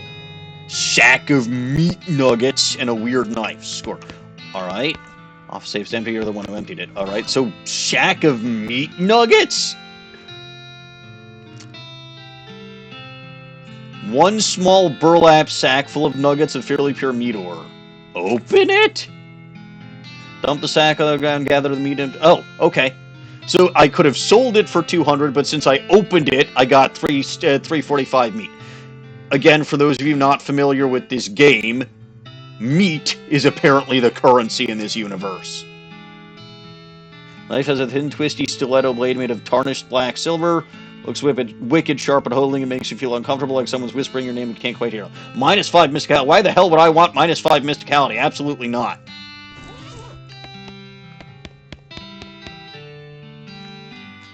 Alright. So apparently I needed an elevator key.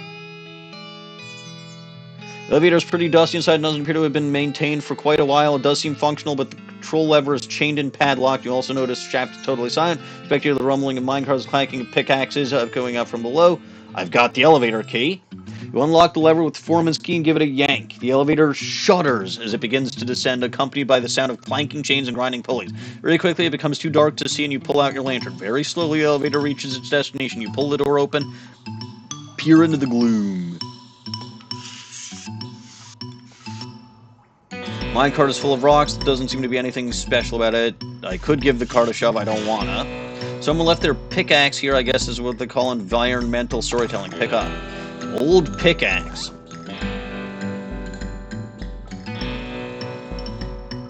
A worn old pickaxe you found in the abandoned Jumble Deck mine. It has the initials HH carved into the handle. Not much good for mining anymore, where you still knock someone's head off with it. I wonder how it compares to a regular pickaxe as far as weapons go.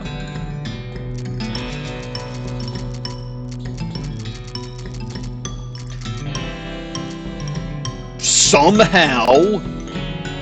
So, okay, the pickaxe allows me to mine in certain places, but the old pickaxe somehow is better when it comes to melee damage. Alright then.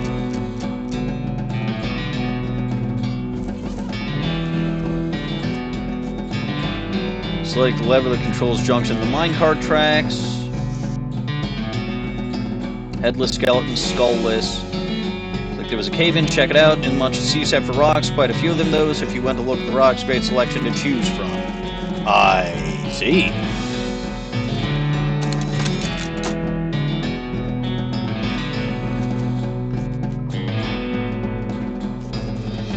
Looks like someone forgot the lunchbox down here, must be real hungry by now.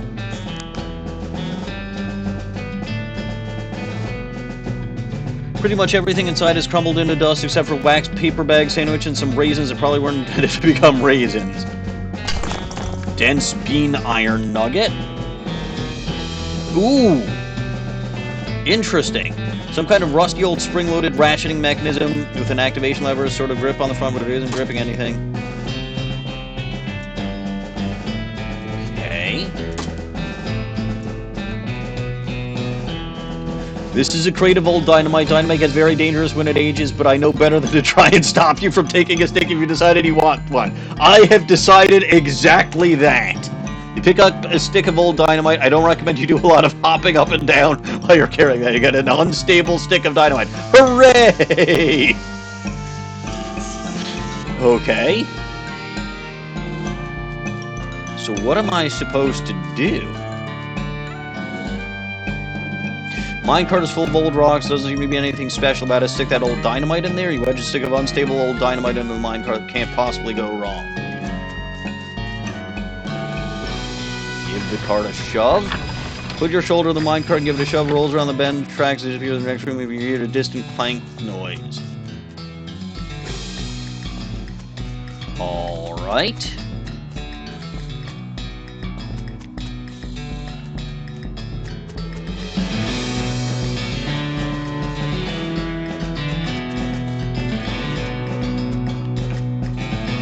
This minecart is full of rocks. Doesn't seem to be anything special about them. There's also a stick of antique dynamite in there for some reason.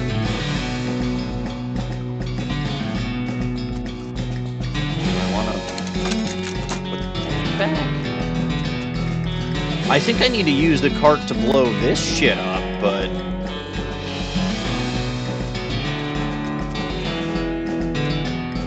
Lever mechanism is rusted and stuck. It's going to require something heavier to do than a can of oil. Okay. Well, there was that old grease up top.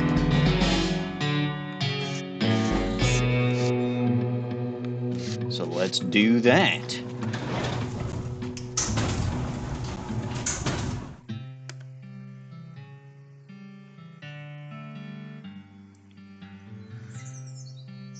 Let's see. And I've got... Barrel is full of old grease. Ugh. You fill your waxed paper sandwich bag with old grease. Hopefully this will come in handy very soon so you can stop carrying it around. Oops. Bag of grease. If you have a good reason to be carrying around a paper sandwich bag full of old grease, I would like to hear it because I can... You literally told me something downstairs was rusty. And needed something more than a... Than a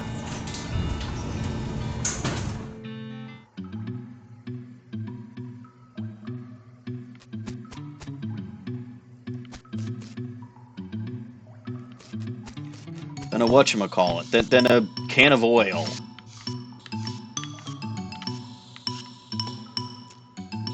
Grease up that lever. You dump a bunch of grease onto the mechanism.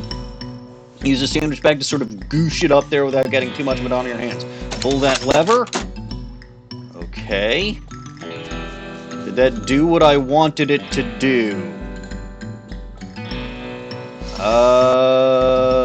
Yes. Jumble neck mine inside. You give the wrecked mine cart a salute in respect of its valor and service. Excellent. Hard to tell at a glance, but on closer inspection, this guy seems to have died a face down in a basement or prayer pose, praying to the pit, maybe. It's difficult to say. Maybe they've just been napping weird. Skeleton seems to be reaching out to that weird statuette, or reaching out with the statue with hands falling off. It's impossible to tell. Got a weird statuette in the ground. Take it. Weird silver idol. You pick up the statuette. It's made of silver, and the tarnish in the darkness make it hard to tell what it's meant to depict. Okay. This is a tarnished and black and silver statuette in the shape of some sort of creature. You can't tell what it is specifically, or even if it has 2 legs or 4 legs or what, but it's depicted with reverence. Looking at it makes your stomach feel weird, like you're starving, but also full to the point of nausea at the same time. Item goes in your offhand, +6 mysticality, -3 muscle, -3 moxie. So I don't really care about muscle or moxie, but I've got a better item in my offhand anyway.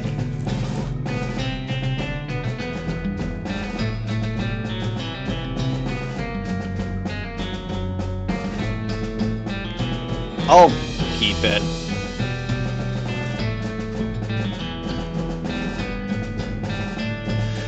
The Cursed Blood Goblet has done what it's going to do. 43 XP, hooray. I don't know about the other stuff, though, but you can toss items in there and get XP for it, I suppose.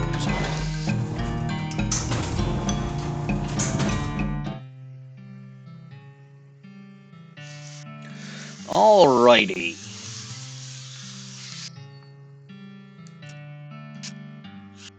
So I think that's everything for Jumble Neck Mine. No meat? Well, okay, there was some meat in there, but not as much meat as I would have hoped.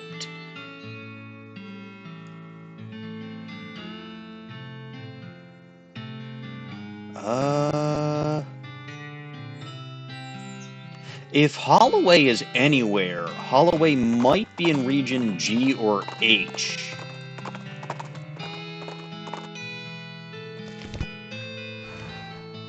So I'm going to wander around a bit, because I want to see if I can get Curly's treasure. Oh good, a big cow. Evil cow! Frisco Hell Cow. Well, I'm a bop ya. Too bad for you. Goody.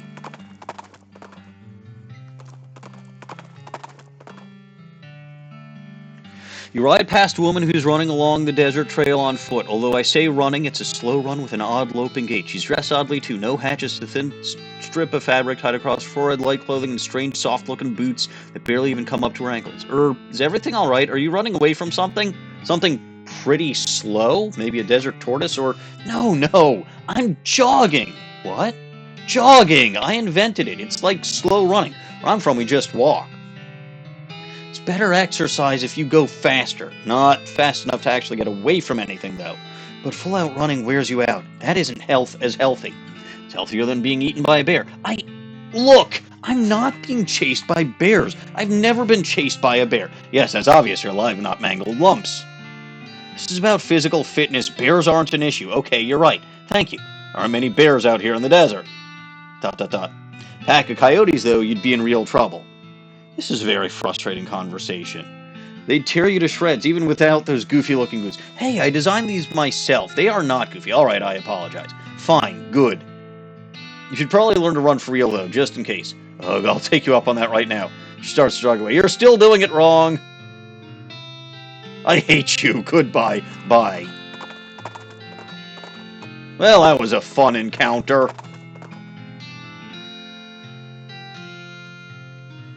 Ghost cows? Well, Susie would never forgive me if I let them go through and stay alive.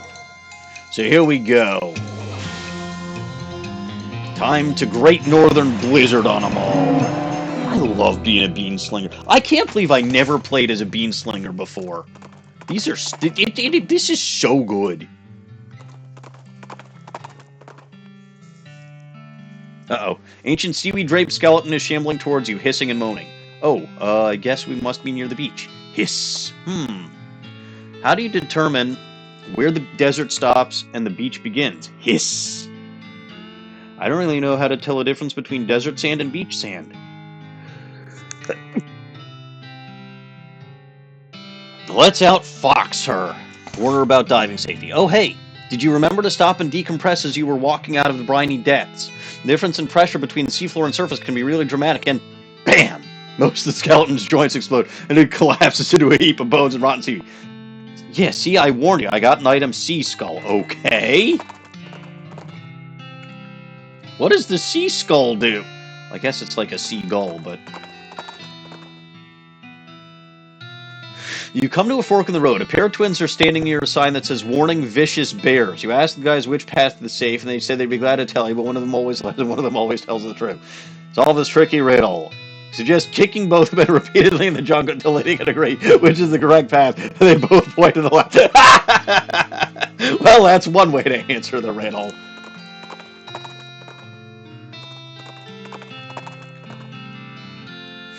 Spooky combination of hissing, chattering, and clanking. An ancient skeleton rises out of the sand in front of you. He's wearing dented and rusted antique armor and a long handlebar mustache. Must be an ancient explorer, would-be conqueror. Hopefully the former, because he doesn't seem to have been much good at the land. How does your mustache stay on? Hiss. Do you use glue? Hiss. Give him a history lesson? Sorry to be the one to tell you this, but your side had lost, like, hundreds of years ago. Hiss. You give the skeleton a history lesson which seems to depress him. You give him directions to the nearest port, he trudges away, grumbling the book at the end. Poor guy. I love outfoxing. Okay, ghost of a miner. And he's gonna be in some minor pain when I bop him. It's all silver-plated, so I suppose it can hit ghosts. Bit of ectoplasm,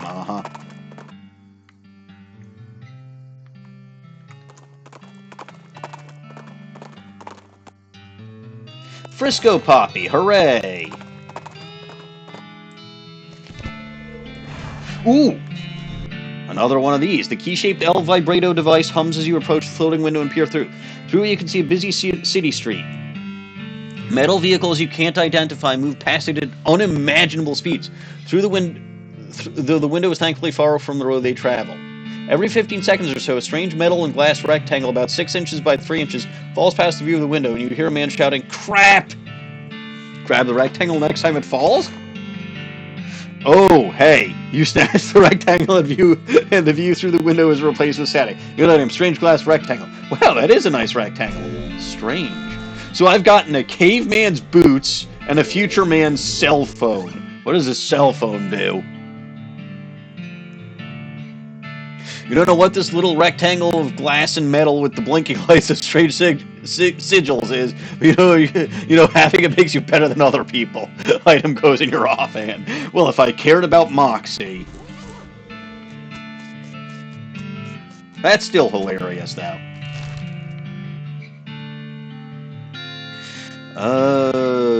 Jeweler's cabin? Oh boy, all these skeleton miners, or ghost miners. I don't even feel like scrolling. If I can do enough damage with my melee weapon, I might as well just, like, I don't even feel like scrolling right. I don't think I got any more gemstones, so... Alamo, Rent-A-Mule, and see, maybe Halloway's up here somewhere? You pass a skeleton with his hat pulled down to conceal his face, hiking northward with a walking stick and large backpack. Morning. Ah, hi! Ah, the skeleton! Oh, here we go. Apologize. Sorry. I kind of expect skeletons to be mindlessly aggressive. And that doesn't strike you as a bit racist?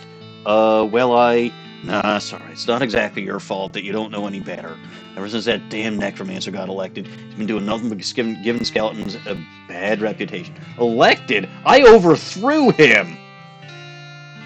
Yeah, he started raising all these new skeletons and set them loose to rampage around, and of course natural-born skeletons like yours truly get lumped right in with them. Makes me sick. Natural-born? Anyway, I'm getting out of here while the getting's good. Moving to Canada. Say, you didn't vote for that jerk, did you?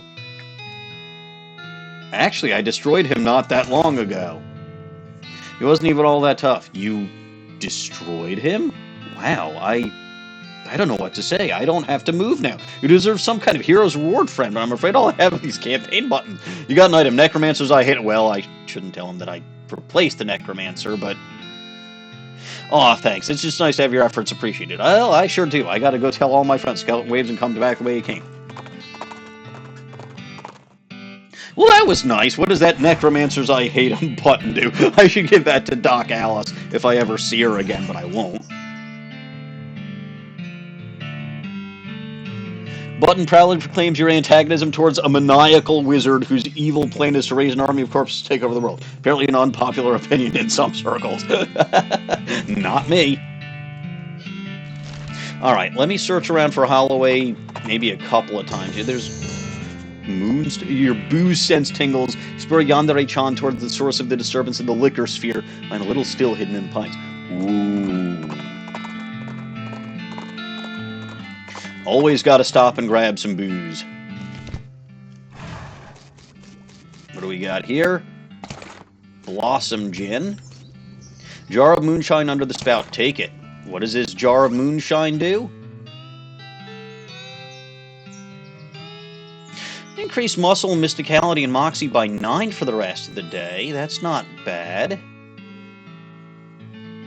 What did I end up drinking? I don't even remember what I ended up drinking.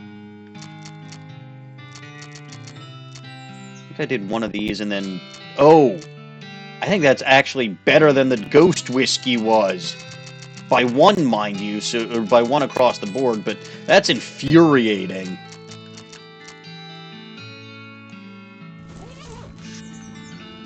Ooh! I have moon bits!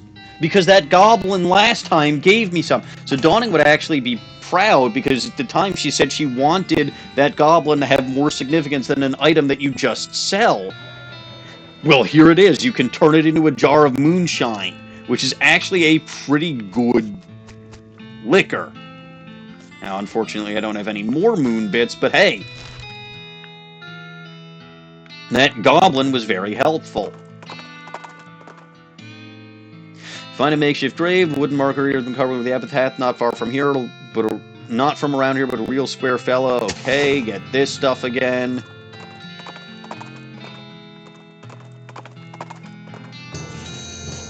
Aha!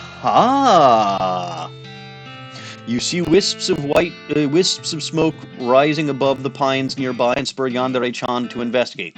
Source is a little shop nestled deep in the forest, almost as though the proprietor didn't want customers to find it. You jot the location down on your map so you don't forget where it is. Halloway's hideout. Bingo. I figured it had to be somewhere here or in Region G. Oh, hold on. All right, let's talk to Susie. We had placed to find a house so far from anything civilized. Is it just me or are there a lot of squirrels around here? No, they see is in fact a lot of squirrels. Weird. I don't see any squirrels. Although I see a blood spatter that is disturbingly squirrel-shaped.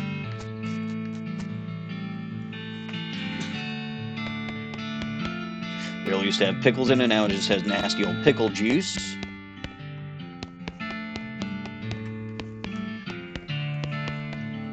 Well, you must be Halloway. Oh, howdy. Name's Halloway. Hab Halloway. Oh, Hab Halloway. So I wonder if you're also HH for that pickaxe. Sorry for the chittering. I ain't seen another person in a long time. That's not surprising. This place is pretty secluded. What do you do here? Mostly I sell pine cones to squirrels. He frowns. Well, I used to. Oh, well, all right. Halloway chews on something he had stored away in one of his cheeks. What happened to the squirrels? Well, one day they were here, and the next day they were bloodstains. I had the creepiest dream that night. I dreamt a little girl with big empty white eyes jumped in through my bedroom window and asked me if I wanted to have a tea party. So this is what Grace, the evil doll, does. If you finish that tea party back at Stern's Ranch, she comes up here and murders all of Halloway's squirrels. That's why I want to change the subject. Let's talk about something else. H. Halloway, I found this silver pin. I think it belongs to you. Oh, dang it. I was hoping not to see that again. I locked that up with the keys inside on purpose. Too many bad memories. I appreciate the intention. It's real kind of you. Go ahead and keep it.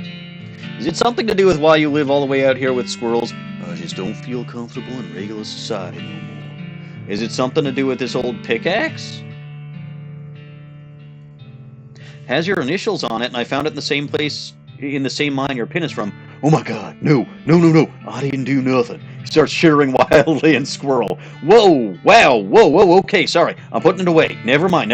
Stop, hold it. Whew. Halloway grabs a paper bag from under the counter and hyperventilates into it for a bit. Eventually calms down though. He has kind of a wild look in his eyes.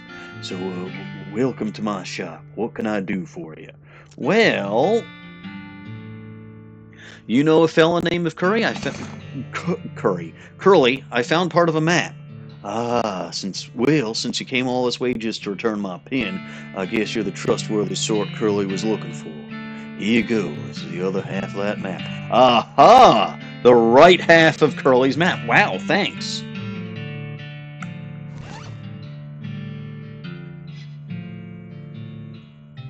This is the back half of Curly's treasure map. Examine it.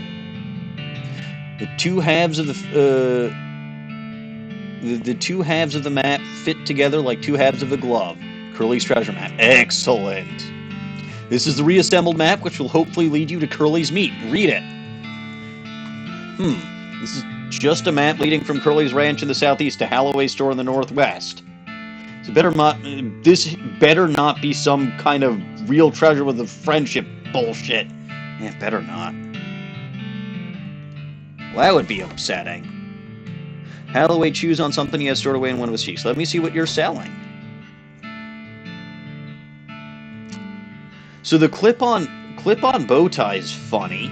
I'm guessing that you could give that to the fuck up in Fort Unnecessary if you didn't have I think it was the Moxie necessary to teach him how to tie a bow tie. I guess you could have given him the clip-on bow tie and said, I want to buy the jar of peanut butter. This is a jar of...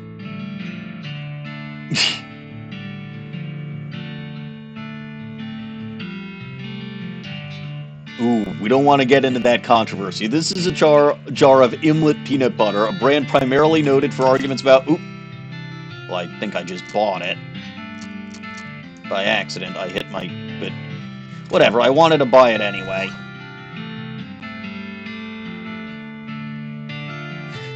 A brand primarily noted for arguments about how to pronounce it. According to the manufacturer, it rhymes with Himlet. I can't eat it, but I have an idea of what to do with it.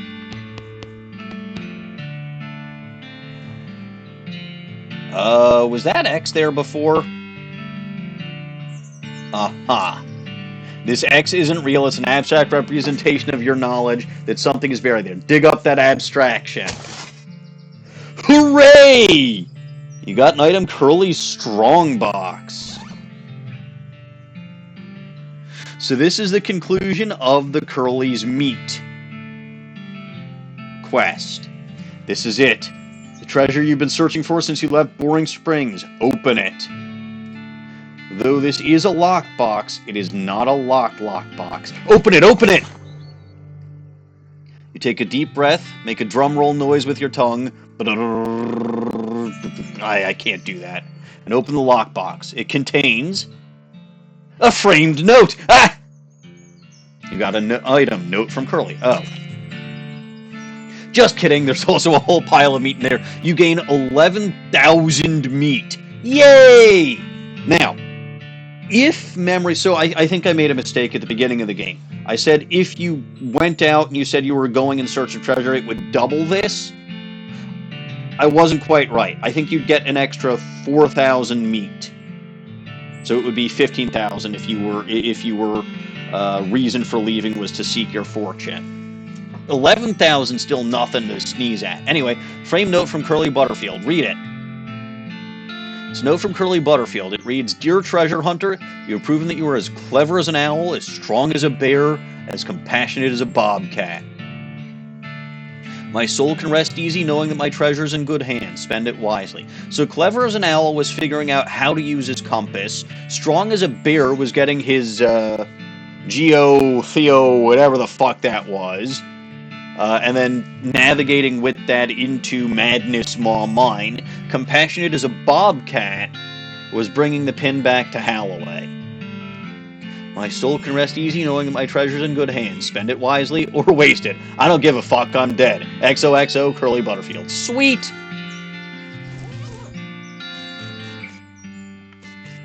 Alright, with that, I went about half an hour later than usual, but I really don't care.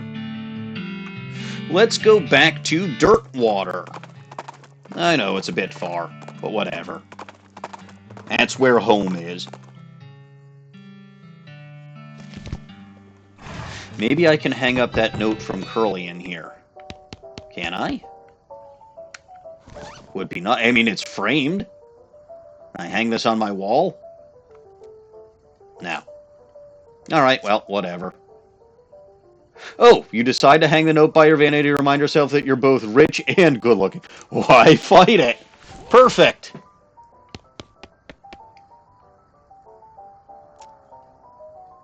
Ooh, ooh! What does this do?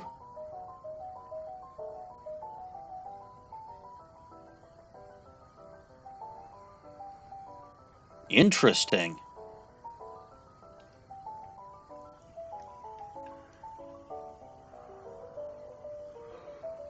Ooh. Alright, so what does the dense stuff do? Colander hat! Ooh. Oh man, this stuff is good. I'm not gonna...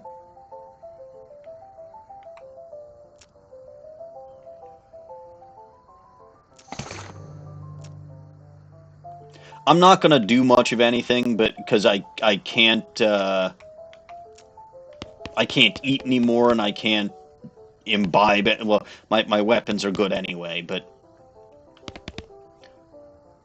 how angry am I? Let me check my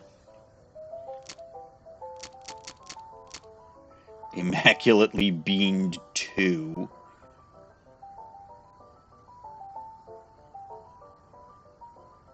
Yes, of course.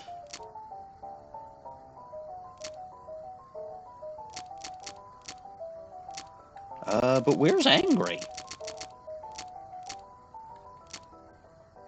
Did I... Oh, I did not get myself angry today. Four-flushing yellow-headed jerk. What's my pain tolerance?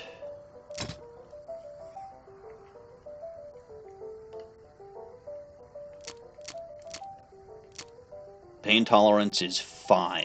So you know what? I'll insult myself one more time. 4 flushing chicken loving jerk. Well, that's just insulting. Alright, but I do believe... How much XP do I have? Oh! Well, Christ almighty, I need to fix that, don't I? Increase my spleen capacity.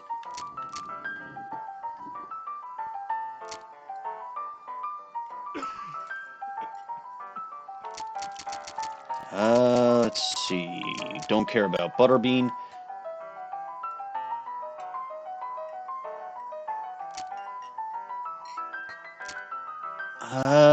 You know what?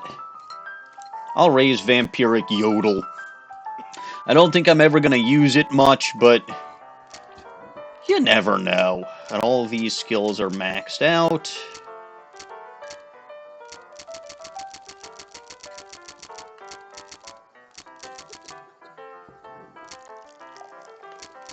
I think I can only upgrade... Yeah, might as well upgrade my Mysticality then. Man, these stats are fantastic. I love it. It's fantastic. Alright, good. So that, I believe, is going to do it for today. It's been a relatively productive day. We finally... Well, we got the logging permit for Breadwood. We tied up a couple of loose ends. We got Alexandria off of her ranch. We saved her life, prevented her from being cannoned to death. Which means that we now have all 6 shops here in Dirtwater. We got Hot Dog, we got Liquid Bread Brewing Co., we got Grady's Fine Leather Boots, Grady's Fine Leather Goods, Tony's Boots, Murray's Curiosity and Bean, and Alexandria's Books.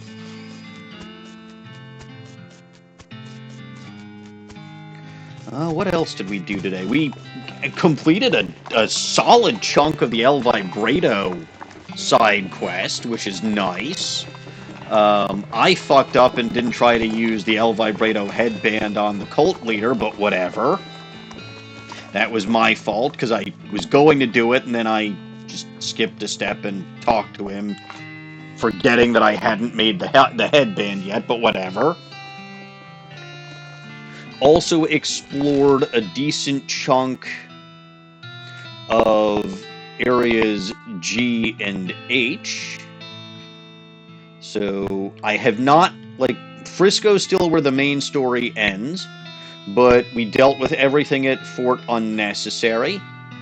We met a goblin jeweler, got the key-shaped El Vibrato item. Cactus Bill and Olive Garden are now married. Rented a mule from Alamo Rent-A-Mule and got the guy's bracelet back.